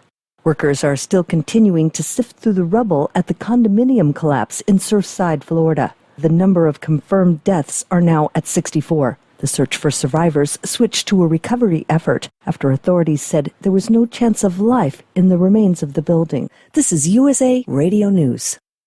Hello, this is Wayne Alaroot for our newest sponsor, Asset Strategies, or ASI for short. ASI is a precious metals powerhouse. They sell gold and silver. Never in history has there been a more important moment to buy gold and silver. ASI has been in business for 39 years. They've served over 20,000 clients and sold $5 billion worth of gold, silver, and precious metals with zero complaints. Last year, gold saw gains of 25%. Silver nearly doubled gold's performance. Now Democrats are in charge. Green New Deal, open borders, free healthcare for illegals, bailout broke cities and states. The debt is about to go through the stratosphere. The time to buy is now.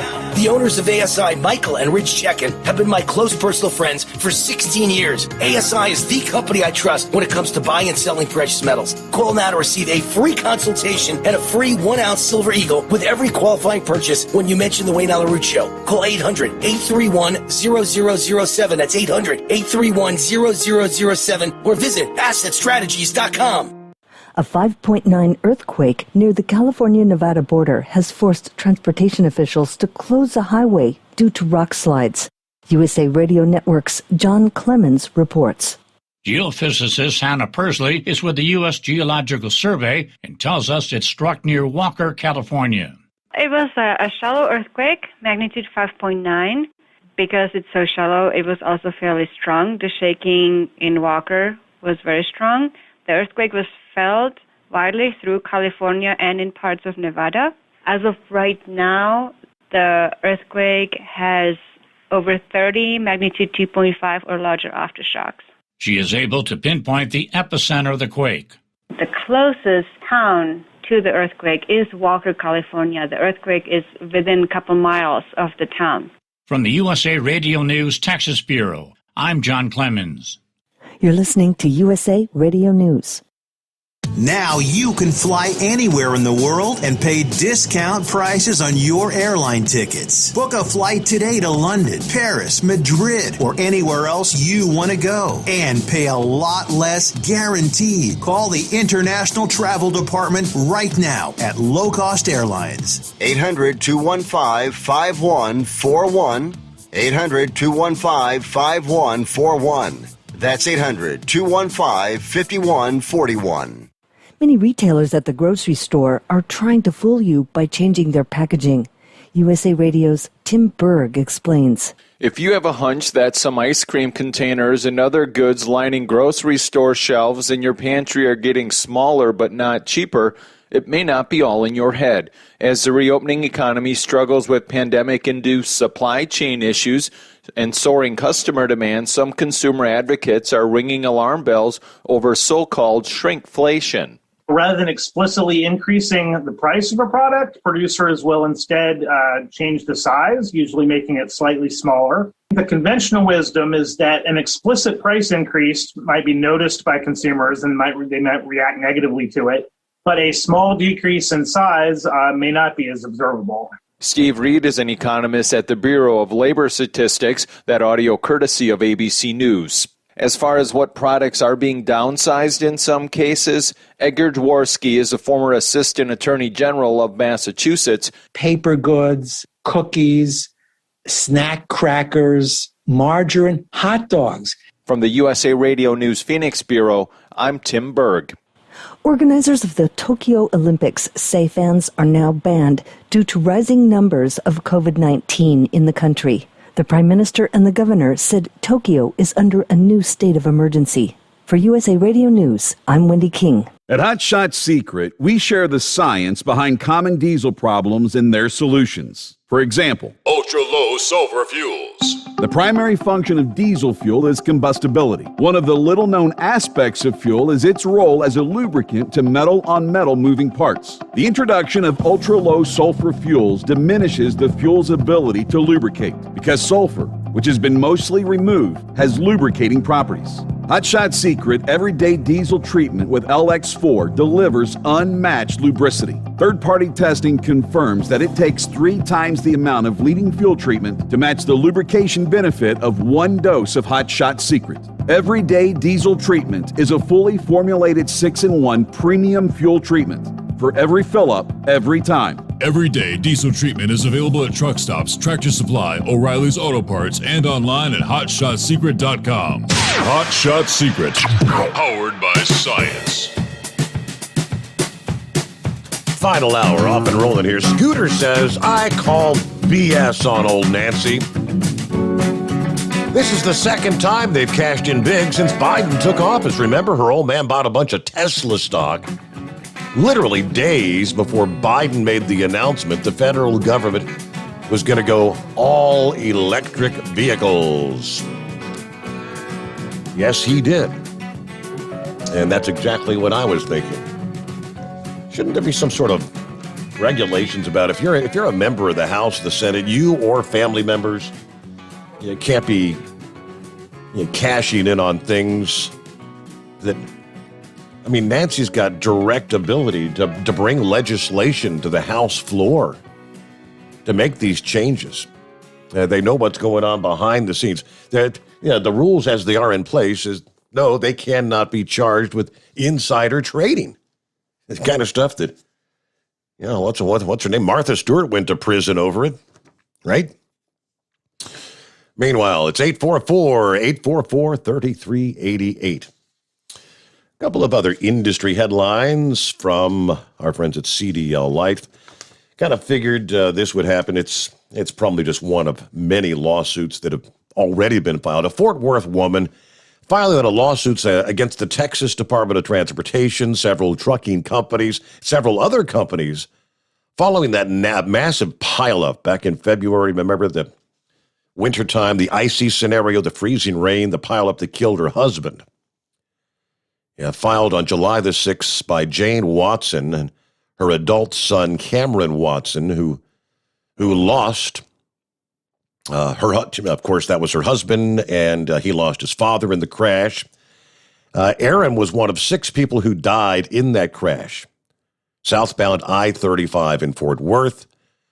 That's a pileup that involved 133 vehicles. Freezing rain and sleet made the active lanes of traffic slick. Dozens of people were injured and transported to hospitals. But the lawsuit itself claims the Texas DOT, along with other private and public agencies responsible for roadway maintenance, failed to monitor and maintain the highway, failed to discover hazards or defects on the roadway, failed to de-ice and close the highway because of the conditions, and failed to monitor the weather. That's the kind of thing where, as far as suing some of the trucking companies, there's already been a precedent set for that. I'm assuming they're going after the trucking companies because they're going to say that truck should not have been on the road at the time. Due to the weather conditions, the truck should have been parked. And had that truck not slammed into the pile, my husband might still be here. Remember they had that scenario, I think it was it Warner Trucking? Had a truck out there going northbound on an interstate, slick conditions, snowy conditions, and a vehicle that was on the southbound side lost control, crossed the median, hitting that truck head on, fatal accident. But they actually, they got a bunch of money out of the trucking company because I guess the jury agreed that truck shouldn't have been there. Never mind the fact that the automobile, the four-wheelers, shouldn't have been there either. But that's, again, that's a precedent setter. All right, we'll get back to the calls here. I want to jump on board. Plenty of room for you. It's 844-844-3388. Just lost Chevy guy. Let's try. Eagle wants to finish up this morning. Go ahead, Eagle. Okay, I wanted to talk about this hotel. I mean, it's condominium disaster. I didn't have a chance to speak on that in my first call. You know something, Steve? The owner of this hotel, I mean, this condominium, whoever that is, I still don't know the man's name after 2 weeks.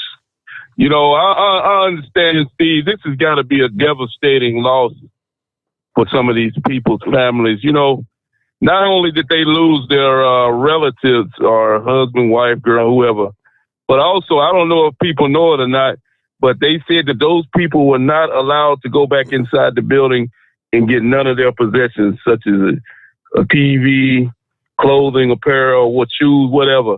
When they imploded that building and blew it up or whatever they did and destroyed the rest of that building, everything that they owned was inside that building. So those people have absolutely nothing. And that's where I want to talk about the owner of this place. You know, the guy, like I say, hopefully those people will find out who the man is that owns this building. They should sue that guy for every dime he got because he knew that building wasn't safe. He knew he was told in advance, a year or so in advance, that the building had serious problems and did absolutely nothing to try to solve it. And he knew the possibility of something bad happening. He didn't even warn the people. He could have done that. If he didn't want to pick, he could have at least gave the people the option. He could have sent out an email or a letter to the family to say, hey, this building has damage.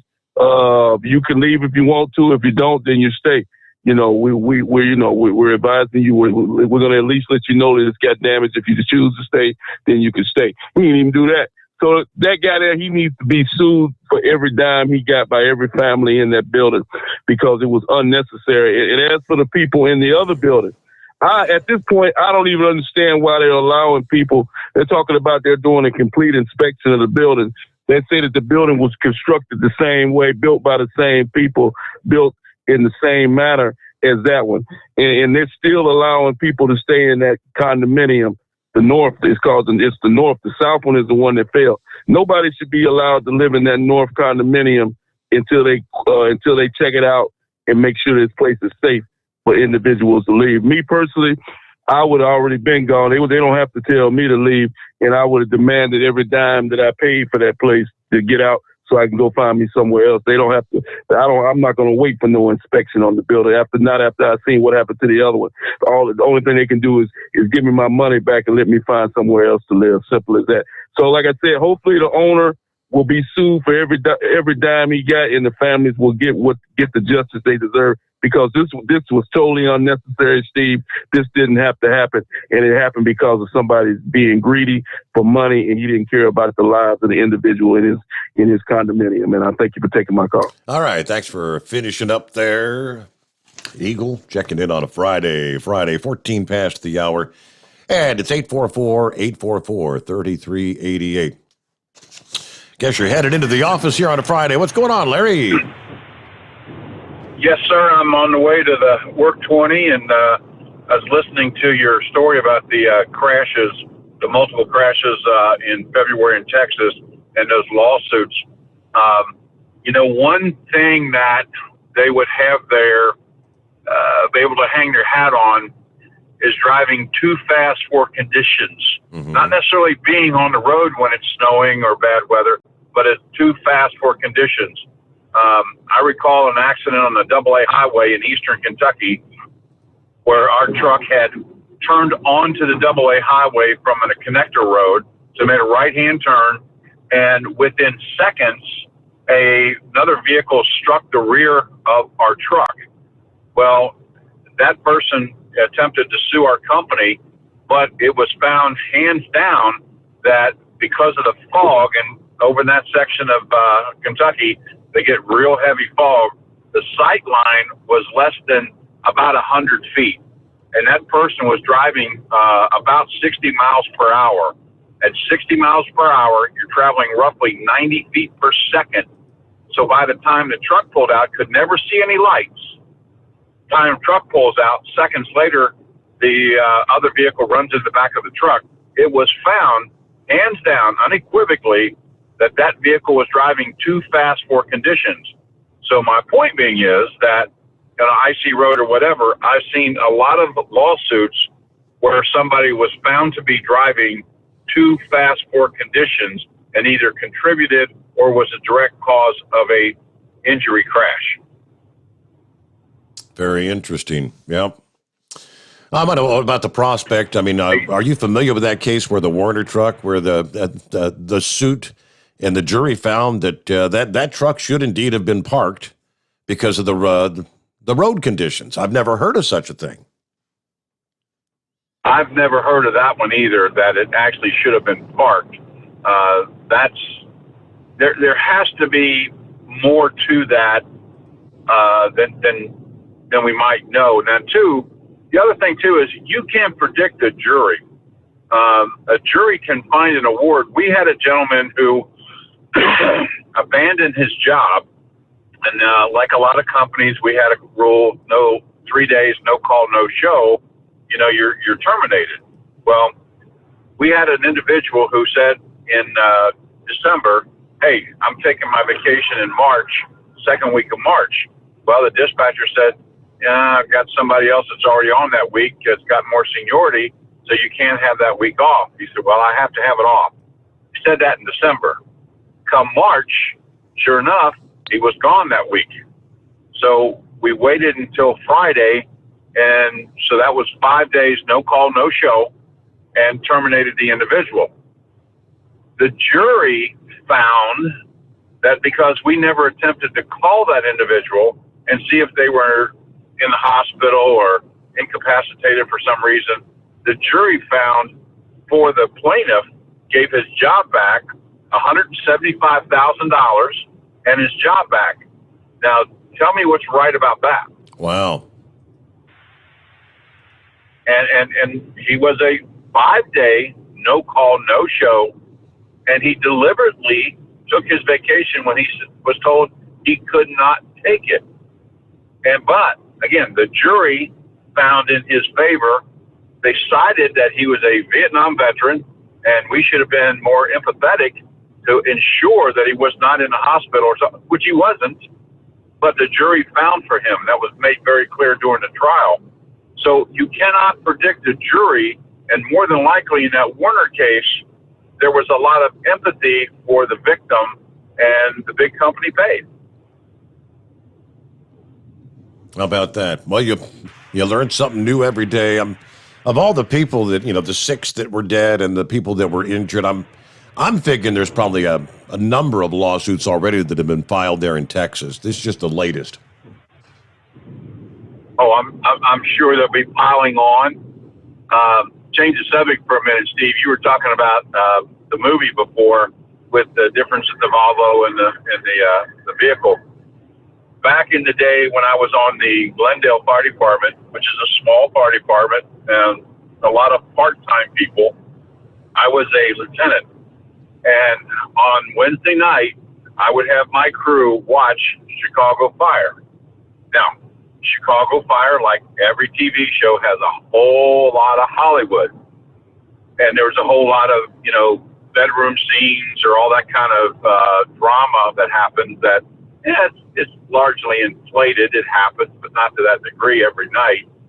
But what I had my crew do was that when they did go to a fire scene, I asked them to be objective and find what was wrong.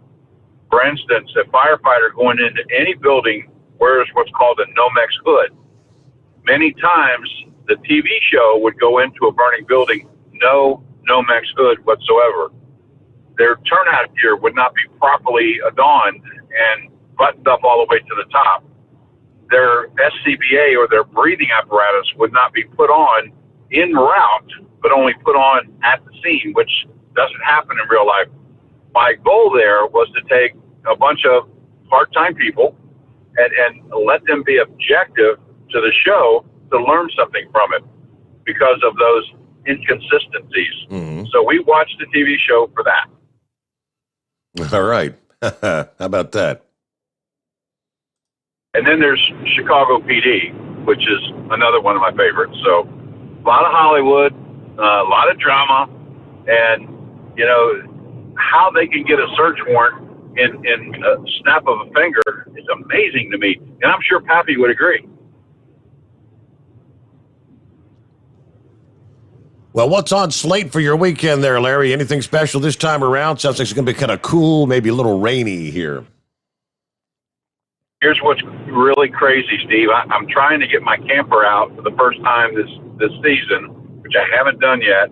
Now, what's crazy is next month I'm going to Hollis, Maine, and we're starting out going up to Cleveland, going to the Hard Rock Museum up there, and then we're going up to Vermont, and then ultimately going into Hollis, Maine with the camper. I haven't had it out yet, Steve. I don't know if the lights work.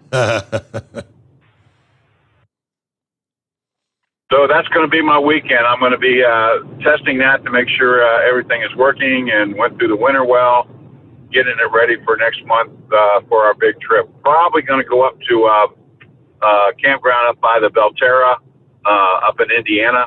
And one of the sad things about the Belterra, I don't know if have you ever been to the Belterra? It's been years since I've been there. I absolutely love their Friday night seafood event at the Smorgasbord. Mm-hmm. They no longer have smorgasbords at those casinos. They have the dining kiosks. In other words, you can go up to one kind of vendor or whatever and order some food and sit down and eat it. But they no longer have the buffets like they used to have out in Las Vegas, where you could just kind of veg out on your favorite food. I really miss that. And that's because of the COVID, right? Don't want people touching the handles, the utensils, and all that. Well, it's a combination. COVID was the impetus for it, but the reality is, I was just down in Nashville at the Grand Ole Opry big resort down there, and a couple of the restaurants were not open. I happened to run into the general manager for the facility because I'm not bashful. I kind of figured out who he was watching his body language. Walked up, introduced myself. We had a nice chat. Long story short is they can't find the staffing to open all the restaurants.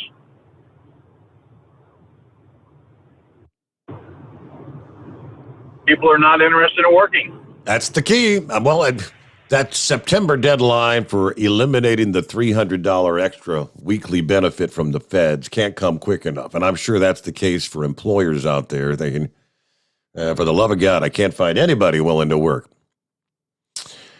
I guess maybe I misspoke. I was under the impression that Liam Neeson wasn't one of those, lefty liberal Looney Tunes out in Hollywood. Mike sent me a couple of different links where Liam Neeson apparently is a strong advocate for gun control in the U.S. In 2015, he said the population of America, roughly 300 million. There's 300 million guns in this country, which is terrifying. It's crazy.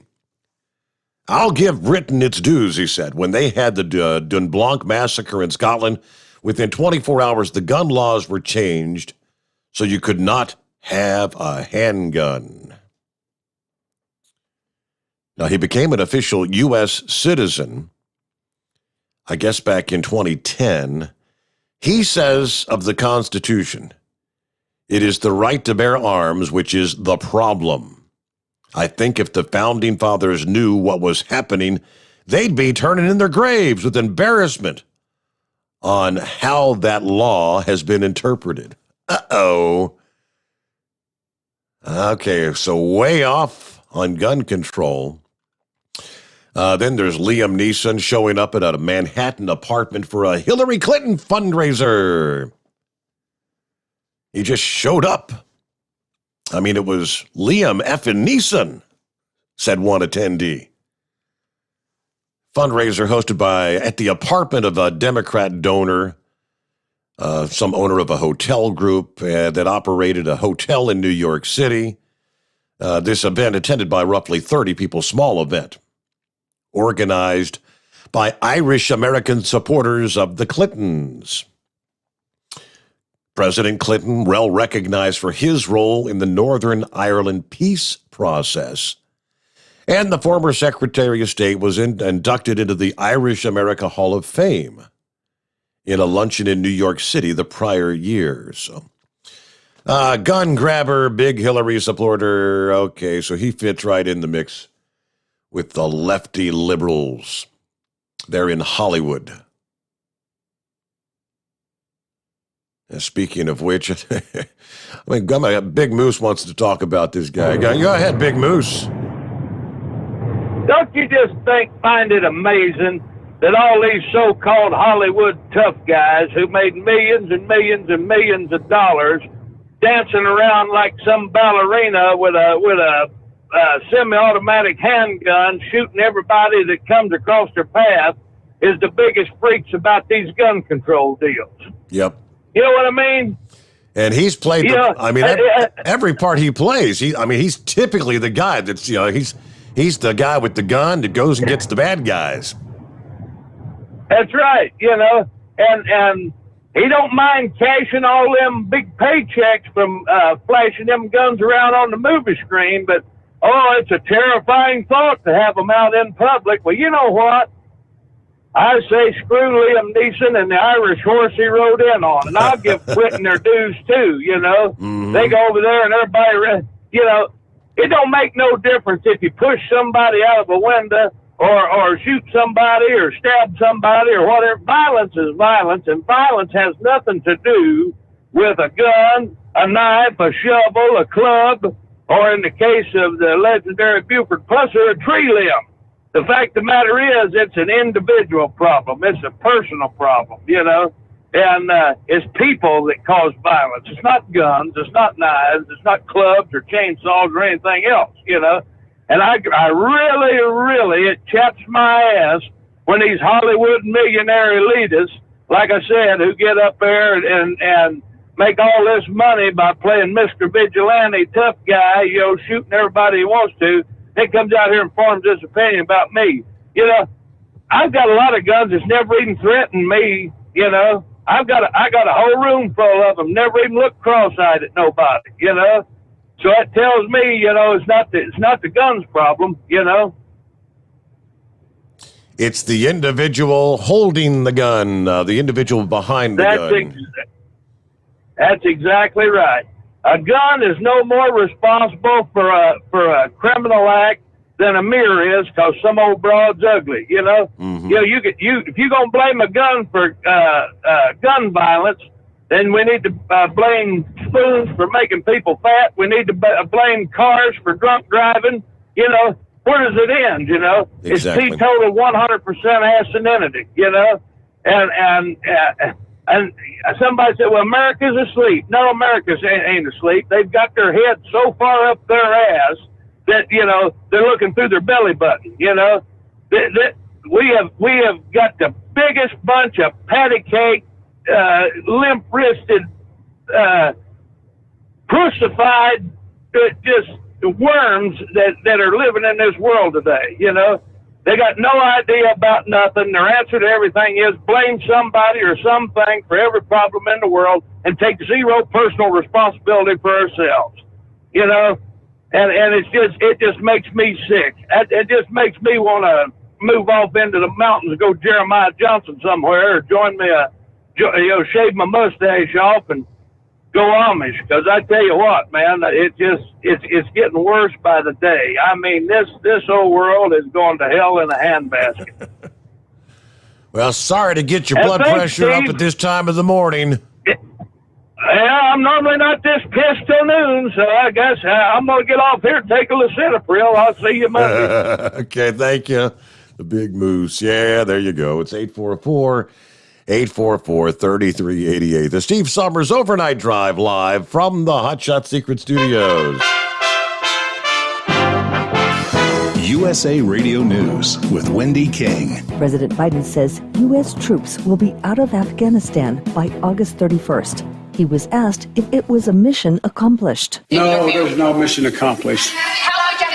The mission was accomplished in that we got Osama bin Laden, and terrorism is not emanating from that part of the world. He said Afghan troops are now able to defend against the Taliban. They have the forces. They have the equipment. The question is, will they do it? Biden said officials in Afghanistan will be making decisions about the future of their own country. Pfizer has announced it will seek emergency approval from the FDA to use a third dose of its coronavirus vaccine. They said vaccine efficiency has been declining in the past 6 months. The drug maker says it believes the additional shot will provide increased protection from the Delta variant, which is now the dominant strain in the U.S. This is USA Radio News. The old way of living with diabetes is a pain. You've got to remember to do your testing, and you always need to be sticking your fingers. The new way to live your life with diabetes is with a continuous glucose monitor. You simply apply a discreet, easy-to-use sensor on your body, and it continuously monitors your glucose levels, helping you spend more time in range and freeing you from painful finger pricks. If you test your blood sugar at least 4 times per day and inject insulin at least 3 times per day, or use an insulin pump and have private insurance or Medicare, you might be eligible for a CGM with little or no cost to you. Call U.S. Medical Supply today for a free benefits check. We offer free shipping, 90-day supplies, and we bill Medicare or your insurance directly. Call now and say goodbye to finger pricks. 800-763-1954. 800-763-1954. 800-763-1954. That's 800-763-1954. You're listening to the Overnight Drive with Steve Sommers. At Hot Shot Secret, we share the science behind common diesel problems and their solutions. For example, diesel particulate filter regeneration. The DPF catches particulates left over from combustion. The DPF regeneration cycle cleans the filter with temperatures exceeding 1,000 degrees Fahrenheit. A computer sensor triggers the DPF regen, which is often accompanied by a loss of power and fuel economy. The frequency of DPF regens are in correlation to the cleanliness of the fuel burn. Under heavy operation with the dirty burn, DPF regens can occur multiple times per day. Hot Shot Secret Diesel Extreme Fuel Additive promotes a more complete combustion, creating fewer emissions and therefore fewer DPF regens. Vehicles using Diesel Extreme experience 83% less DPF regens. Hot Shot Secret Diesel Extreme is available nationwide at truck stops, fine farm and auto stores, and online at hotshotsecret.com. Hot Shot Secret, powered by science. Do you have a Dodge pickup and hate your automatic transmission? Of course you do. LaVon Miller at Firepunk Diesel here, and we specialize in heavy-duty and performance transmissions for your 3/4 or 1-ton Cummins-powered truck. So if you're interested in turning your stock slush box into a towing monster, call us today at 614-733-3744 or visit us online at shop.firepunk.com. You work hard. You deserve a seat that works just as hard as you do. The Bostrom T-Series seat has provided drivers with comfort for millions of miles over the past 3 decades.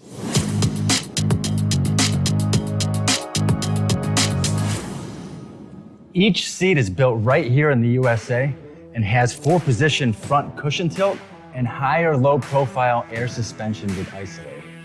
It's also equipped with many standard and optional comfort features, such as high and mid backrests, 9.4-inch 4-aft slide adjustment, adjustable armrests, and manual or dual air lumbar support systems to keep you comfortable throughout your ride. Build your T-Series seat today at BostromSeating.com and ensure your ultimate comfort for wherever the road takes you.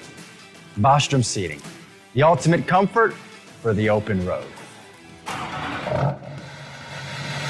PureFlow AirDog, your leader in fuel air separation system technology.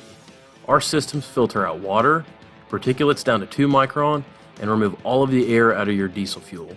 This allows for nothing but pure, clean diesel fuel to reach the expensive injection system equipped in your vehicle.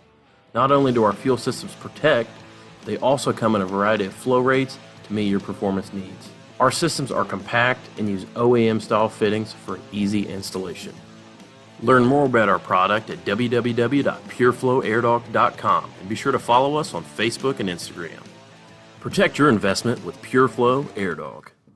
Dean Michael, the tax doctor, here with Tax Help MD. As many of you know from Steve Sommers' show, I've been helping professional drivers solve their tax problems. I can help you too. If you've been struggling with back tax debt, call me now at 888-557-4020. Let's face it, these problems aren't going away all on their own. You need professional help so you can sleep better at night knowing you're in good hands. It's like I always say, keep your eyes on the road, I'll keep my eyes on the IRS. 888-557-4020. And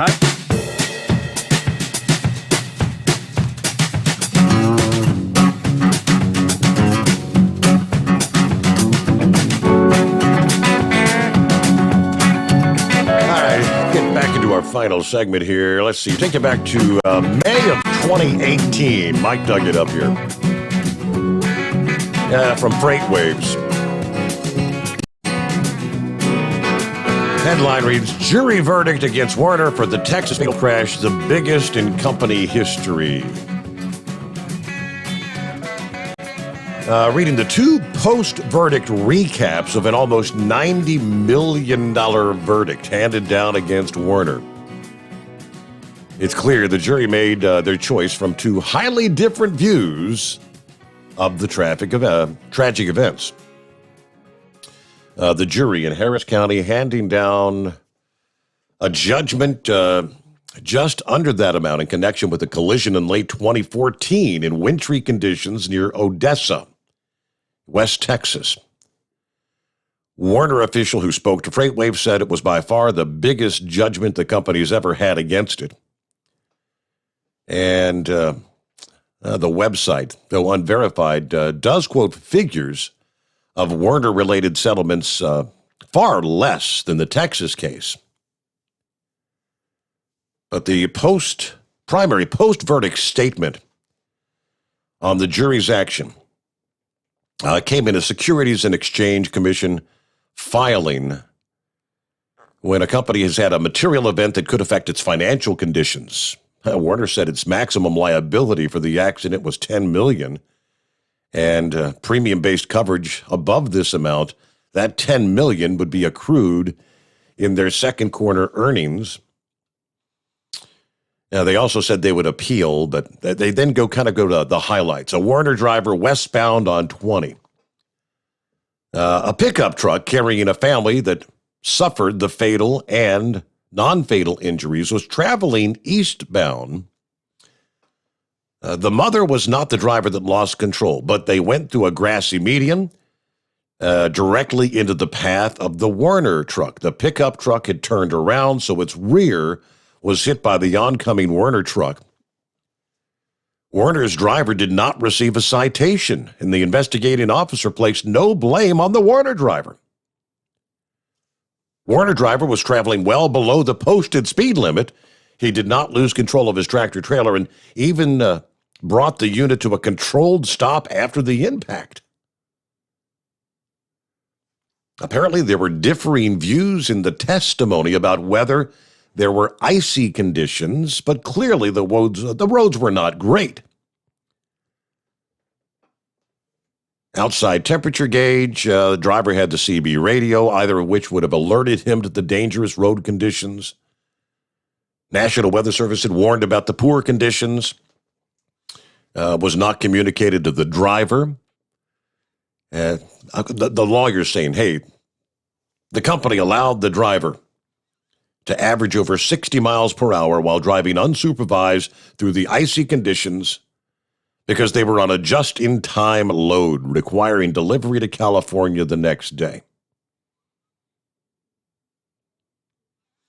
Let's see. Ali, the driver of the truck, averaged in excess of 60 miles per hour for the 52 miles he was driving in icy conditions prior to the crash and was traveling over 50 miles per hour seconds prior to the collision.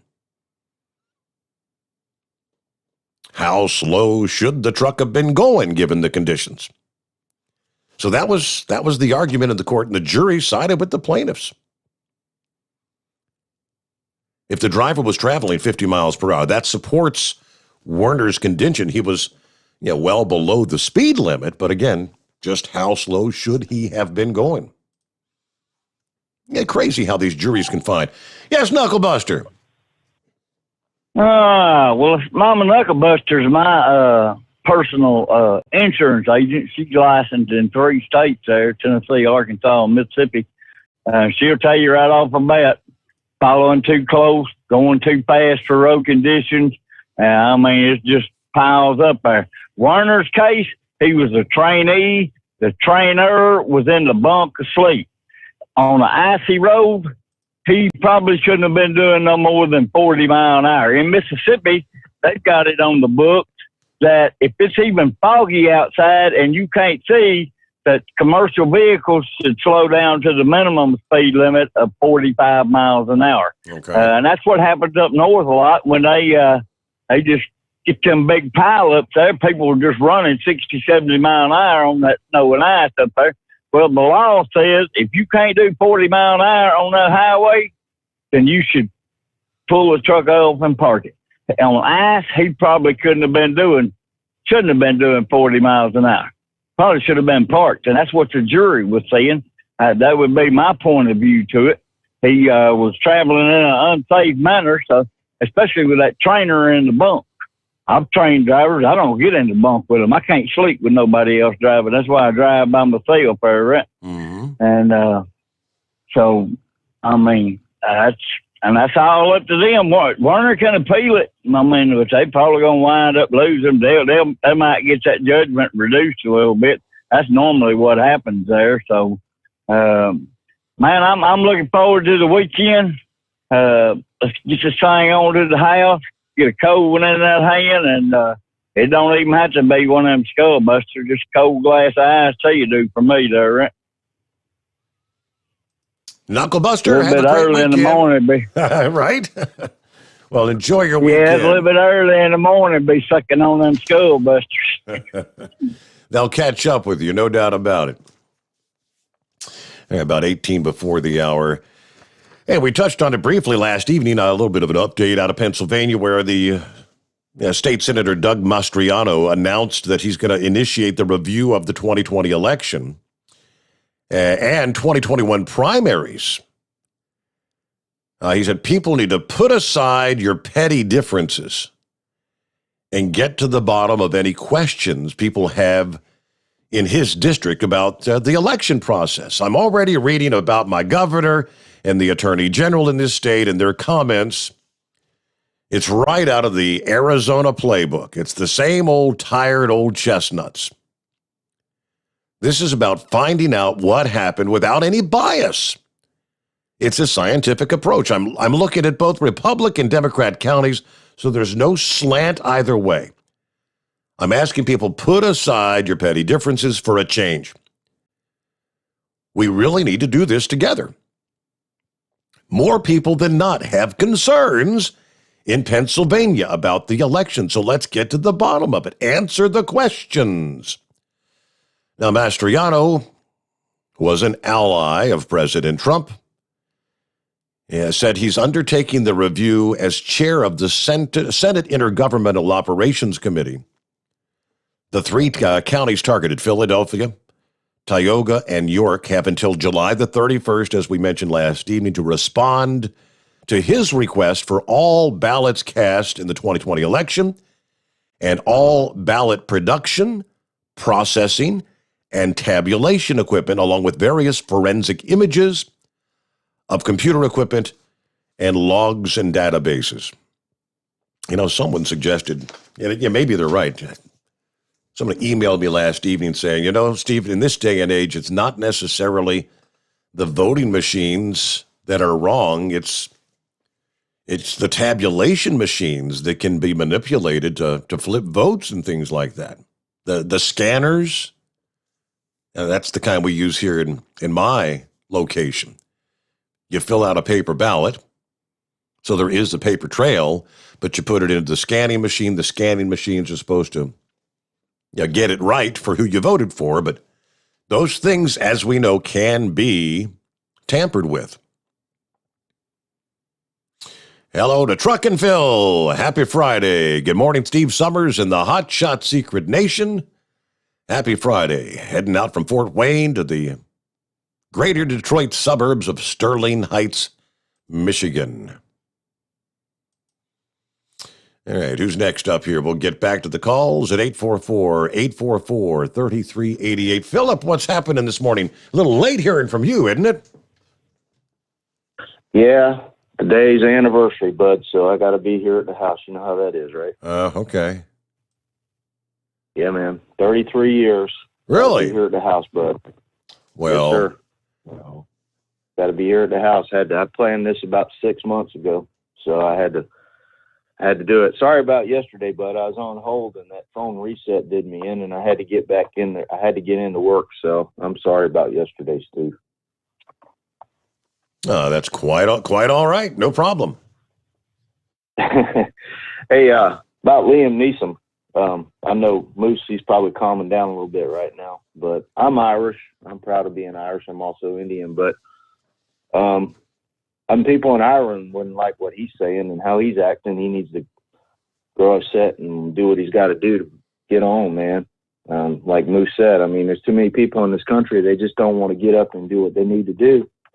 As far as Warner goes, anybody that's that stupid to put a trainee and a trainer on a time-sensitive load in the middle of an ice storm, they need to have their mind checked. You don't do that. If you know you got a time-sensitive load and you got weather moving in, you need to put your most experienced guys on that. You don't need to put a trainee in the middle of that. And whoever that trainer is, he ain't much of a trainer, be sleeping while the other guy's driving in an ice storm or icing conditions.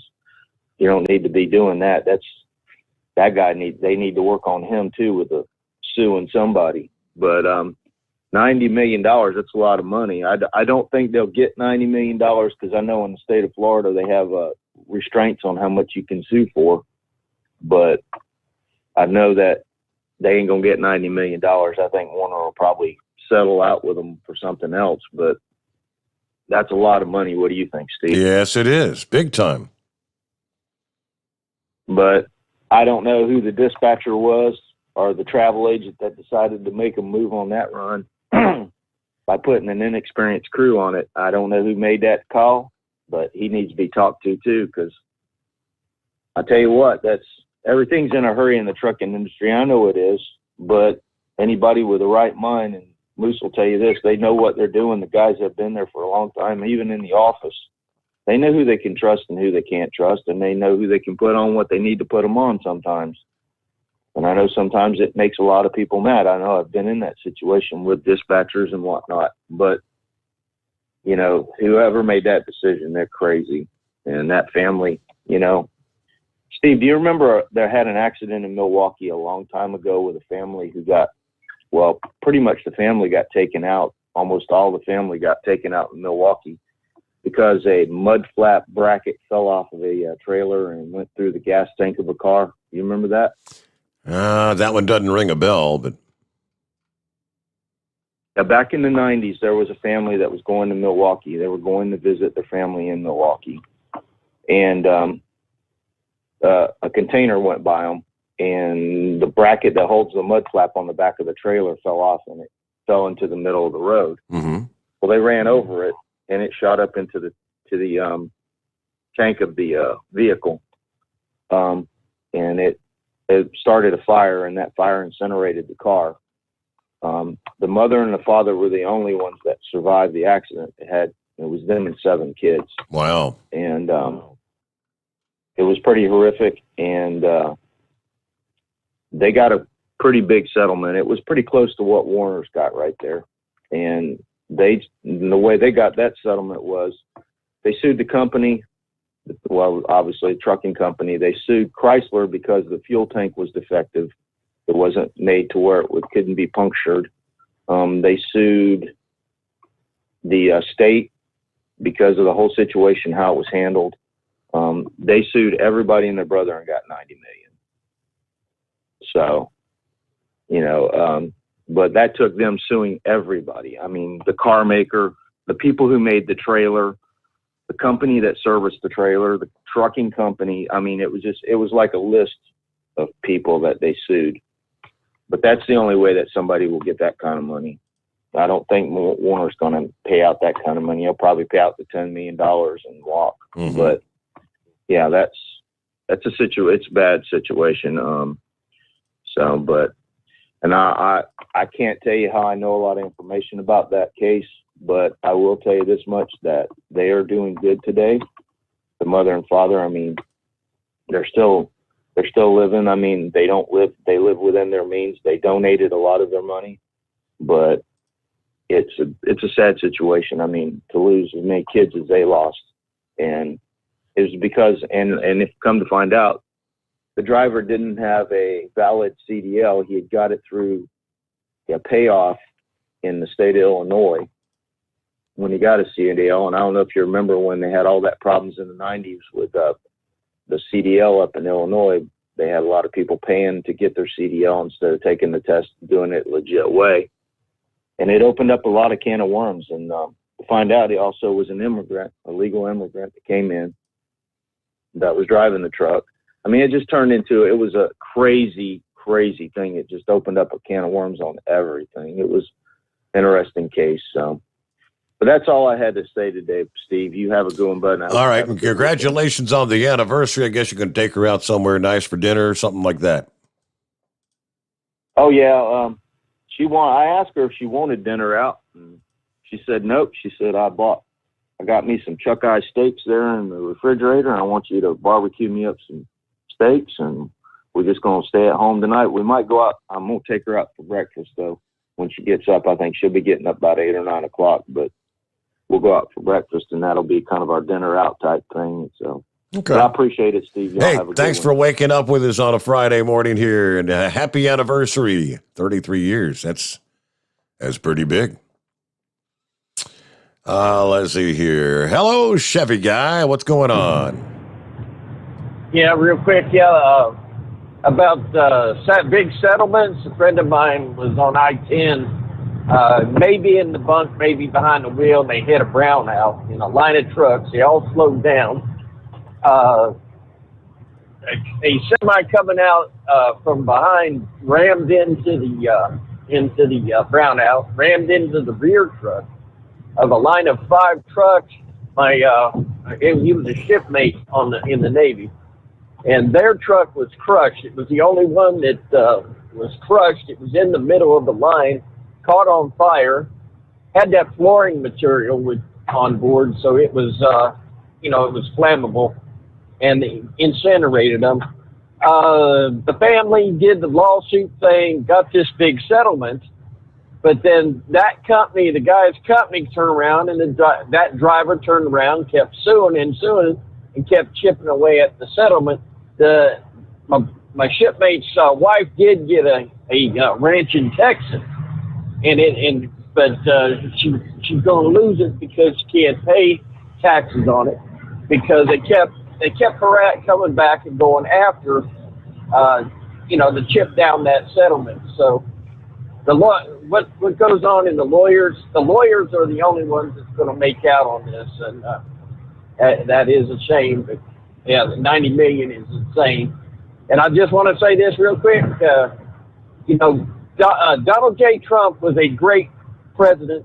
He was trying to get us out of Afghanistan. If you don't know why you're in there, we need to be out of there. We went in there. Barack Obama took us in there. We were supposedly going after Osama bin Laden, and we got him in Pakistan, and then we should have been out of there. But that makes Donald J. Trump is the greatest president we've had, second to Ronald Reagan, who was absolutely the greatest president because he was a peacetime president. In Beirut, they blew up the Marines, and he backed out. And that was the only time he learned his mistake quickly. They threw Klinghoffer over a cruise ship railing, and then tried to fly out of there. Reagan sent 2 F-16s to bring down the airliner, have it land, and arrested him. He sent air in to go after Gaddafi when he acted up. They all settled down, and for the rest of them 8 years, we had peacetime and prosperity. But let's remember this. They can't hold this even against Biden. If you remember, after the Vietnam War, we went into recession.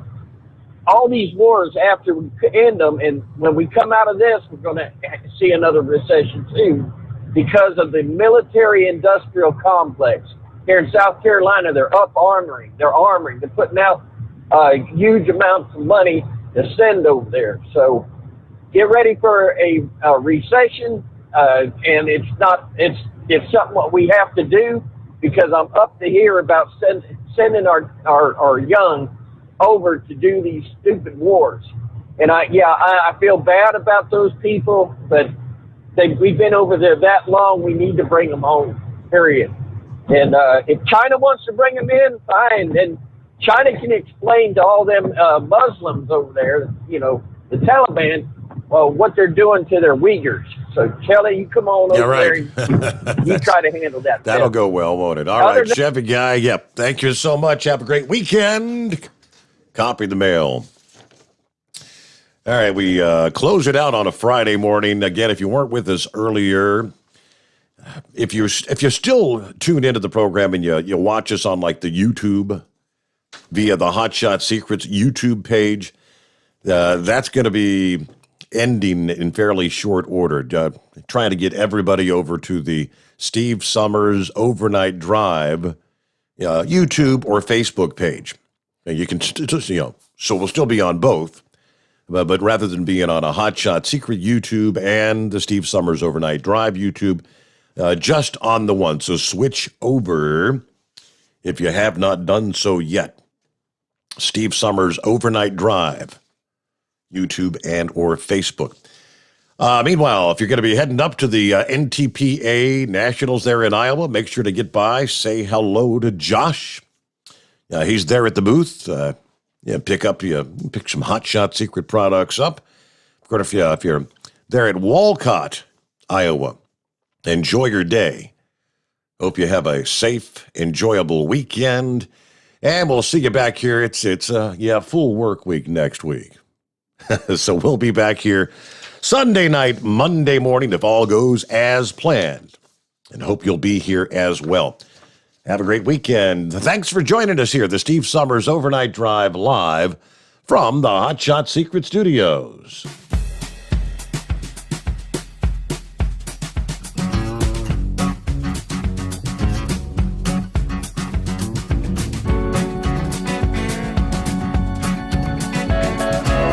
Never guess the places that I've been.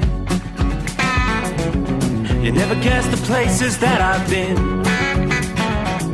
'Cause everything is like a dream, yeah, but only in that dream that I live in. I'm never gonna let the day begin. Never gonna let the day begin. 'Cause everything is like a dream, yeah, but only in that dream that I live in. Oh, don't wake me up before you go, and I'll just make this bed my home. Oh, darling, please just let me sleep. Give me my dreams.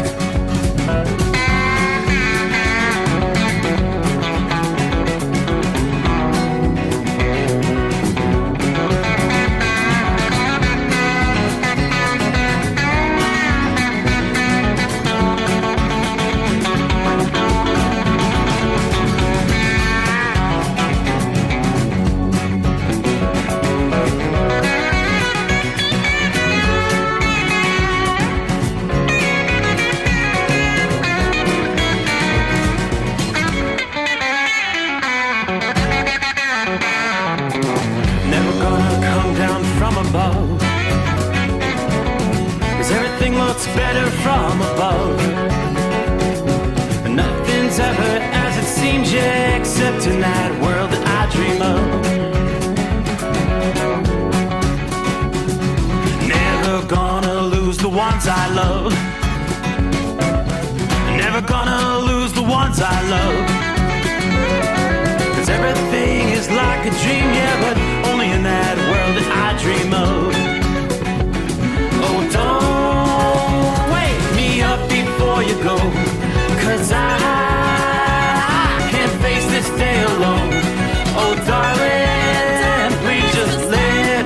me. Give me my dreams. Give me my dreams. Give me my